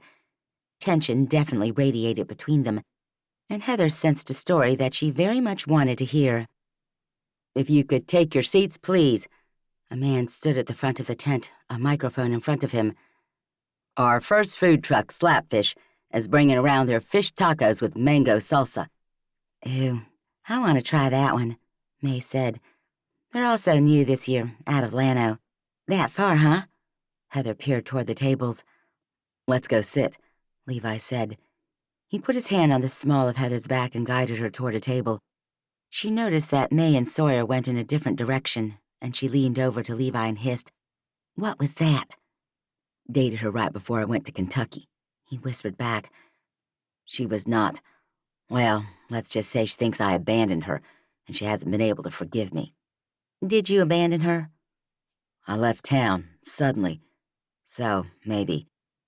His eyes tracked a server as a platter of fish tacos came their way. I've apologized a dozen times. She says she's over it, and I don't think she's interested in me, but she doesn't want to be friends either. Well, you had a civilized conversation with her, so that's something. Heather looked at the beautiful fish tacos that were placed in front of her. The cardboard tray was standard and expected from a food truck. But the 2 fish tacos with bright orange mango salsa, red bell pepper, light green cucumber, and that gorgeous cilantro made her mouth water. This looks good, she said, glancing at Levi. He still seemed wound too tight, and she hoped some food would help him relax. Sure does. He picked up one of his tacos and put half of it in his mouth. He started nodding as he chewed. Real good, he said after he swallowed. The rest of the tasting passed uneventfully, with Heather only taking one bite of some of the dishes. So now what? Levi asked, glancing around as chatter picked up again. We fill out the ones we like the best, she said. There's only 20 spots open for the festival, and we have too many entries. She nodded toward his phone. I just sent you a link to vote. We do it online? Don't we do everything online these days? She gave him a coy smile and focused on her phone to cast her votes. So, she tapped and slid down to the next one. Why are you so tense tonight? Lots of reasons. He didn't look at her. None I want to discuss right now.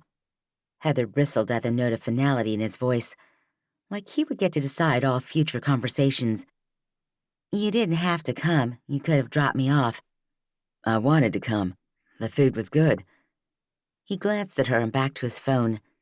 She didn't look up and meet his eyes, worried she might have too much storming in her gaze to keep hidden from him. She didn't want to have this conversation right now either, thank you very much. No, it would be better to discuss hard things behind closed doors. Her mother had taught her that, at least. So she finished filling out the form, got up and visited with a few friends she'd served with on the Fall Festival Committee for a few years, and walked beside Levi back to the convertible. The open top of the car made conversing difficult, and Levi turned up the radio anyway. A hint of fall hung in the air, and a chill seeped beneath Heather's skin by the time they returned to the farmhouse. He closed the garage, hung the keys, sighed as he swiped off his cowboy hat and tossed it onto the kitchen counter. I'm going outside for a bit, he said. It's dark. Yeah? Levi. She felt helpless, standing there in his house, watching him walk out. He paused at the French doors, his back to her. Do you want kids? Of course. He turned, his face a perfect storm of emotions. They rose and fell, surfaced and submerged, became louder and then quieted. He started to shake his head, his torment obvious. What? She wanted to walk closer to him, comfort him, but she couldn't. You don't want kids? No, Heather. His fingers tapped the tabletop and he looked at her, his jaw muscles working overtime. I can't have more kids. Surprise and sorrow and shock traveled through her in equal measures. She opened her mouth, but only a strangled sound came out. She searched his eyes, trying to find an explanation and failing. What? She finally managed to whisper. Kentucky had so many secrets, and she suddenly wondered if she'd ever known them all. I don't want to talk about it tonight. He ran his hands up his face and through his hair. I just need more time. He turned and reached for the doorknob. Levi, she tried again. Please, Heather. I've already told you a lot.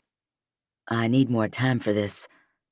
He wrenched open the door and walked out onto the deck, leaving Heather in his house with confusion and sadness racing through her bloodstream.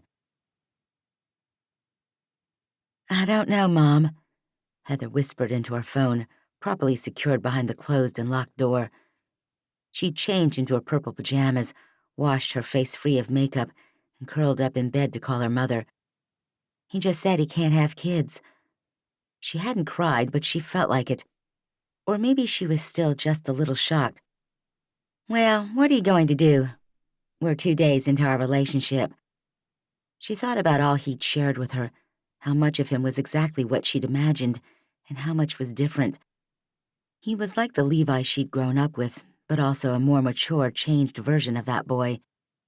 "You've liked him for a long time. That colors your view. You've always wanted children. It's why you went into teaching." Heather stared at the artwork on the wall, the irises bold and bright and beautiful. "There are other ways to get children," she said. The words surprised her, as she hadn't thought them before speaking. "He has a lot of secrets from when he lived in Kentucky," Heather said. "Oh, honey, a man needs his space. You can't expect him to tell you everything in a couple of days." "Right, I know," Heather sighed. "Mom, I really like this man." In fact, she thought she'd started to feel the first inklings of love for him. The way he seemed to know exactly what she needed, from a movie day, a nap, and the most delicious cinnamon swirl bread in the world. He toasted it and slathered it with butter, and it was no wonder neither of them had been that hungry for tonight's tasting. "I know you do, sweetie. You know, not everything has to be worked out up front." "I like working things out up front," Heather said. "It's how I know things are going to actually work out." Her mom actually let a few seconds pass before she spoke. Heather pictured her working up to saying something or actually considering what Heather had said. "Relationships aren't that predictable, hun. They're messy and complicated, and you can't control them." Heather's teeth crushed against each other. "I know that, Mom." If her failed engagement with Jean was any indication, she definitely knew she couldn't control a relationship, and that they could certainly be messy and complicated. "I have to go. I'll call you later." She hung up and slouched against the pillow she'd propped up against the headboard. She didn't feel like being alone, and the house seemed to swell in size until it swallowed her whole. She texted Dwayne and Felicity and Thatcher. Then she texted Cheryl about her pregnancy and Darcy about the tasting. In reality, Cheryl's new baby was exciting, but also heart-wrenching. Heather wanted to be in her shoes so badly. She'd started dating her husband a week after Heather had started dating Jean. They'd been married for 4 years, and this baby would be their first. Heather closed her eyes and thought about how different her life would be had she and Jean been able to make it down the aisle together. "Wasn't meant to be," she muttered to herself, and when she thought about Levi and compared him to Jean, there was no contest. Everything about Levi was superior, except his ability to open up to her.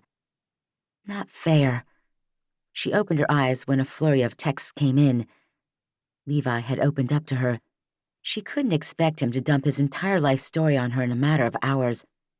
So without reading the other messages that had come in from her friends and family, she opened the text string she had going with Levi. "I'm sorry. I didn't mean to push you. Please don't stay out in the dark all night." She read over the words again and again, hoping they didn't sound too needy, too mothering, too controlling. She sent them and then typed, "Let me know when you come back in so I don't wake up in the middle of the night and wonder if you're alive." That definitely sounded mothering and controlling, but Heather decided she didn't care. She sent it too and let her phone fall to her side, a sigh slipping from her lips. She didn't want to go to bed without hearing from him.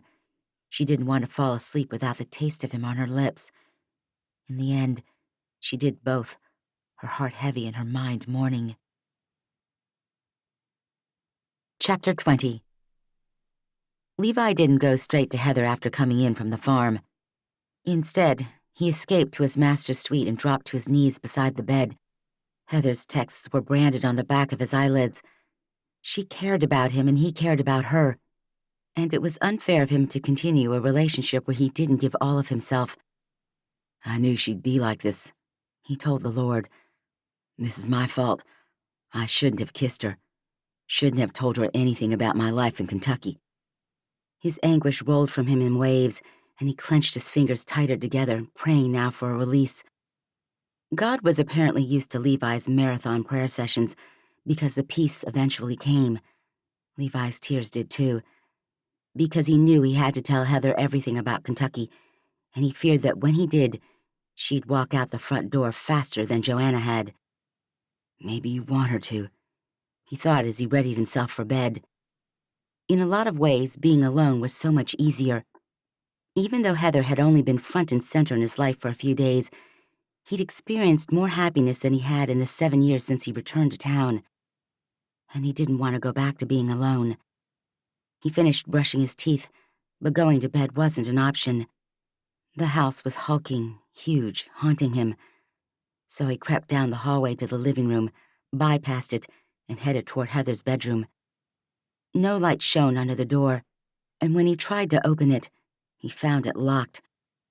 His heart bumped out an extra beat. She'd locked him out. After pleading with him to come check in with her when he came inside, feeling slightly stalkerish but desperate to fulfill her wishes, he backtracked and went into the bathroom. It connected to her room, and that door wasn't even closed. So he went into the bedroom, the moonlight casting silver shadows across her face as she slept. He sucked in a breath and paused, his whole world coming to a complete halt. I'm in love with her, he thought. The word so foreign and so horrifying, Levi almost bolted. Then that peace returned, and he remembered how to breathe. Heather, he whispered. It's Levi.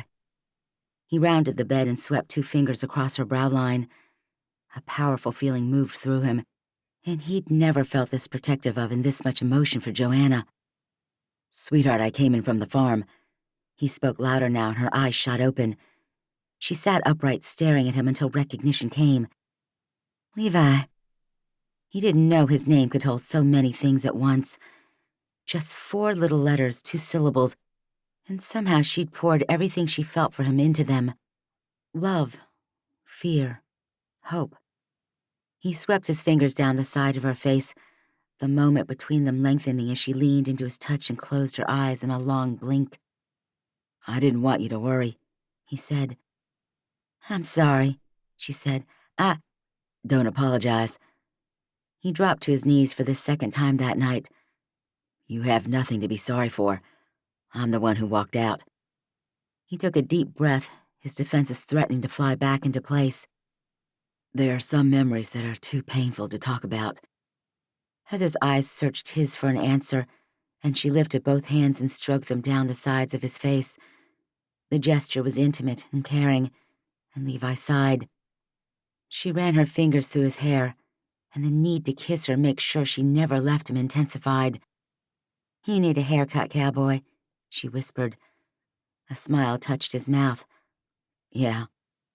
I can do it for you tomorrow if you'd like. You cut hair. My mother taught me how. With 2 brothers and a father, she said it was a good skill to have. I don't have any clippers or anything. Her smile was soft and slow, and she leaned forward. You have money. She touched her lips to his, and Levi received her kiss willingly. She pulled back only a moment, her mouth barely there before it was gone. The look she wore now was filled with vulnerability, and Levi got to his feet. Are you too tired to talk? He extended his hand to her, his invitation clear. She flung the blankets from her legs, put her hand in his, and stood. No. I'll make hot chocolate then. They moved into the kitchen hand in hand, nothing said between them. She sat at the bar while he pulled out the milk and got down the mugs. At least he knew where they were, as he drank coffee every morning. So, I don't want kids, he said, keeping his back to her. My first wife, Joanna, she got pregnant. We were thrilled. His voice slipped into a monotone, and he kept his hands busy with gathering spoons and searching for the hot chocolate powder. She was a Southern socialite, he said. Everything was a big deal, from what kind of shoes she wore to who she was seen with. The pregnancy was monumental news. first grandchild of the famed Southern Remingtons. He reminded himself to breathe, to think, to trust Heather. Her father owned a big horse stable in Kentucky, and their money was endless and old. He filled 2 mugs with milk and stuck them in the microwave. Finished with the preparations, he finally turned to face Heather. One look at her and everything boiled to the surface. Words leapt to his mind and flowed from his mouth. The baby was stillborn, a boy. We named him Montgomery and had a funeral. It was harrowing. But we didn't come together and grieve. She had her family nearby, and she always relied more on them than me. He moved to the counter just 3 feet from her and leaned into it. And she did, because I wasn't there for her. I didn't love her the way she needed to be loved. And those were her parting words to me when she left me, only 5 days after we buried our son. Heather sat wide-eyed and rapt at his story. "I'm so sorry, Levi." His emotions hardened. So everything about children brings bad memories. His words choked him now. I don't want them. A child broke me, broke my marriage. I can't. The microwave beeped and he spun away, unable to truly articulate how he felt. He got the mugs down, his fingers burning from the hot ceramic. He welcomed the physical pain, because it was better than this emotional agony. The bar stool scraped and Heather joined him at his side. She stretched up and kissed his cheek. Levi swallowed, staring into the swirling depths of hot milk. I love you, Heather. His voice came out rough around the edges. The thought of losing you. He shook his head, his jaw tight. His fingers clenched, his muscles screamed as they bunched. I can't do it. So that's why I can't have more kids. Levi. She curled her good arm around his right one. You're not going to lose me if we have a child. It's irrational, I know, but it's how I feel. Did you not want to be a father? No, I did. It was the greatest thing that ever happened. He pictured the downy soft hair on his son's head. More pain than he knew he could handle ripped through him. I loved that baby. His voice broke, and Heather gathered him fully into her comforting embrace. But I lost him, and I lost my wife too, and that's all I can see associated with having kids. Shh. She stroked his hair, his shoulder. She held him tight the way he wished Joanna would have after they'd buried Montgomery. I can never go back to Kentucky, he said, his voice much too high. But I want to go there every day. Let my son know I love him and haven't forgotten about him. I'll go with you. He shook his head and stepped back, swiping at his eyes. Thankfully, no tears were there. He couldn't look at her, and the thought of drinking hot chocolate made his stomach revolt, but he picked up a spoon and opened the can of powder anyway. I can't have kids, he said again. Levi. No, Heather. It's a non-negotiable issue. It'll die and you'll leave me, and I'm not going through that again. He meant to simply set the spoon down and walk out, but he tossed it. It clattered around on the stovetop, making Heather flinch. He looked fully at her then, and their eyes locked in an emotional battle. I'm sorry. He wasn't sure if he was sorry about throwing the spoon or that he simply couldn't give her what she wanted. Probably both. He spun and marched into the mudroom, blindly grabbing a set of keys, and headed for the door even though he wasn't wearing shoes. Levi, don't go, she said, her voice on the edge of tears now. He paused, his indecision raging through him. He was so tired of being alone, so tired of this big empty house and the expanse of empty farm, so tired of keeping everything bottled up inside. It actually felt good to release it to someone else, let them carry the burden for a while. I love you too, Heather said, pulling him back into the house. He turned and caught the glint of tears streaming down her face. Please don't go. Chapter 21. Heather stared numbly at the door leading to the garage. Her fingers drifted toward her lips the same way they had after that first time Levi had kissed her. Had he just kissed her for the last time? He'd returned to her, gazed down at her with warring things in his eyes, Love and resentment, hope and fear. He'd said, "I love you, but this house is massive right now." He kissed her and walked out. She spun away from the door and left the half-finished hot chocolate in the kitchen. She couldn't stay in this house for another minute either, and she called the one person who'd come, no questions asked. Okay, so there'd probably be a lot of questions. She called Dwayne anyway. He answered on the third ring, his voice alert as if he'd been awake and expecting her call at 1 o'clock in the morning. "I need you to come pick me up at Levi's," she said. "Are you okay?" "No." Heather's voice broke and those blasted tears made a reappearance. "I can't drive and I can't stay here. Please come as fast as you can." "I'm on my way." 25 minutes passed before his headlights cut a path down Levi's lane. Heather stood from where she'd been sitting on Levi's front steps, her bag packed and her mind churning through everything he told her. "I love you. I can't have kids. You'll leave me. I love you. I love you. I love you." Dwayne met her at the bottom of the steps, his eyes sweeping her from head to toe, as if Levi had physically hurt her. "I'm going to kill him," he growled, picking up her bag and setting it in the back of the truck. "He has enough problems," Heather said. Once they were securely shut in the truck, she added, "It's not his fault." "No? You just called me in the middle of the night." He backed up and turned around. "Whose fault is it?" "Mine," she sighed as she looked into the darkness. "I thought I could fix him." Her hands felt limp on the ends of her arms. "Me and my stupid fantasies. I should know by now that I can't fix men." "What happened?" Heather shook her head. "I want to tell you, Dwayne, I do, but he told me a lot of things in confidence, and I'm not going to break that." "So you know he's loaded?" "Yes." "You know how he got the money?" "Yes." "And there's more than that?" "A lot more." "Yes." Her brother sighed and raked one hand over his face. "I warned him not to hurt you. I'm still going to kill him." Heather scooted across the bench and put her head on her brother's shoulder. "No, you're not. You're not even going to talk to him about this." "Heather, come on." "I love him, Dwayne. Please just give me some time to work things out." Dwayne heaved a giant sigh, like she'd just asked him to achieve world peace single-handedly, but he acquiesced, helped her get her bag inside and settled her in her old room, and held her in a tight hug. "I don't know what happened," he said, his voice thick, "but I sure hope you can work things out with him.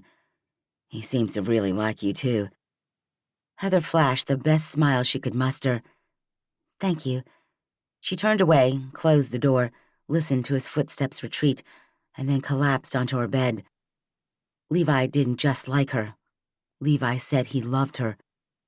With tears streaming down her face, she lifted her eyes to the ceiling. "Is that true?" she asked heaven. "Does he really love me?" No beam of light shone down from the sky. No voice was heard. No earth-shattering revelations were given. But a feeling of love filled her, and Heather knew God loved her, and that Levi Rhodes did too. So she pulled out her phone and composed a message. "I'm at my brother's place. Thanks for all your help the last few days." She thumbed on, "I love you," and took it off again 3 times, sending the text without those 3 little words that had just changed her life. She expected Levi to text or call in the morning, and he did. "I'm sorry about last night. I hope you can forgive me one day. I've hired Paulina Smithson to help you until your arm heals." Heather stared at the screen in disgust. Paulina Smithson? She didn't want the home hospice nurse's help. And when had he talked to her? It was barely 7 a.m. She wanted Levi to drive her to lunch or to work. She wanted Levi to curl up beside her on the couch while they wasted an afternoon watching TV or napping. But did she want Levi if she couldn't have children?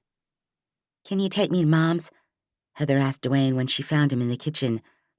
"Are you sure you want to do that?" He gave her the side eye as he stirred cream into his coffee. She sighed.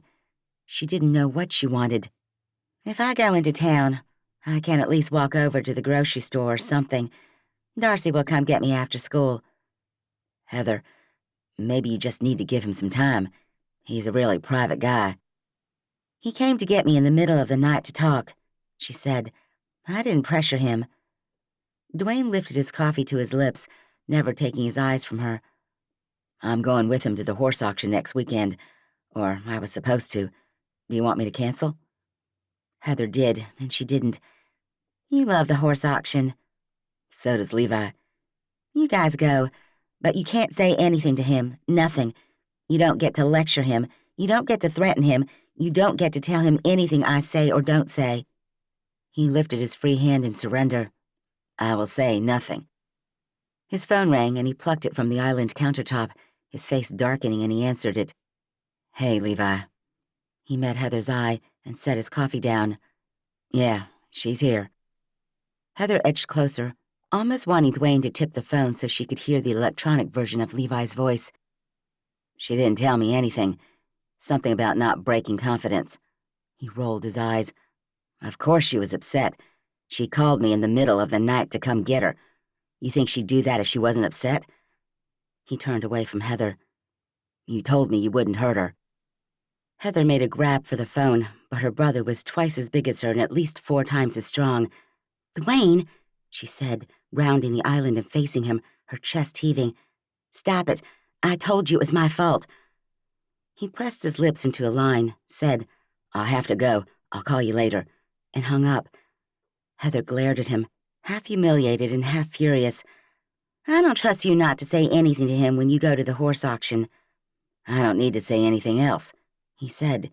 He's heartbroken, which means he really cares about you. He put a triumphant smile on his face that Heather didn't understand. Why are you smiling? Because you'll get back together. Heather snorted and folded her good arm over her casted one. Yeah, I don't think so. Levi dictated when and how much he'd say, and Heather didn't like that. She didn't like that he walked out when he didn't want to talk, that he had money to throw around to make things better. Cash wouldn't always make things better, and she knew that. But she also knew she couldn't control him. Someone as free and wild as Levi simply wouldn't be able to survive under her thumb, and she couldn't fix his emotional wounds, couldn't change his past or his mind. I don't want to go to Mom's, she said. I'm going back to bed. She patted away from Dwayne, glad when he let her go with a simple, I'll come check on you at lunch. She waved her hand to indicate she'd heard, then she slipped quietly down the hall and into her bedroom. She pressed her back into the door and tipped her face toward heaven again. No prayers came, no words, only exhaustion. She managed to swallow a painkiller dry, and she texted Levi, I don't need Paulina's help. I'm fine. And indeed, crawled back into bed. Heather ignored her phone when it rang at 11:45. She knew who it was without even answering. After all, the third-grade teachers had lunch together. She sat up in bed and raked her hands through her hair. She should shower, get up, go on a walk, something but lay here and feel sorry for herself. 15 minutes later, she'd washed her face and pulled her hair into a ponytail. Wearing comfortable pants she'd gardened in and a sweatshirt from her high school days, she almost collided with Dwayne when she entered the hall. Whoa. He stumbled backward. Darcy's on the phone. He thrust his device toward her. I don't want to talk to her. She threatened my life if I didn't go get you right now. I came from lunch at Kurt's. He shook the phone. Translation. Take it now.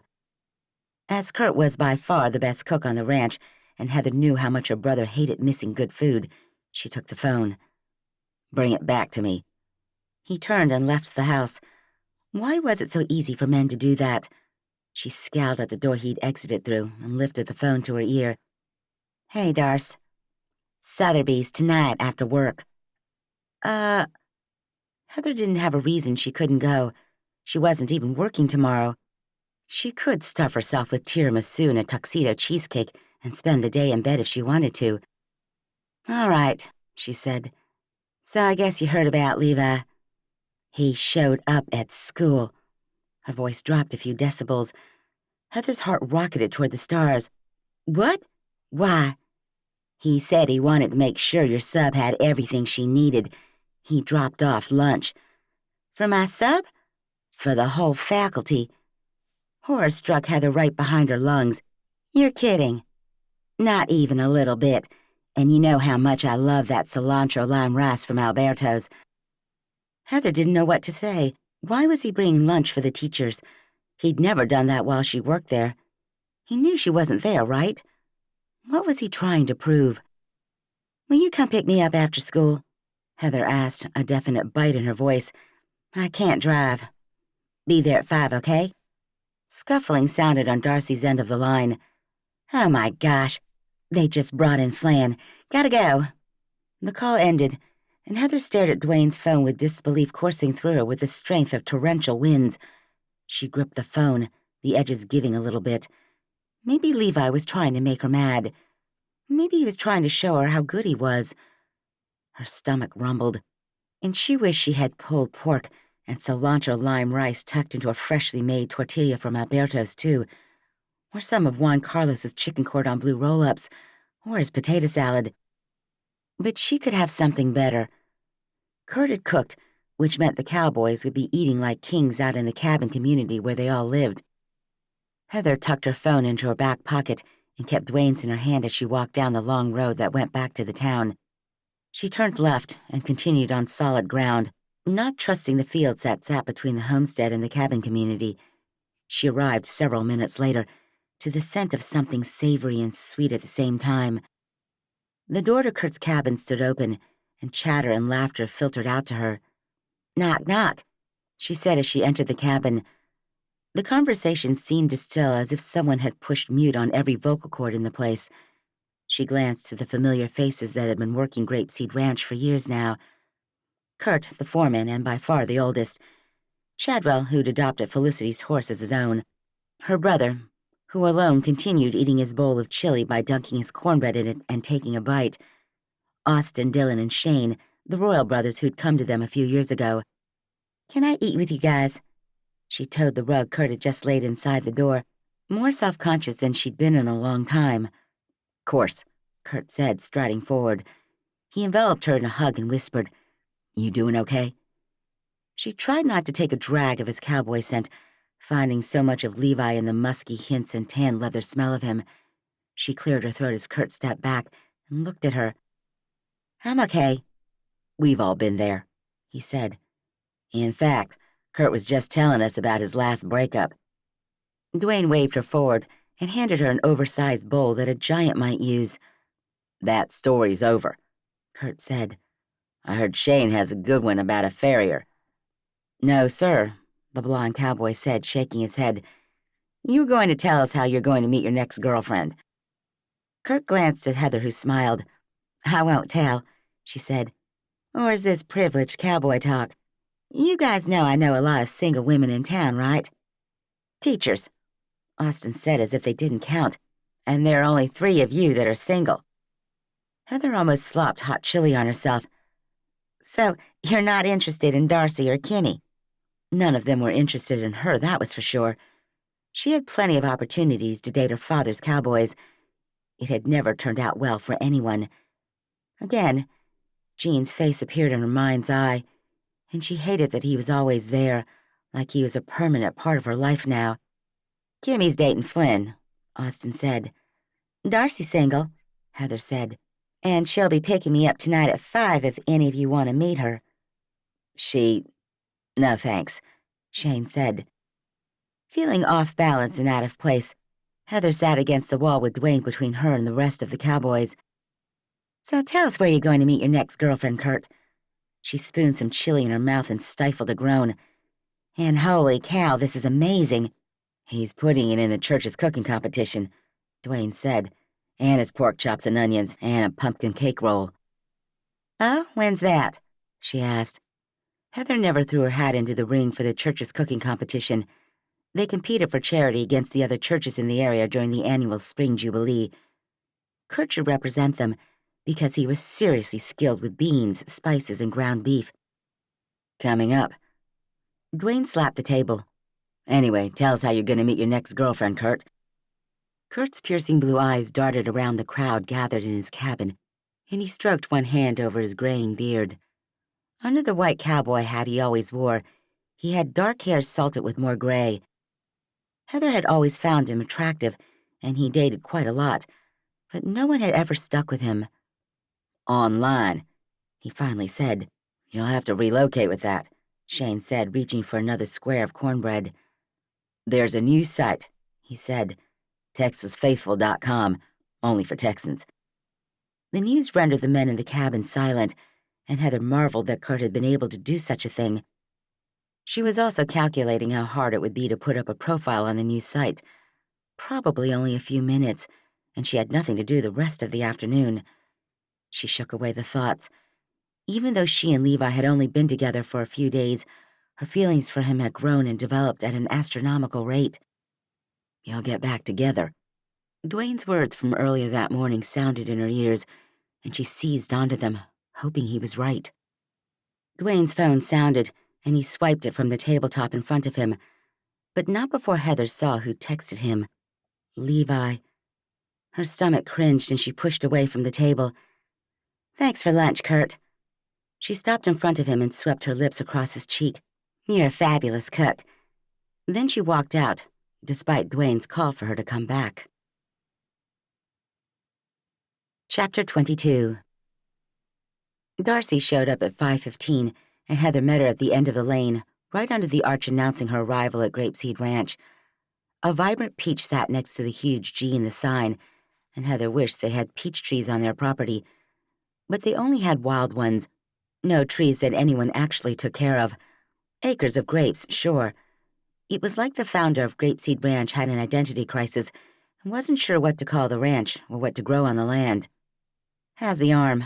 Darcy asked, peering past Heather. "And who's that?" Heather whipped her attention out her window and saw Austin walking toward them. So maybe he was interested in Darcy, even if his brother wasn't. "Do you want to meet a cowboy?" Heather turned back to Darcy.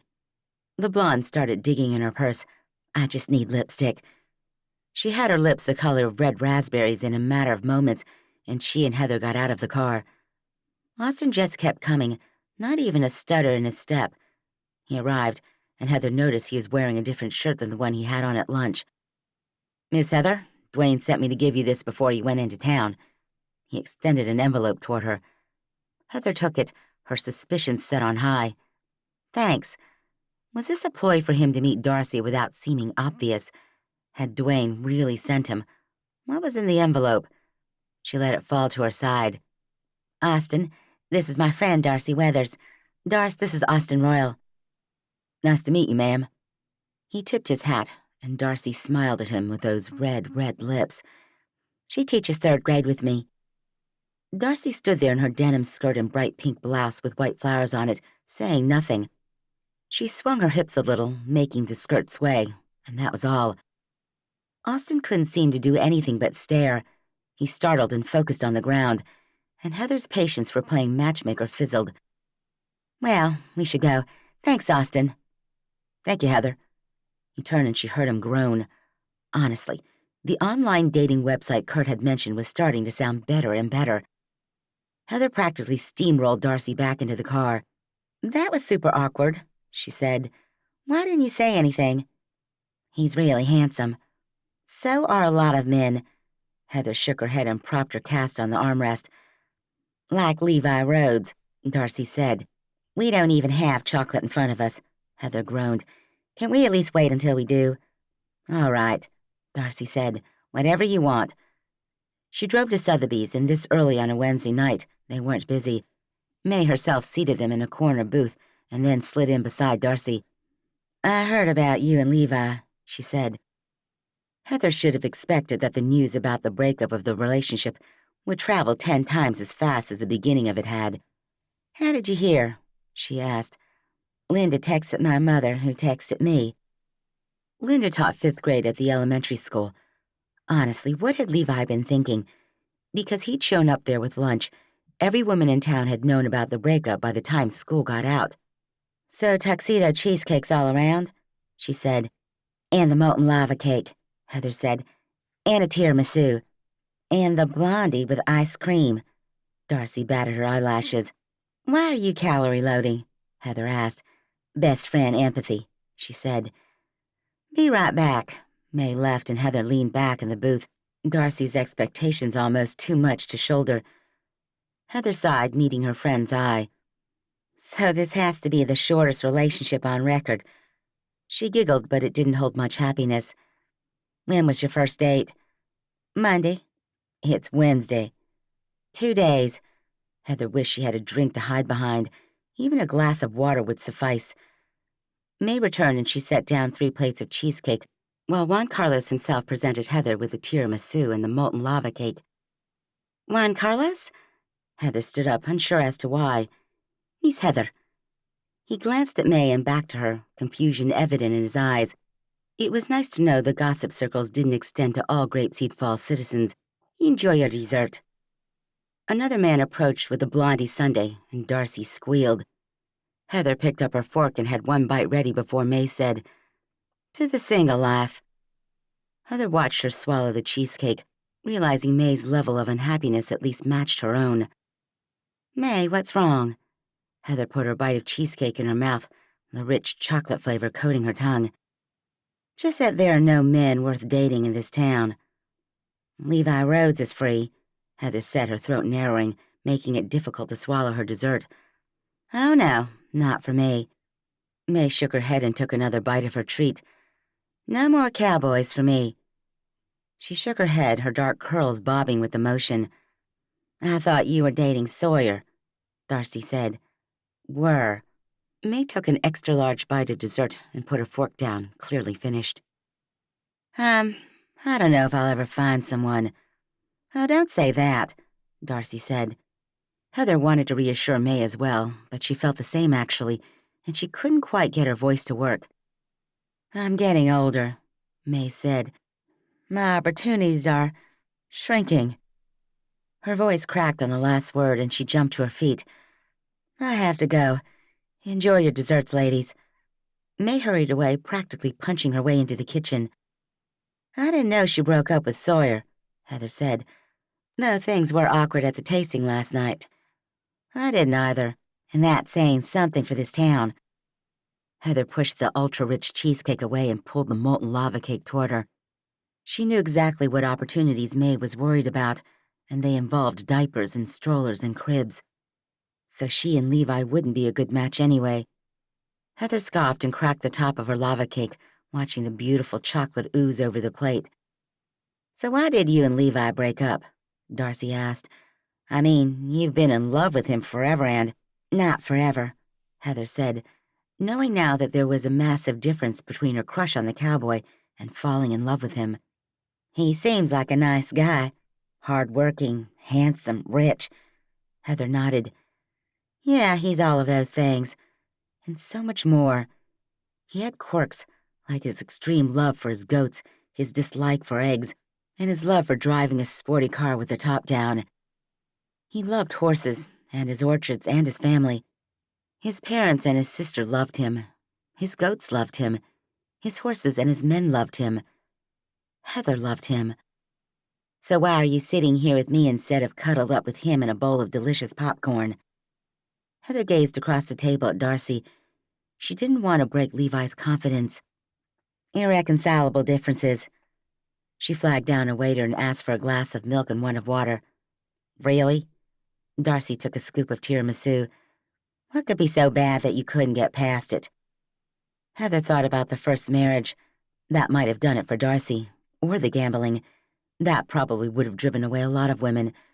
Or Levi's unwillingness to let go of his past so he could see a future standing right in front of him, begging him not to go. Foolishness raced through her, and she took another bite of the rich, chocolatey lava cake.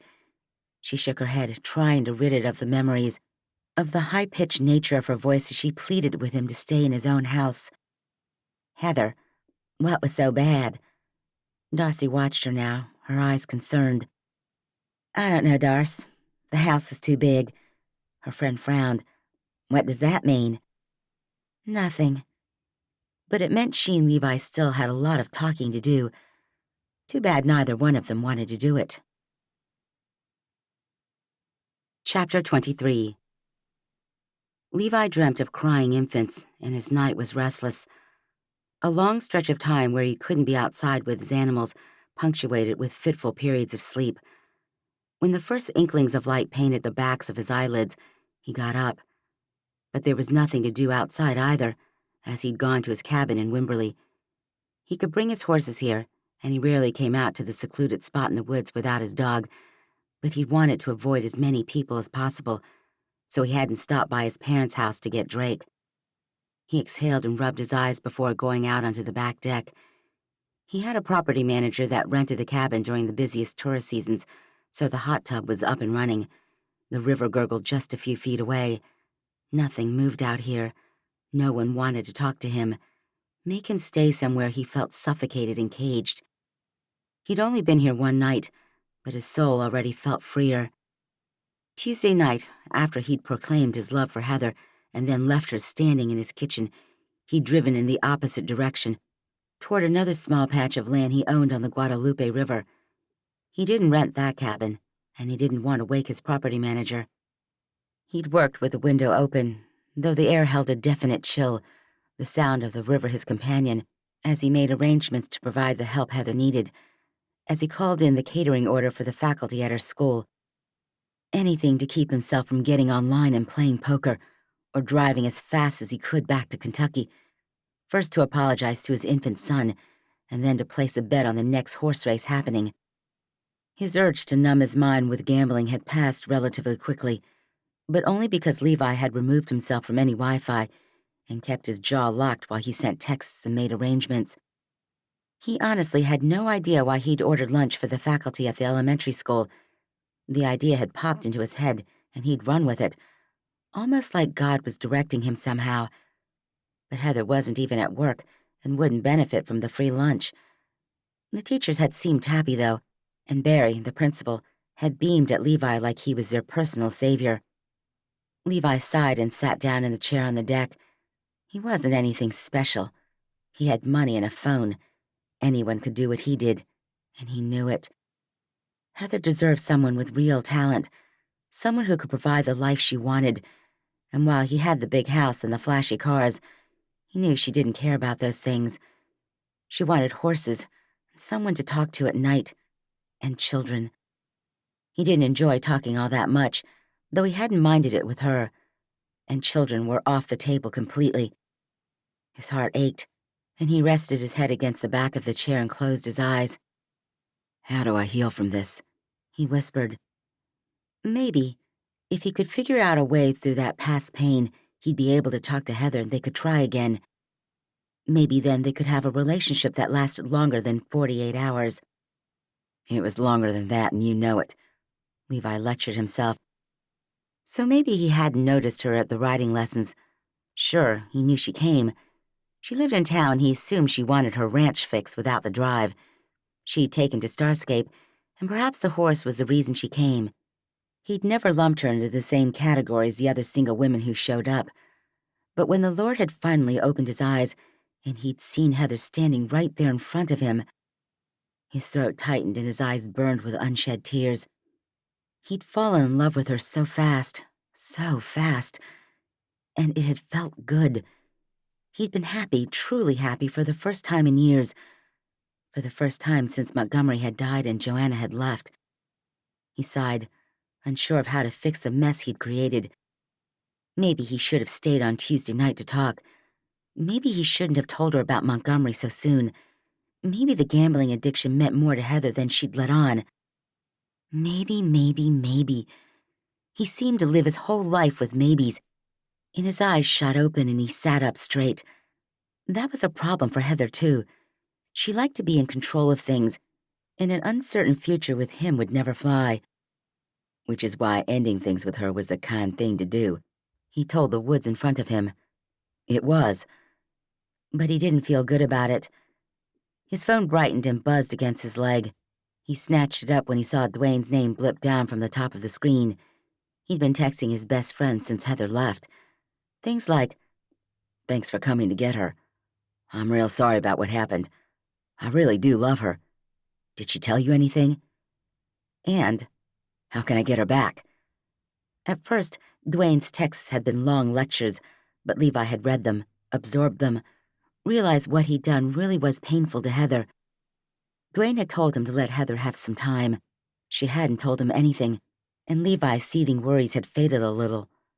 Not completely, as Dwayne wasn't one of Heather's girlfriends, but he had to trust her. He'd asked her not to tell anyone about the marriage, the money, and the baby, and he hoped and prayed she wouldn't. He liked having secrets with her, and a warm feeling started in his chest. It was fleeting, though, and didn't rise to fill him the way it had when he'd kissed her. Oh, kissing her. He had to make things right between them because he'd never wanted to kiss another woman again. Dwayne's text this morning said, "Heather went out with her friends last night. Still nothing to report.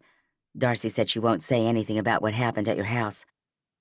Levi smiled at the screen and started typing when another message came in. "What did happen, Levi?" Dwayne's curiosity was warranted. Levi practically begged him to have Heather come stay with him. She was there for 3.5 days, and then called her brother in the dead of night to come get her. It sounded like the foundation for a horror movie, and Levi sighed. Should he tell Dwayne? He trusted him the same way he trusted Heather. He thumbed off the text he'd started and typed instead, "Number 1, I fell in love with her. Number 2, I told her all my secrets, Dwayne. All of them, not just about the money. And there was one that we can't come to terms with." He read over the words, once, then twice. Then he sent them zipping to Dwayne. He hated that he was talking to her brother and not her, but he couldn't face her, couldn't have another hard conversation right now. He just wanted to figure some personal things out, and he needed peace and quiet, solitude and sequestering to do that. "My sister's reasonable," Dwayne texted. "Surely you guys can work it out." Levi turned his phone off after that last text. He didn't want to debate with Dwayne about what he and Heather could and couldn't work out. He needed to work out how he felt, why he felt that way, and make a plan moving forward. He'd felt the cleansing power of God's love previously, and that had healed a lot of wounds. He knew he'd been forgiven for the gambling, for the way he'd treated Joanna, for almost everything he'd done in Kentucky that he couldn't change and couldn't fix and couldn't take back. But Montgomery still weighed on his mind like a ton of bricks. Go to Kentucky. The thought entered his mind and wouldn't leave. He literally had nothing on his schedule for the day, and though he'd slept about 4 hours in the past 2 nights, he powered up his phone again and bought himself an airplane ticket to the one place he'd vow he'd never visit again. Levi felt like he was going to throw up for the entire flight from Austin to Louisville. He sat ramrod straight in his seat, his headphones in and the music loud, anything to drown out his thoughts and make conversation with the person next to him impossible. He deplaned with only his backpack. He didn't have a hotel room or a flight home. He thought about Heather and what she would have done to plan this trip. She'd have an itinerary, probably, and their hotel all lined up in a rental car. Levi had his wallet, his driver's license, and more fear than he knew he'd been harboring. He managed to get a rental car and get himself on the road. He'd lived in Louisville for 3 years, and though he hadn't been back to the city in 7, he found that he still knew his way around. So he just drove. He couldn't make himself turn toward the cemetery, and he stayed away from the turns that would take him out to Lexington. Joanne had made contact with him once, and he didn't want to see her. But the horse farms in Lexington would soothe him, but he didn't want to be soothed, not right now. As darkness started to creep through the sky, Levi decided he'd face Montgomery's grave in pure daylight, so he found a hotel and checked in. With so many walls and ceilings surrounding him, he finally felt like he was in a small enough place to sleep. When morning came, Levi stretched and groaned. His first instinct was to find the first flight out of town, no matter where it was going. But he forced himself to breathe, to get dressed, to grab the rental car keys, and aim the car toward the cemetery. The noise and bustle of the city fell behind him the further he went. By the time he parked and got out of the car, there was only blue sky with puffy white clouds drifting through the expanse. Though he hadn't been to Montgomery's grave in 7 years, Levi seemed drawn to the tiny headstone. His heartbeat picked up speed with every step he took, and he didn't think something so small should make him so emotional, but it did. Eventually, he stood in front of his son's grave, the name blazing back at him. Montgomery Joe Rhodes. He crouched, his eyes burning with tears. He traced each letter in his son's name, a profound sense of loss nearly overcoming him. "I'm sorry we never got to know each other," he whispered. The nurses had let him and Joanna see the baby, and he was absolutely perfect. If not for the angry marks around his neck where the umbilical cord had ended his life before he'd taken his first breath. Levi could still see the child in his mind's eye. Soft, downy hair the exact blonde as Joanna's, if she didn't add all the white highlights. Levi's long, straight nose. He'd never seen his son's eyes, and Levi hung his head and cried. He knew that statistically, what had happened to his son was rare. He knew he'd chosen wrong when he'd married Joanna. But then the pregnancy had happened only 2 months into their marriage, and he wasn't going to abandon his child. "I'm sorry," he said again, his tears drying up almost as fast as they'd come. A breeze kicked up in the cemetery, and Levi looked up toward the heavens. "I'm scared." Of what, he wasn't sure. Of trying again with Heather.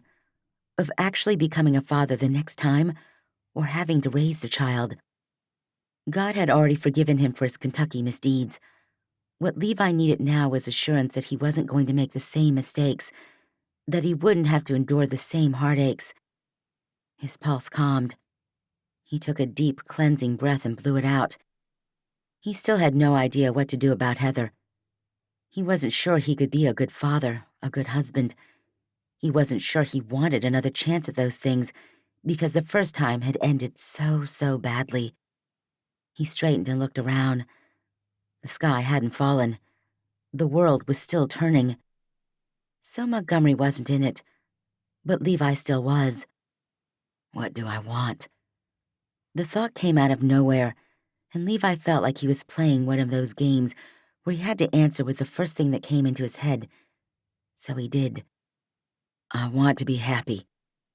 Life was too short to live every day unhappy, and Levi had had a brief taste of what it was like to be happy, and he wanted more.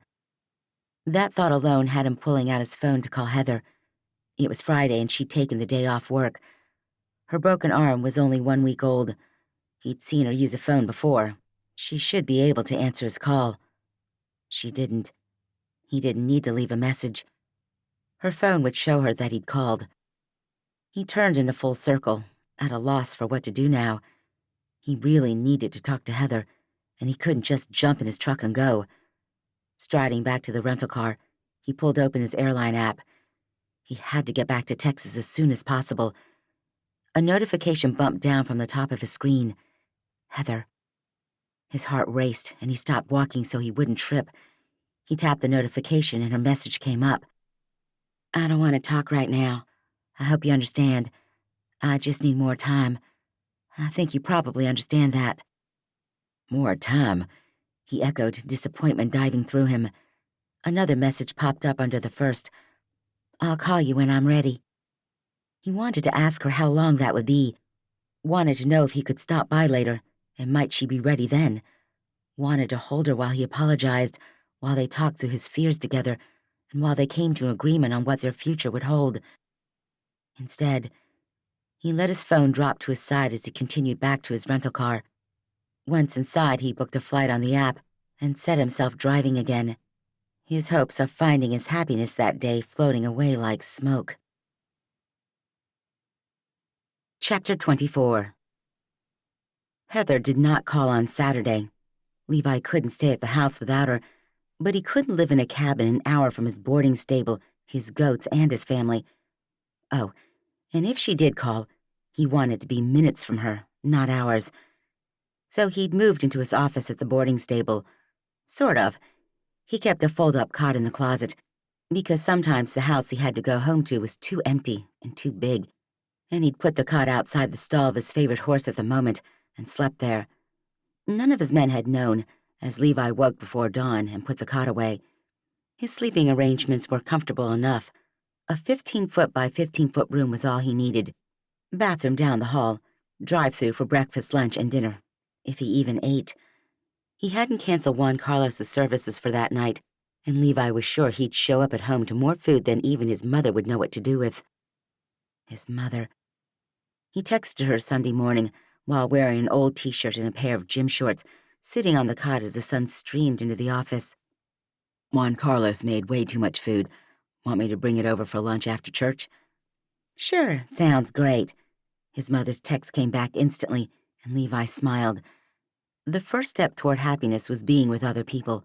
He knew that now, and not just physically with them, but mentally and emotionally. And that meant he had to tell his family about his marriage and his stillborn baby. He looked up from the phone, expecting a keen sense of dread to cover him from head to toe. A chill stole through him, but other than that, he felt nothing. He returned to the farm to take care of his horses and goats, and he ventured into the house to shower, shave, and make sure he presented himself properly at church. He wished with everything in him that he was showing up with Heather on his arm, the way they'd done for the food truck tasting. He put off leaving for church until he was sure she'd be there already, if she were going to attend today. He didn't want her to see him, didn't want to put any pressure on her to say hello or talk to him in any way. By the time he arrived at the gray and white brick church on Alberta Street, the parking lot was mostly full, and he parked down the block and walked. Just like in Louisville, every step made his heart beat faster. He pushed through the double doors and into the foyer, the familiar scent of candle wax and furniture polish meeting his nose. He edged inside the chapel just as Pastor Gifford welcomed everyone that fine Sabbath morning. Levi listened with one ear while the announcements for the Spring Jubilee cook-off were mentioned, but he really spent his energy searching for Heather's dark hair. She usually sat with the teachers near the front, and he found her there, her casted arm hanging over the edge of the pew.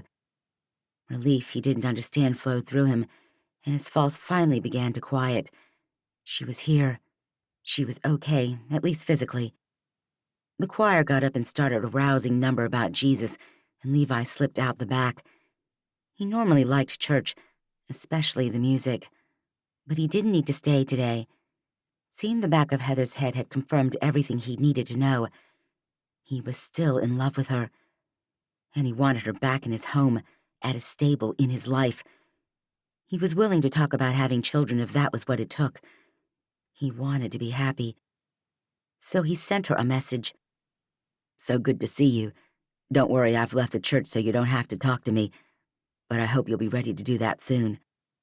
Standing outside under a huge willow tree, he wondered if he was being too pushy. She'd gone out in public. She made that choice, and she knew he might be at church. He hit send and scampered back to his truck just in case she decided to come racing outside to find him. "Thanks for bringing the food, Levi," his mother said, her Texan twang strong, making Levi smile. "Juan Carlos made it." "Well, it looks delicious." Levi was sure the smoked turkey and bacon mac and cheese would be tasty. He bowed his head while his father said grace, and his gut writhed as he moved through the line and loaded his plate with food. They sat around the table, and his mother started talking about that morning's sermon. When she finished, Levi put his fork down. "Mom, Dad, I have something to tell you." A lot of somethings, but he was going to start with the easiest stuff. Well, none of it was easy, but he figured he could tell them about his marriage. His mother flicked her gaze in his direction, but refocused on him when she saw how serious he was. "Levi." "It's about the time I spent in Kentucky." Elle watched him with round eyes, and he tried to communicate to her that everything was okay. His father swallowed his food and didn't take another bite. "I didn't tell you any of this because it was a really hard time of my life." He cleared his throat and looked right at Elle. "And I didn't want you to think less of me." She cocked her head. "Levi, come on." He looked at each of his family members, wishing Serenity was here. "I was married in Kentucky." His mother gasped and her hand flew to her mouth. "Married?" "Her name was Joanna Remington, and her family owns the largest horse farm in Lexington." His dad just blinked at him, and the silence encouraged him to continue. "We weren't a great match in the first place, but then well, There was going to be a baby. A baby? His mother's voice carried shock, and she searched his face, desperate for the answers. Levi, you tell me right now if I have a grandbaby in Kentucky I don't know about. Levi hung his head, unable to keep it under the weight of 3 pairs of eyes. He was stillborn. We lost him, and we lost ourselves, and Joanna left me, and that's when I came back here. Oh, Levi. Elle's chair scraped and she crouched next to him and hugged him tight. Levi. She just kept saying his name as his mom came over and hugged him too. What did you name him? She whispered. Montgomery Joe Rhodes. Levi stood and hugged his mother. I'm so sorry, Mom. I just didn't know how to tell you. We all go through hard things, she said, her tears evident in her voice. I knew something had happened, but we wanted to give you your privacy. Levi met his dad's eye, and the normally tough man who taught Levi everything he knew about peaches and running a business wiped at his eyes. He came around the table and wrapped everyone in a family group hug. Sorry, Dad. No apology necessary. And while Levi had always loved and felt close to his family, in that moment, he felt more love and forgiveness than he'd thought possible. You can tell us anything, his mom said. All right? Elle, Levi, anything. Levi nodded, finally believing that he could confide in his mom and dad in the future. Levi's hopes were dead by the time Dwayne picked him up at the boarding stable on Thursday afternoon.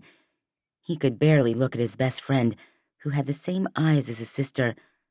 Thankfully, Kurt rode in the truck as well, a nice buffer between him and Dwayne. Hope you don't mind if I tag along, Kurt said as Levi climbed in. Not at all. Levi couldn't even give inflection to his voice.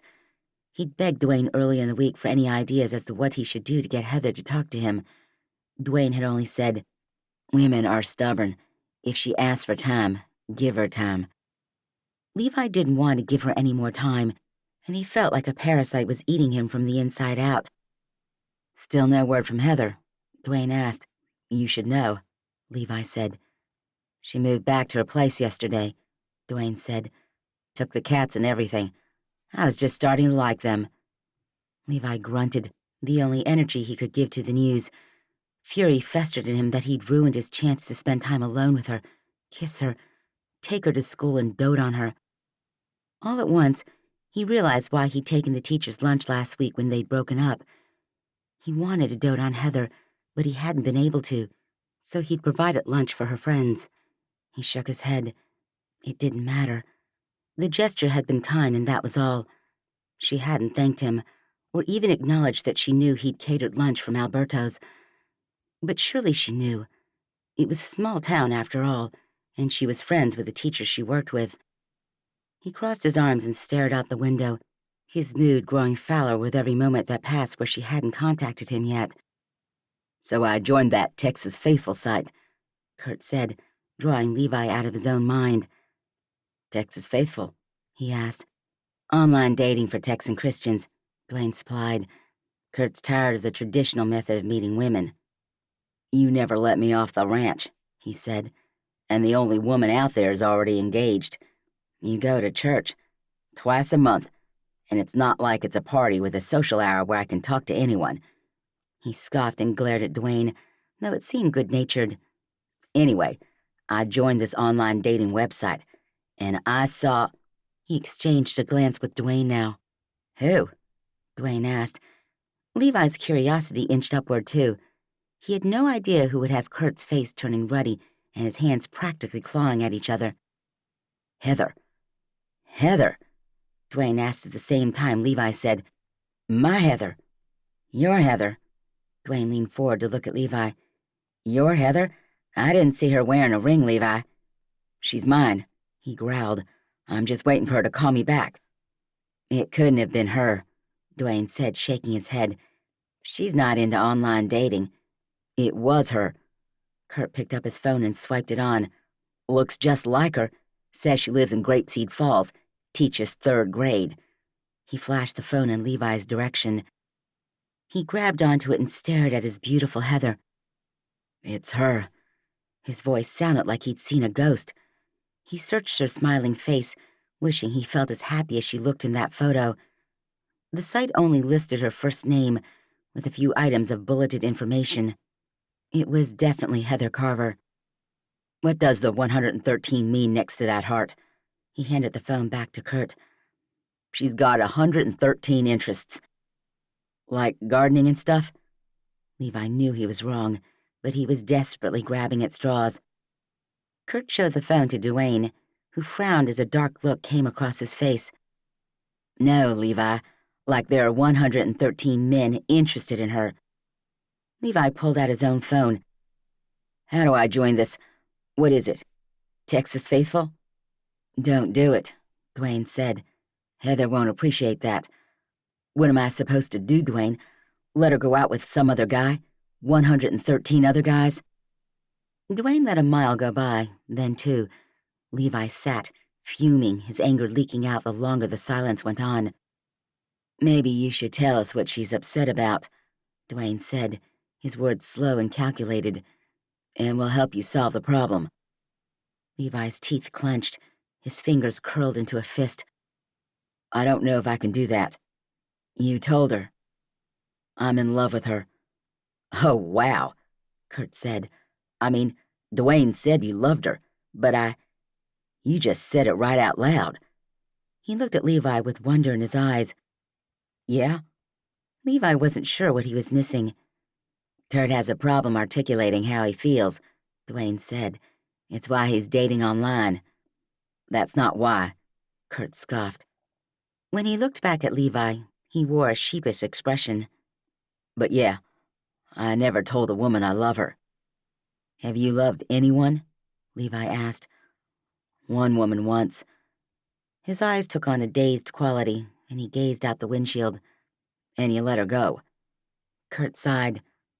I didn't know this conversation was gonna be about me. She didn't want to be with someone so emotionally void. I'm sorry, Levi said. I think you're emotionally available, Kurt. He grinned at the other cowboy. Just look at us talking about women and love like we have any idea what we're doing. He chuckled, and it felt good. Maybe he could trust these two with some of his secrets. He drew in a big breath. Okay, so basically, Heather wants kids and I don't. That's all? Kurt asked at the same time Duane said, Why don't you want kids? Levi should have known he wouldn't be able to get away with the short version of the story, not with Duane. He was a lot like Heather in that regard. He cleared his throat. So, this is confidential, all right? He told his family and Heather, and if he told Kurt and Wayne, the circle of people who knew would just keep growing and growing. You trust them, he told himself. They won't tell anyone else. Then he opened his mouth and told them about Joanna, his marriage, and Montgomery. He didn't elaborate where he didn't need to, and the whole tale was out in 5 minutes. No one said anything. Yeah, Levi said. So I don't want kids, and Heather does. We're at an impasse. Oh, and I walked out on her in the middle of the night, so she's probably plenty mad about that. He slumped in his seat. The things he'd said sounded like stupid reasons for breaking up. Levi, Duane said, I had no idea. I'm so sorry. I can't even imagine. His voice sounded strained and he shook his head. If it makes you feel better, Felicity doesn't want children either. What? Levi asked. She doesn't think she's domestic. She doesn't like cooking and cleaning and being trapped indoors. Duane shrugged. She wanted to call things off between us because of it, too. I told her I didn't care one way or the other. We could split the domestic responsibilities, that I just wanted to be with her. Heather will have to decide that one, Levi said. But somehow, I think it's more important to her than to you. Definitely. I just hate that she won't call me back. Levi's dark mood returned, and they spent the rest of the ride with suggestions for how he could get Heather back into his life. Everything from, tell her you'll do whatever she wants, to, just give her more time, were mentioned. Levi didn't know what to do about any of it, and thankfully, he had horses to distract him. They usually worked. This whole auction fed his gambling addiction, and it was the only thing he allowed himself to do anymore. But he found his attention wandering as the horses were listed and paraded in front of their potential buyers. All he could think about was Heather, so at the risk of pushing her further away, he sent her another message. Thinking about you. Chapter 25. Heather didn't have time to be distracted by her phone. It sounded once, then twice, then 3 times in quick succession. "Stop texting me," she growled, swiping the phone off her desk and silencing it without looking at any of the texts. If she was going to get her sub-plans out, get packed and get over to Austin before dark, she didn't have time to be texting. She missed Levi something terrible. It was almost as if he'd left a huge hole in her life that couldn't be filled with work, chocolate, friends, or tending to her cats. Those were her fallback activities whenever the loneliness got to be too much, whenever she'd broken up with someone and had to start living by herself again. Bustling around the classroom, she admitted to herself that she didn't want to be alone anymore. Though she was surrounded by children and other people, she hated going home to her empty house. As if she were a teenager, she'd driven down Levi's lane every day after school. The house glared back at her, and she knew Levi wasn't living there. Where he'd gone, she didn't know. He seemed to be around town, so maybe he was sleeping at his parents' house. For all she knew, he had another house somewhere, probably 2 or 3, maybe a cabin on his sprawling boarding stable. She made copies, wrote on the board, printed out her plans. Rocky wasn't available, but Heather had found Phyllis during the afternoon recess to take her class the following day. She'd booked a hotel at lunchtime, and she ran her hands through her hair in an attempt to settle her pulse. "You're going," she told herself. It had taken every ounce of willpower she had not to call Levi back, not to answer her phone when he called last Friday. But she meant what she'd said. She needed more time to figure out how she felt, and how important certain things were to her. She still wasn't sure if she could give up being a mother just to be Levi's, but she knew she wasn't as happy without him as she had been with him. After she read through her plans one more time and made sure everything was ready, she shouldered her bag and hurried home. She'd brought her cats home with her earlier in the week, and they'd need someone to look after them while she followed Levi to Austin on a whim. She texted Felicity, and she pulled out her phone to see if one of the incoming messages had been from her. "Yep, I'll make sure they're okay," she'd said. Dwayne had also texted the name of the auction and asked, "Why do you want to know?" Heather didn't answer him. She probably could have looked up the horse auction in Austin that Levi and Dwayne attended every year. It was likely a huge event. But she'd gone for easy and asked her brother. If he got too relentless in wanting to know, well, he'd see her soon enough. Darcy had said, "Good luck, go get him back," and "Be brave," in 3 separate texts. Heather smiled at the phone and wished Darcy were coming with her. Then they could rehash everything they'd said at lunch these past 4 days. The conversation had actually been very helpful, and Darcy had helped Heather to see while she wanted to be a mother, there was no guarantee of that anyway. On Wednesday, she'd asked, "Are you really willing to lose Levi Rhodes over this?" And Heather didn't want to lose Levi. She should have called him back instead of taking her cats and moving back to her house.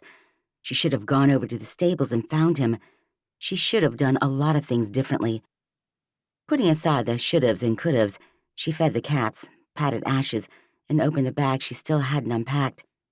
She dumped the contents out, a rush of gratitude for Elle filling her. She'd packed this bag last time, and she helped Heather get everything she needed while she was staying at Levi's.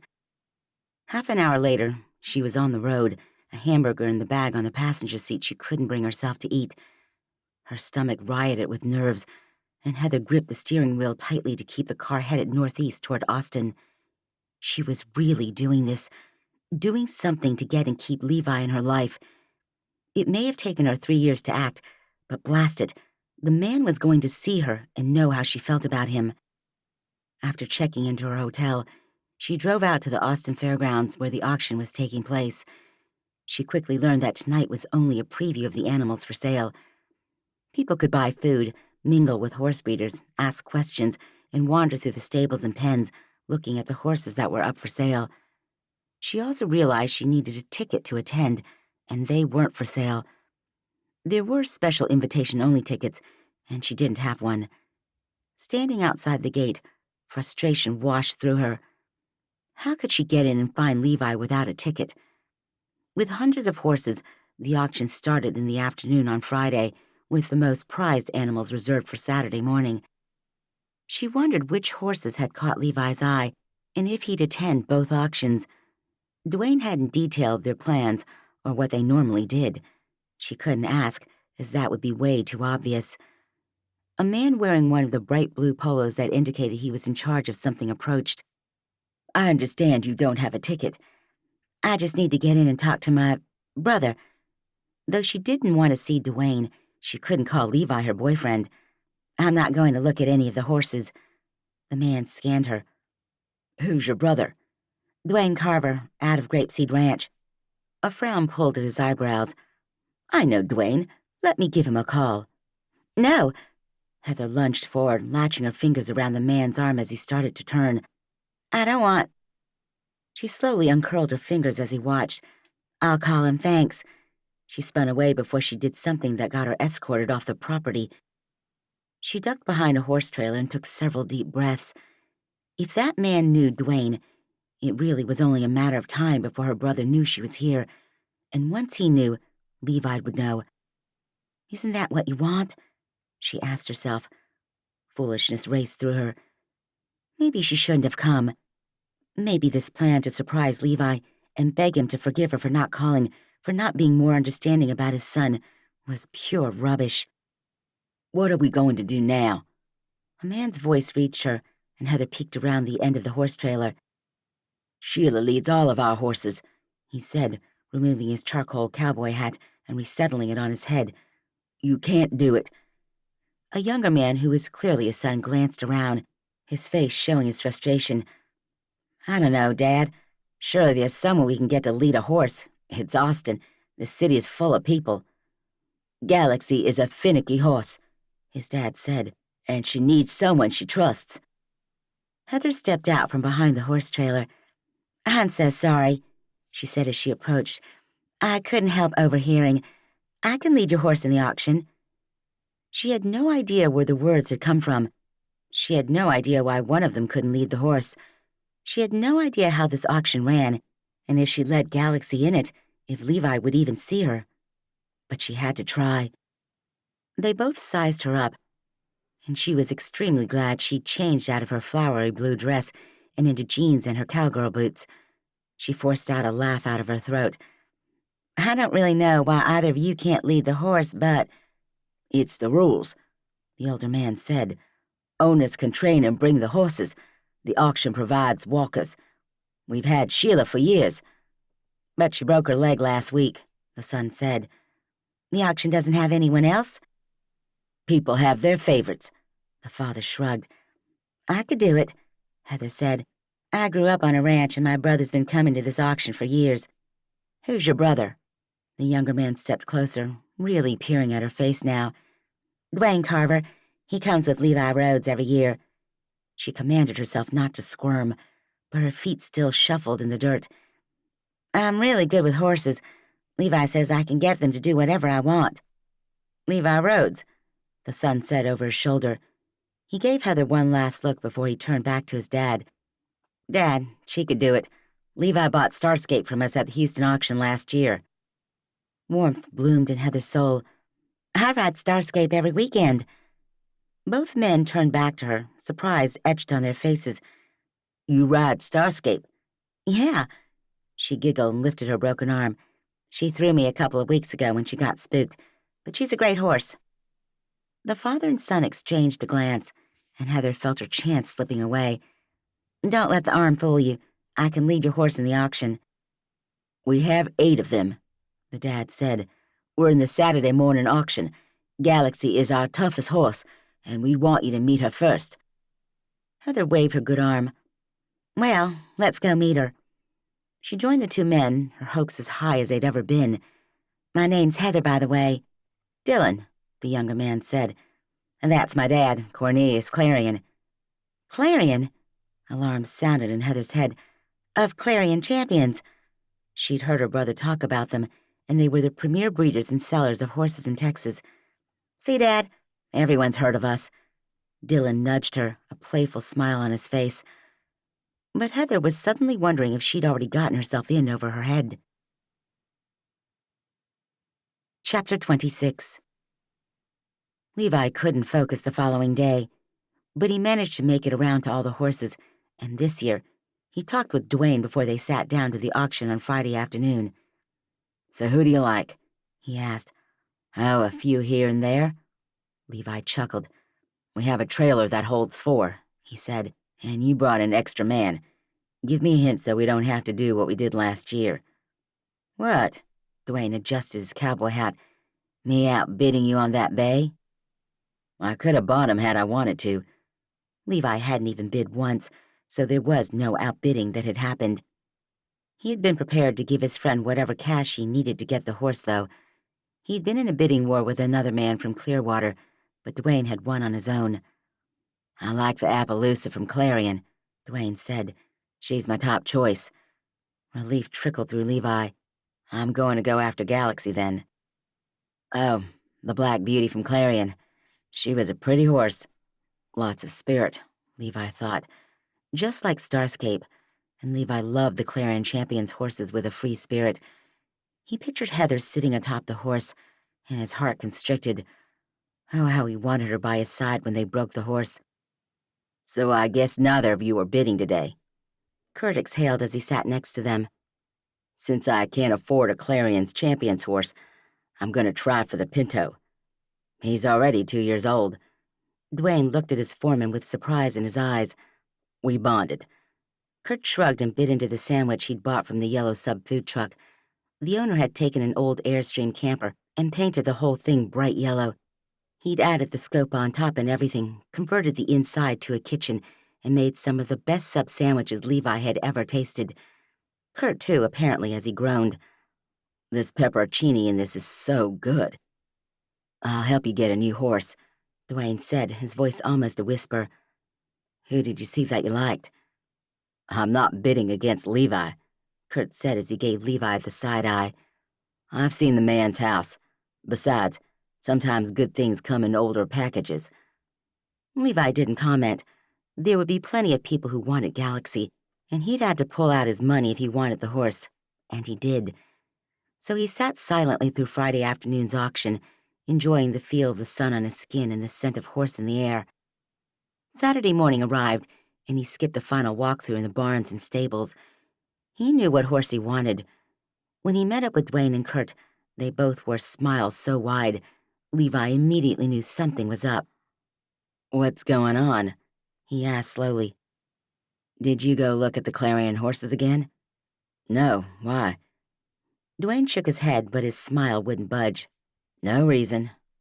"Dwayne," he warned, "what do I need to know to win that horse?" "Nothing, I swear." He clapped Levi on the shoulder. "I think you'll win just fine." "Ladies and gentlemen, horse lovers alike, it's time to start our auction." Levi had no choice but to focus on the deadlines in the arena before him. But Dwayne and Kurt whispered every so often, which drove Levi nuts. He hated it when people whispered, and he kept shifting on his seat like ants were crawling over his skin. About an hour into the auction, the Clarion horses began. The first one was trotted out by a cowhand Levi hadn't seen in the auction yet, which was strange. At the Austin auction, Cornelius always employed Sheila to show his horses, always a woman. He leaned forward and peered at the man, but he didn't recognize him. Just another auction-provided. Holy cow! His heart accelerated from 0 to 60 in under a breath. He stood up without expressly telling his body to do so. The auctioneer continued, as if the woman leading the American quarter horse was just another auction-provided helper, but she wasn't.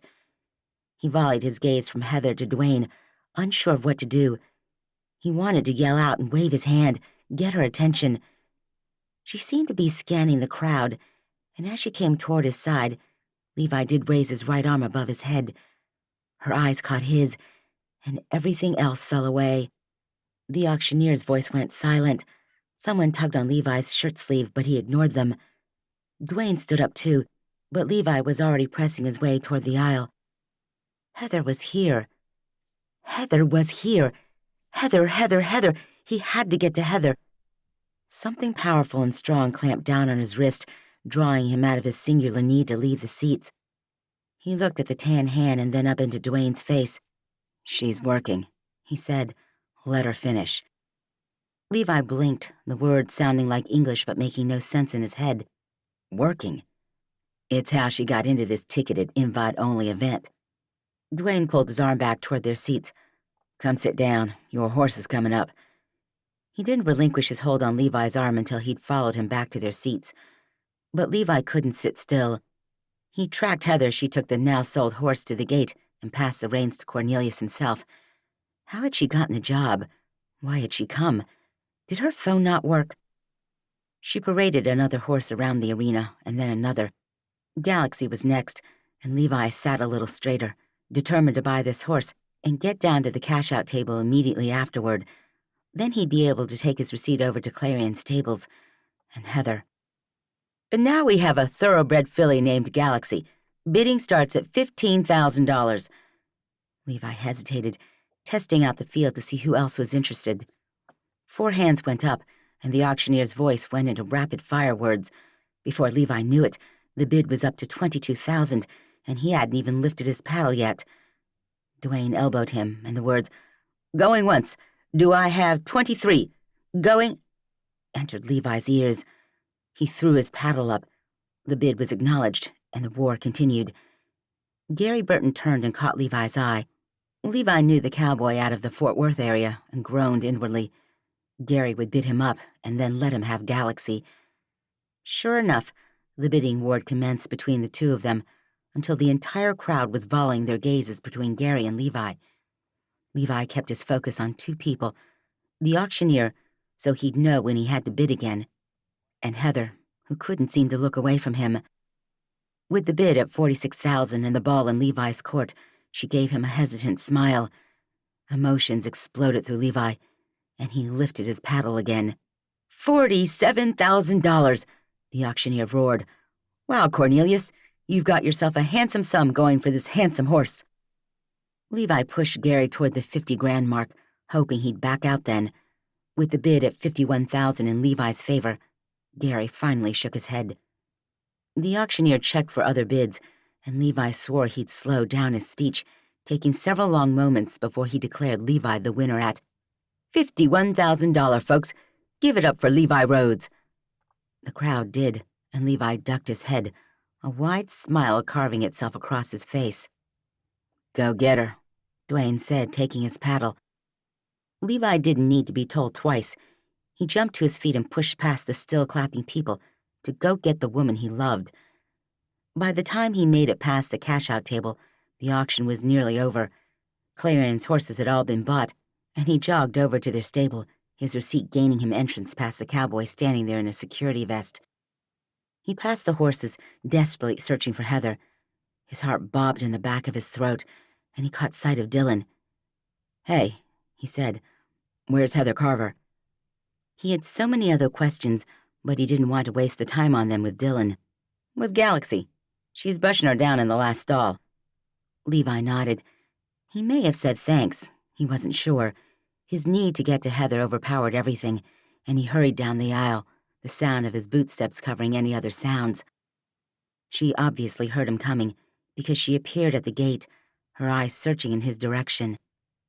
He paused, his chest heaving and his hopes crashing through his skull in the ceiling and roaring into the sky. She turned back to the horse and patted her head. "I have to go talk to him." She said so quietly Levi had to read her lips to catch the words. "I hope you're right that he understands." Heather took a big breath and came out of the stall, twisting to make sure it clicked closed behind her. She tucked her hands into her back pockets and appraised him, a nervous look in her eye. Levi moved toward her, his hands itching to touch her. "Levi," she started. "Don't," he said, his voice scratchy and probably too harsh. He swept her into his arms, thrilled when she giggled, lifted her feet off the ground and held on to him. He twirled her around once, twice, 3 times, and set her on her feet. "I love you and I don't care about anything else." He bent down to kiss her, glad when her eyes drifted close as if she'd let him. Here he'd thought they'd have to have a long talk first, but as his lips touched hers, they both sighed into each other. He deepened the kiss, needing her close to him, desperate to never let her go again. "I'm sorry," he said between kisses. "Please forgive me." "I was gonna say that," she said, a smile making their lips break apart.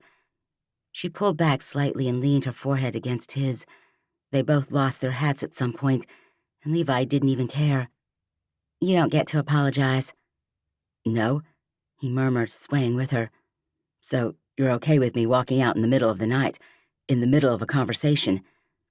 "No, She looked into his eyes. "I should have called you back. I should have been more understanding of how you felt about your son. And I shouldn't have said it was a non-negotiable issue." He swallowed, his fear of having another child right there at the back of his throat, ever present in the back of his mind. "I went to Kentucky." Her eyebrows shot up. "You did?" "Last weekend. I went and told Montgomery all about you." Levi tried to smile, but the gesture shook on his face. "It was really hard." "I would have gone with you." "You wouldn't even call me back," he said. "I called you from the cemetery." Her bottom lip shook and tears gathered in her eyes. "I'm so sorry. I didn't know." Levi wiped the errant tears from her cheeks. "It's fine, sweetheart. You needed time. I hope I gave it to you." After all, he'd asked for time too, after telling her so much in only a few days. "I love you," she said through her tears. "I don't want to lose any more time with you." She pressed her cheek to his chest, and Levi loved holding her against his heart. "And while I've wanted to be a mother for as long as I can remember, it's okay if it doesn't happen." Her words burned in Levi's ears. "Heather." He didn't mean for his voice to sound so admonishing, but it did. "You can't give up what you want for me." He'd just end up disappointing her the way he had Joanna. "Believe me, sweetheart, I know how that ends." "There are other ways to get children if we decide, together, that we want them." Levi pulled back, his thoughts racing. "What do you mean?" Heather shrugged. "I don't know. You seem to think that any pregnancy would end up in a—" She swallowed. "He was stillborn, Heather. You can say it." "That," she said. "So maybe you'd be okay with adopting a baby that's already—" She stepped out of his arms. "I'm crazy, aren't I?" She laughed a little, but it was frustrated and not the carefree giggle he'd heard a few minutes ago. "You thought maybe I'd be okay if the baby was alive when we adopted it, is that it?" "Well, yeah." She turned away from him to stroke Galaxy's nose, and the horse, who had seemed so wild and free when Levi had seen her yesterday, practically purred into Heather's palm. "Heather." He came up behind her and snaked his arm around her body. "If we have kids, I want them all to be girls and all look like you." She leaned into his body, and he kissed her ear and then a little lower on her shoulder. "Stop it." She pushed playfully against him and straightened again. She faced him, her dark eyes blazing with determination. "What?" he asked. "I don't want children if it means I can't have you." Levi's heart melted for this good woman, for her strength, for her free spirit, and he suddenly realized that the reason he'd fallen for her so fast was because she reminded him so much of himself. "I'm willing to talk about having kids," he said, his voice thick. "I'm going, I mean, it'll be hard for me. I might need to go talk to a grief counselor or something. But when I was in the cemetery, looking at my son's grave, all I could think about was you, and how happy I'd been for those few days, and that's when I called you." He reached for her hand and caught the tips of her fingers in his.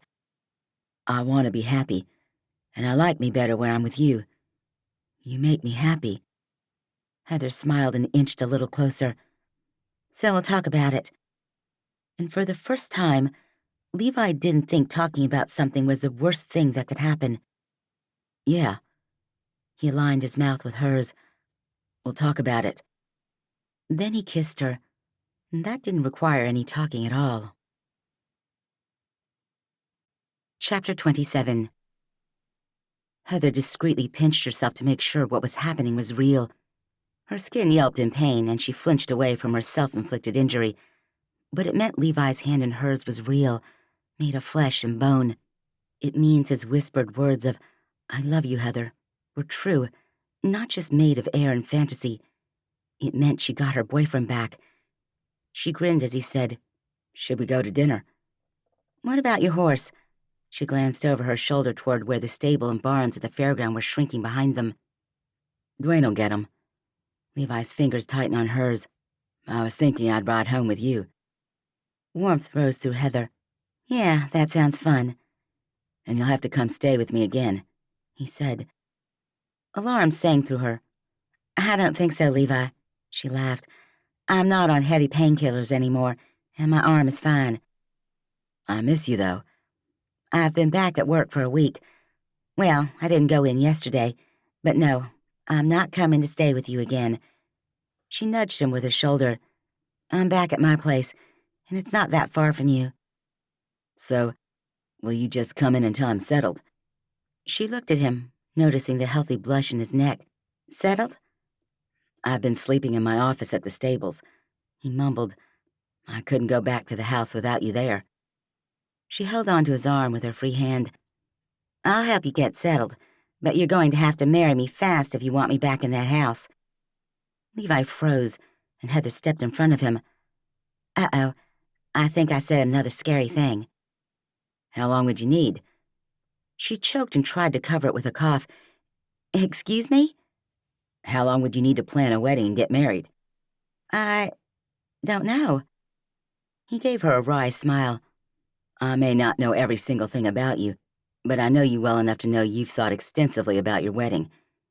He leaned forward and gave her a quick peck on the lips. "Extensively." "Maybe by Christmas?" she said, her voice weak and her whole world brightening with the thought of actually becoming Levi's wife.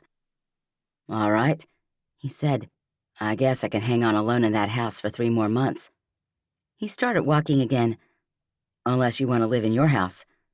"No way," she said. "My cats will be happy on the farm, and I'm sure I can sell my place. My dad helped me make a lot of improvements and renovations when I first bought it." He smiled and studied the ground as he walked. "And I'll work on an epic proposal." "Don't strain yourself," she teased, and they laughed together. Heather the happiest she'd ever been. Levi started joining Heather in the afternoon in her classroom, and she was more grateful than she could express. She was tired still, and recovering, and she thought maybe she could survive another 20 years in the classroom if he was there with her. The final bell rang and she leaned into his arms, borrowing his strength. "Rehearsal dinner tonight," he said, sifting his fingers through her hair. "You up for it?" "Do I have a choice?" She groaned and then smiled. But of course she was up for it. Dwayne and Felicity were getting married the following day, and Heather had a 4-day weekend in front of her as Friday was a preparation day for teachers, and she didn't have to work. That weekend was the fall festival, and as Heather still wasn't wearing an engagement ring, her wedding plans had stalled. She and her mom had booked the church for December 28th wedding. She'd booked the banquet room at Sotheby's, though she'd noticed May's pained expression. She'd gone to Austin and then Houston to find her perfect wedding dress. It was currently in alterations. But she couldn't move forward with photography, announcements, or bridesmaids until more solid things were in place. More solid things like a diamond on her finger. She hadn't asked Levi about it, though he'd questioned her about her wedding prep almost every day. He knew he needed to ask her to marry him, and she was really hoping it would happen before Dwayne's wedding, so she could show Thatcher and his wife Piper, her friends, and anyone else who happened to show up for Felicity and Dwayne's nuptials. "Let me grab my purse," she said, stepping out of his arms and straightening the folder of subplans on her desk one last time before opening the cupboard behind her to get her bag. A ring box sat there, and Heather sucked in a breath, one hand flying to her mouth while the other pressed over her heart. She'd grown used to the weight of the cast after 5 weeks, and it was coming off in only 8 days. "Levi!" She drew out the last vowel of his name. With shaking fingers, she picked up the box and faced him. "What is this?" He kept his head down, that sexy cowboy hat obscuring his eyes. He finally looked up. and the emotion in his eyes nearly undid Heather's composure. Her heart thumped and flopped, and she felt a bit faint. "Open it," he said. She focused on the box and pulled against the spring until it cracked open. A beautiful and huge diamond sat inside. She braced herself against her desk as Levi swiped the box from her and dropped to one knee. "Heather Carver, I absolutely adore you. I want you by my side through everything life brings. Will you be my wife?" "Yes." The word lodged in her throat. She nodded, her tears spilling down her cheeks. "Yes." Levi stood and swept her into his arms, kissing her completely before sliding the diamond onto her finger. She admired it, and then gazed at him with such love she was sure she would burst. Or somehow wake up and find that everything since being thrown from Starscape's back would be a dream. "Well, let's go," he said. "You've got to change and I need to check on Jeannie and her baby." "You just want to talk to Galaxy," Heather said. "That too, but we can't be late. I promised Dwayne I wouldn't steal any of Felicity's spotlight with the engagement, so we're meeting your family 15 minutes before the rehearsal dinner to make the announcement." "We are?"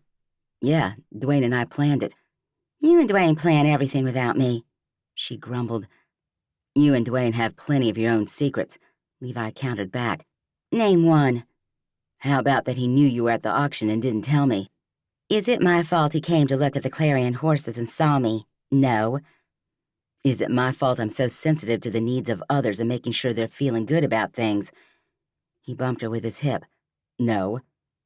So he'd had a good idea not to overshadow Felicity and Dwayne's wedding with news of their engagement. "Maybe you should have asked me to marry you weeks ago."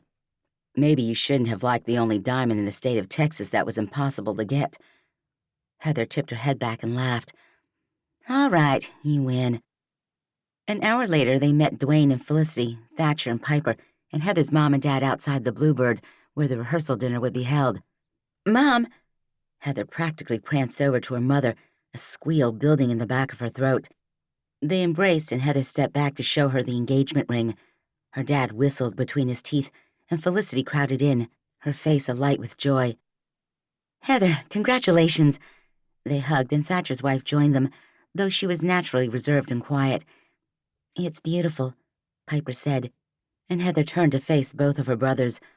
They beamed at her, and she stepped into their arms, enjoying a three-way hug with her siblings. "Love you," Thatcher said while Dwayne whispered, "I can't believe you charmed Levi Rhodes. I didn't think it was possible." She stepped back and grinned at both of them. Levi put his arm around her shoulders and said, "We're getting married on December 28th.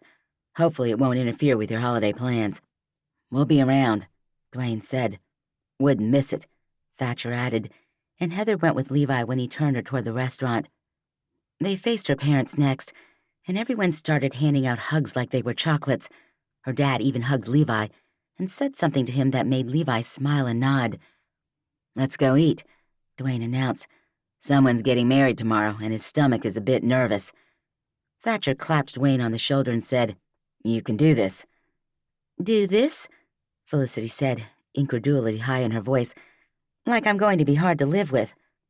"I can't wait to live with you," Dwayne said in a low voice, and Thatcher laughed. They moved into the restaurant, leaving Heather and Levi on the sidewalk with the setting sun. "I can't wait to live with you either," Levi said, pulling her close. "Tell me what to do to help with the wedding." "We need a photographer," she said, "and we'll need to get pictures taken as soon as possible so we can get announcements sent out." "I can do that." "You can do anything." She smiled up at him, sobering when he gazed down at her with the look of a man in love. "I love you, Levi," she said. "I love you too, Heather." He tipped his hat back with one hand and lifted his other to cradle her face, just before he leaned down to give her the sweetest kiss from her fiancé. Knowing this, that the trying of your faith worketh patience, but let patience have her perfect work, that you may be perfect and entire, wanting nothing. James, chapter 1, verses 3 through 4. Chapter 1. May Sotheby escaped the truck, and hurried up the front steps with barely a wave over her shoulder at the cowboy that had taken her to dinner. Barbecue. Again. Stale conversation. Again. Wandering hands. Again. She yanked open the door and stepped inside, closing the door behind her and locking it before breathing properly. She pressed her back into the wood inside. Tipping her chin toward the ceiling, she asked, "Is this all Texas has to offer?" This time she'd expanded outside the Grapeseed Falls Cowboys. A big mistake.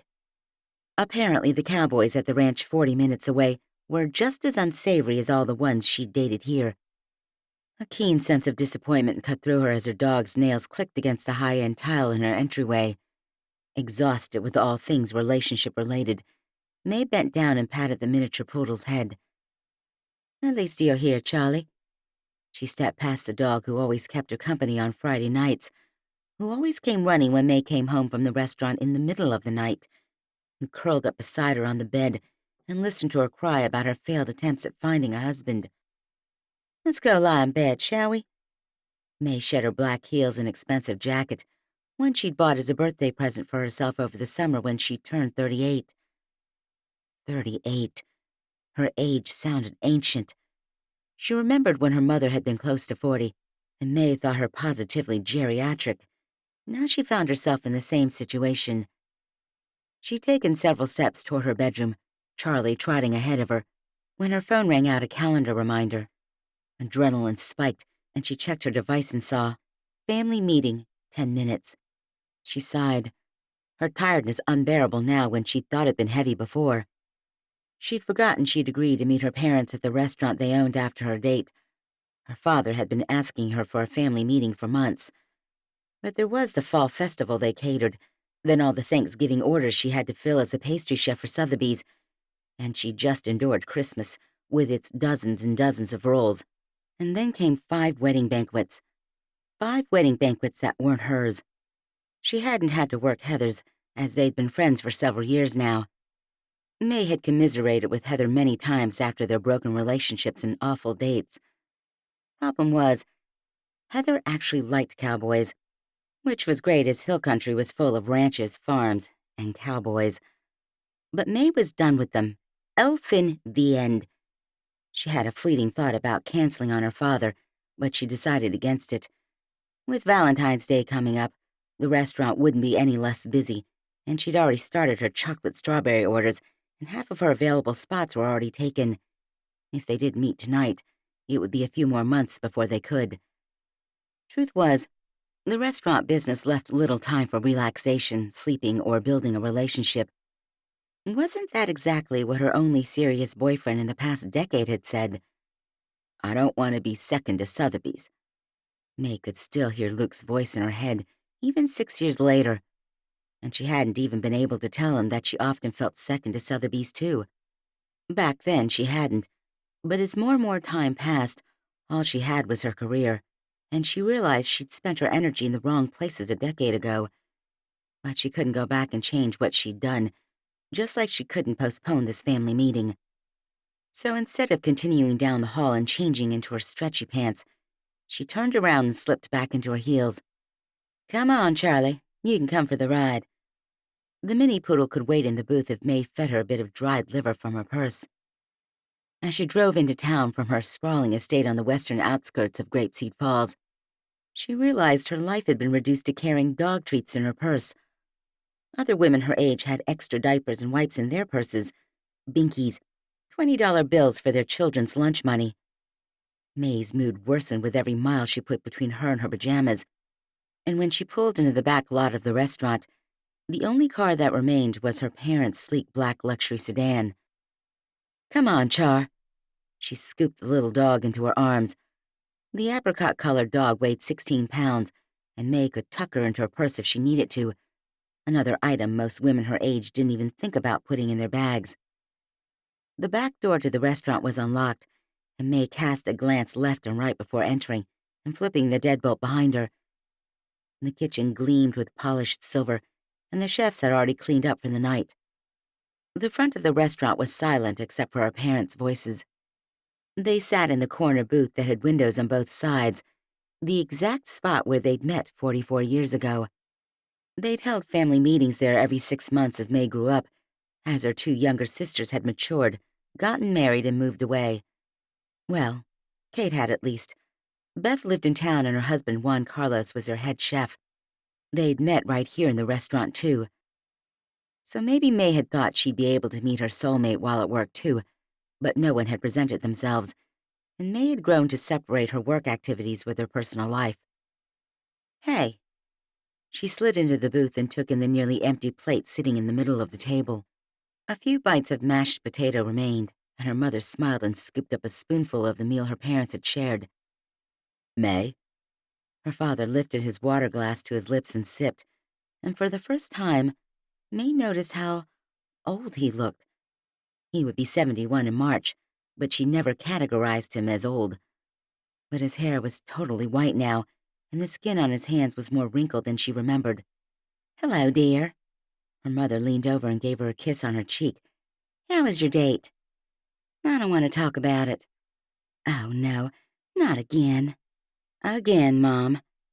He actually talked about his ex-girlfriend before we even ordered. She wished she had her own glass of wine, but she lived a lot farther out from the restaurant than her parents. Her dad waited while they chit-chatted about nothing important, and May finally looked at him. All right, Dad, let's do this. I'm on pastry in the morning. And though Sotheby's wasn't open for breakfast, in order to make sure they had their delicious dessert options ready for lunch and dinner, she had to be in at 6 o'clock. Her mom put her hand on May's, and that was May's first clue that this meeting wasn't going to go well. She exchanged a glance with her mom, who had always been her biggest champion, and focused on her father.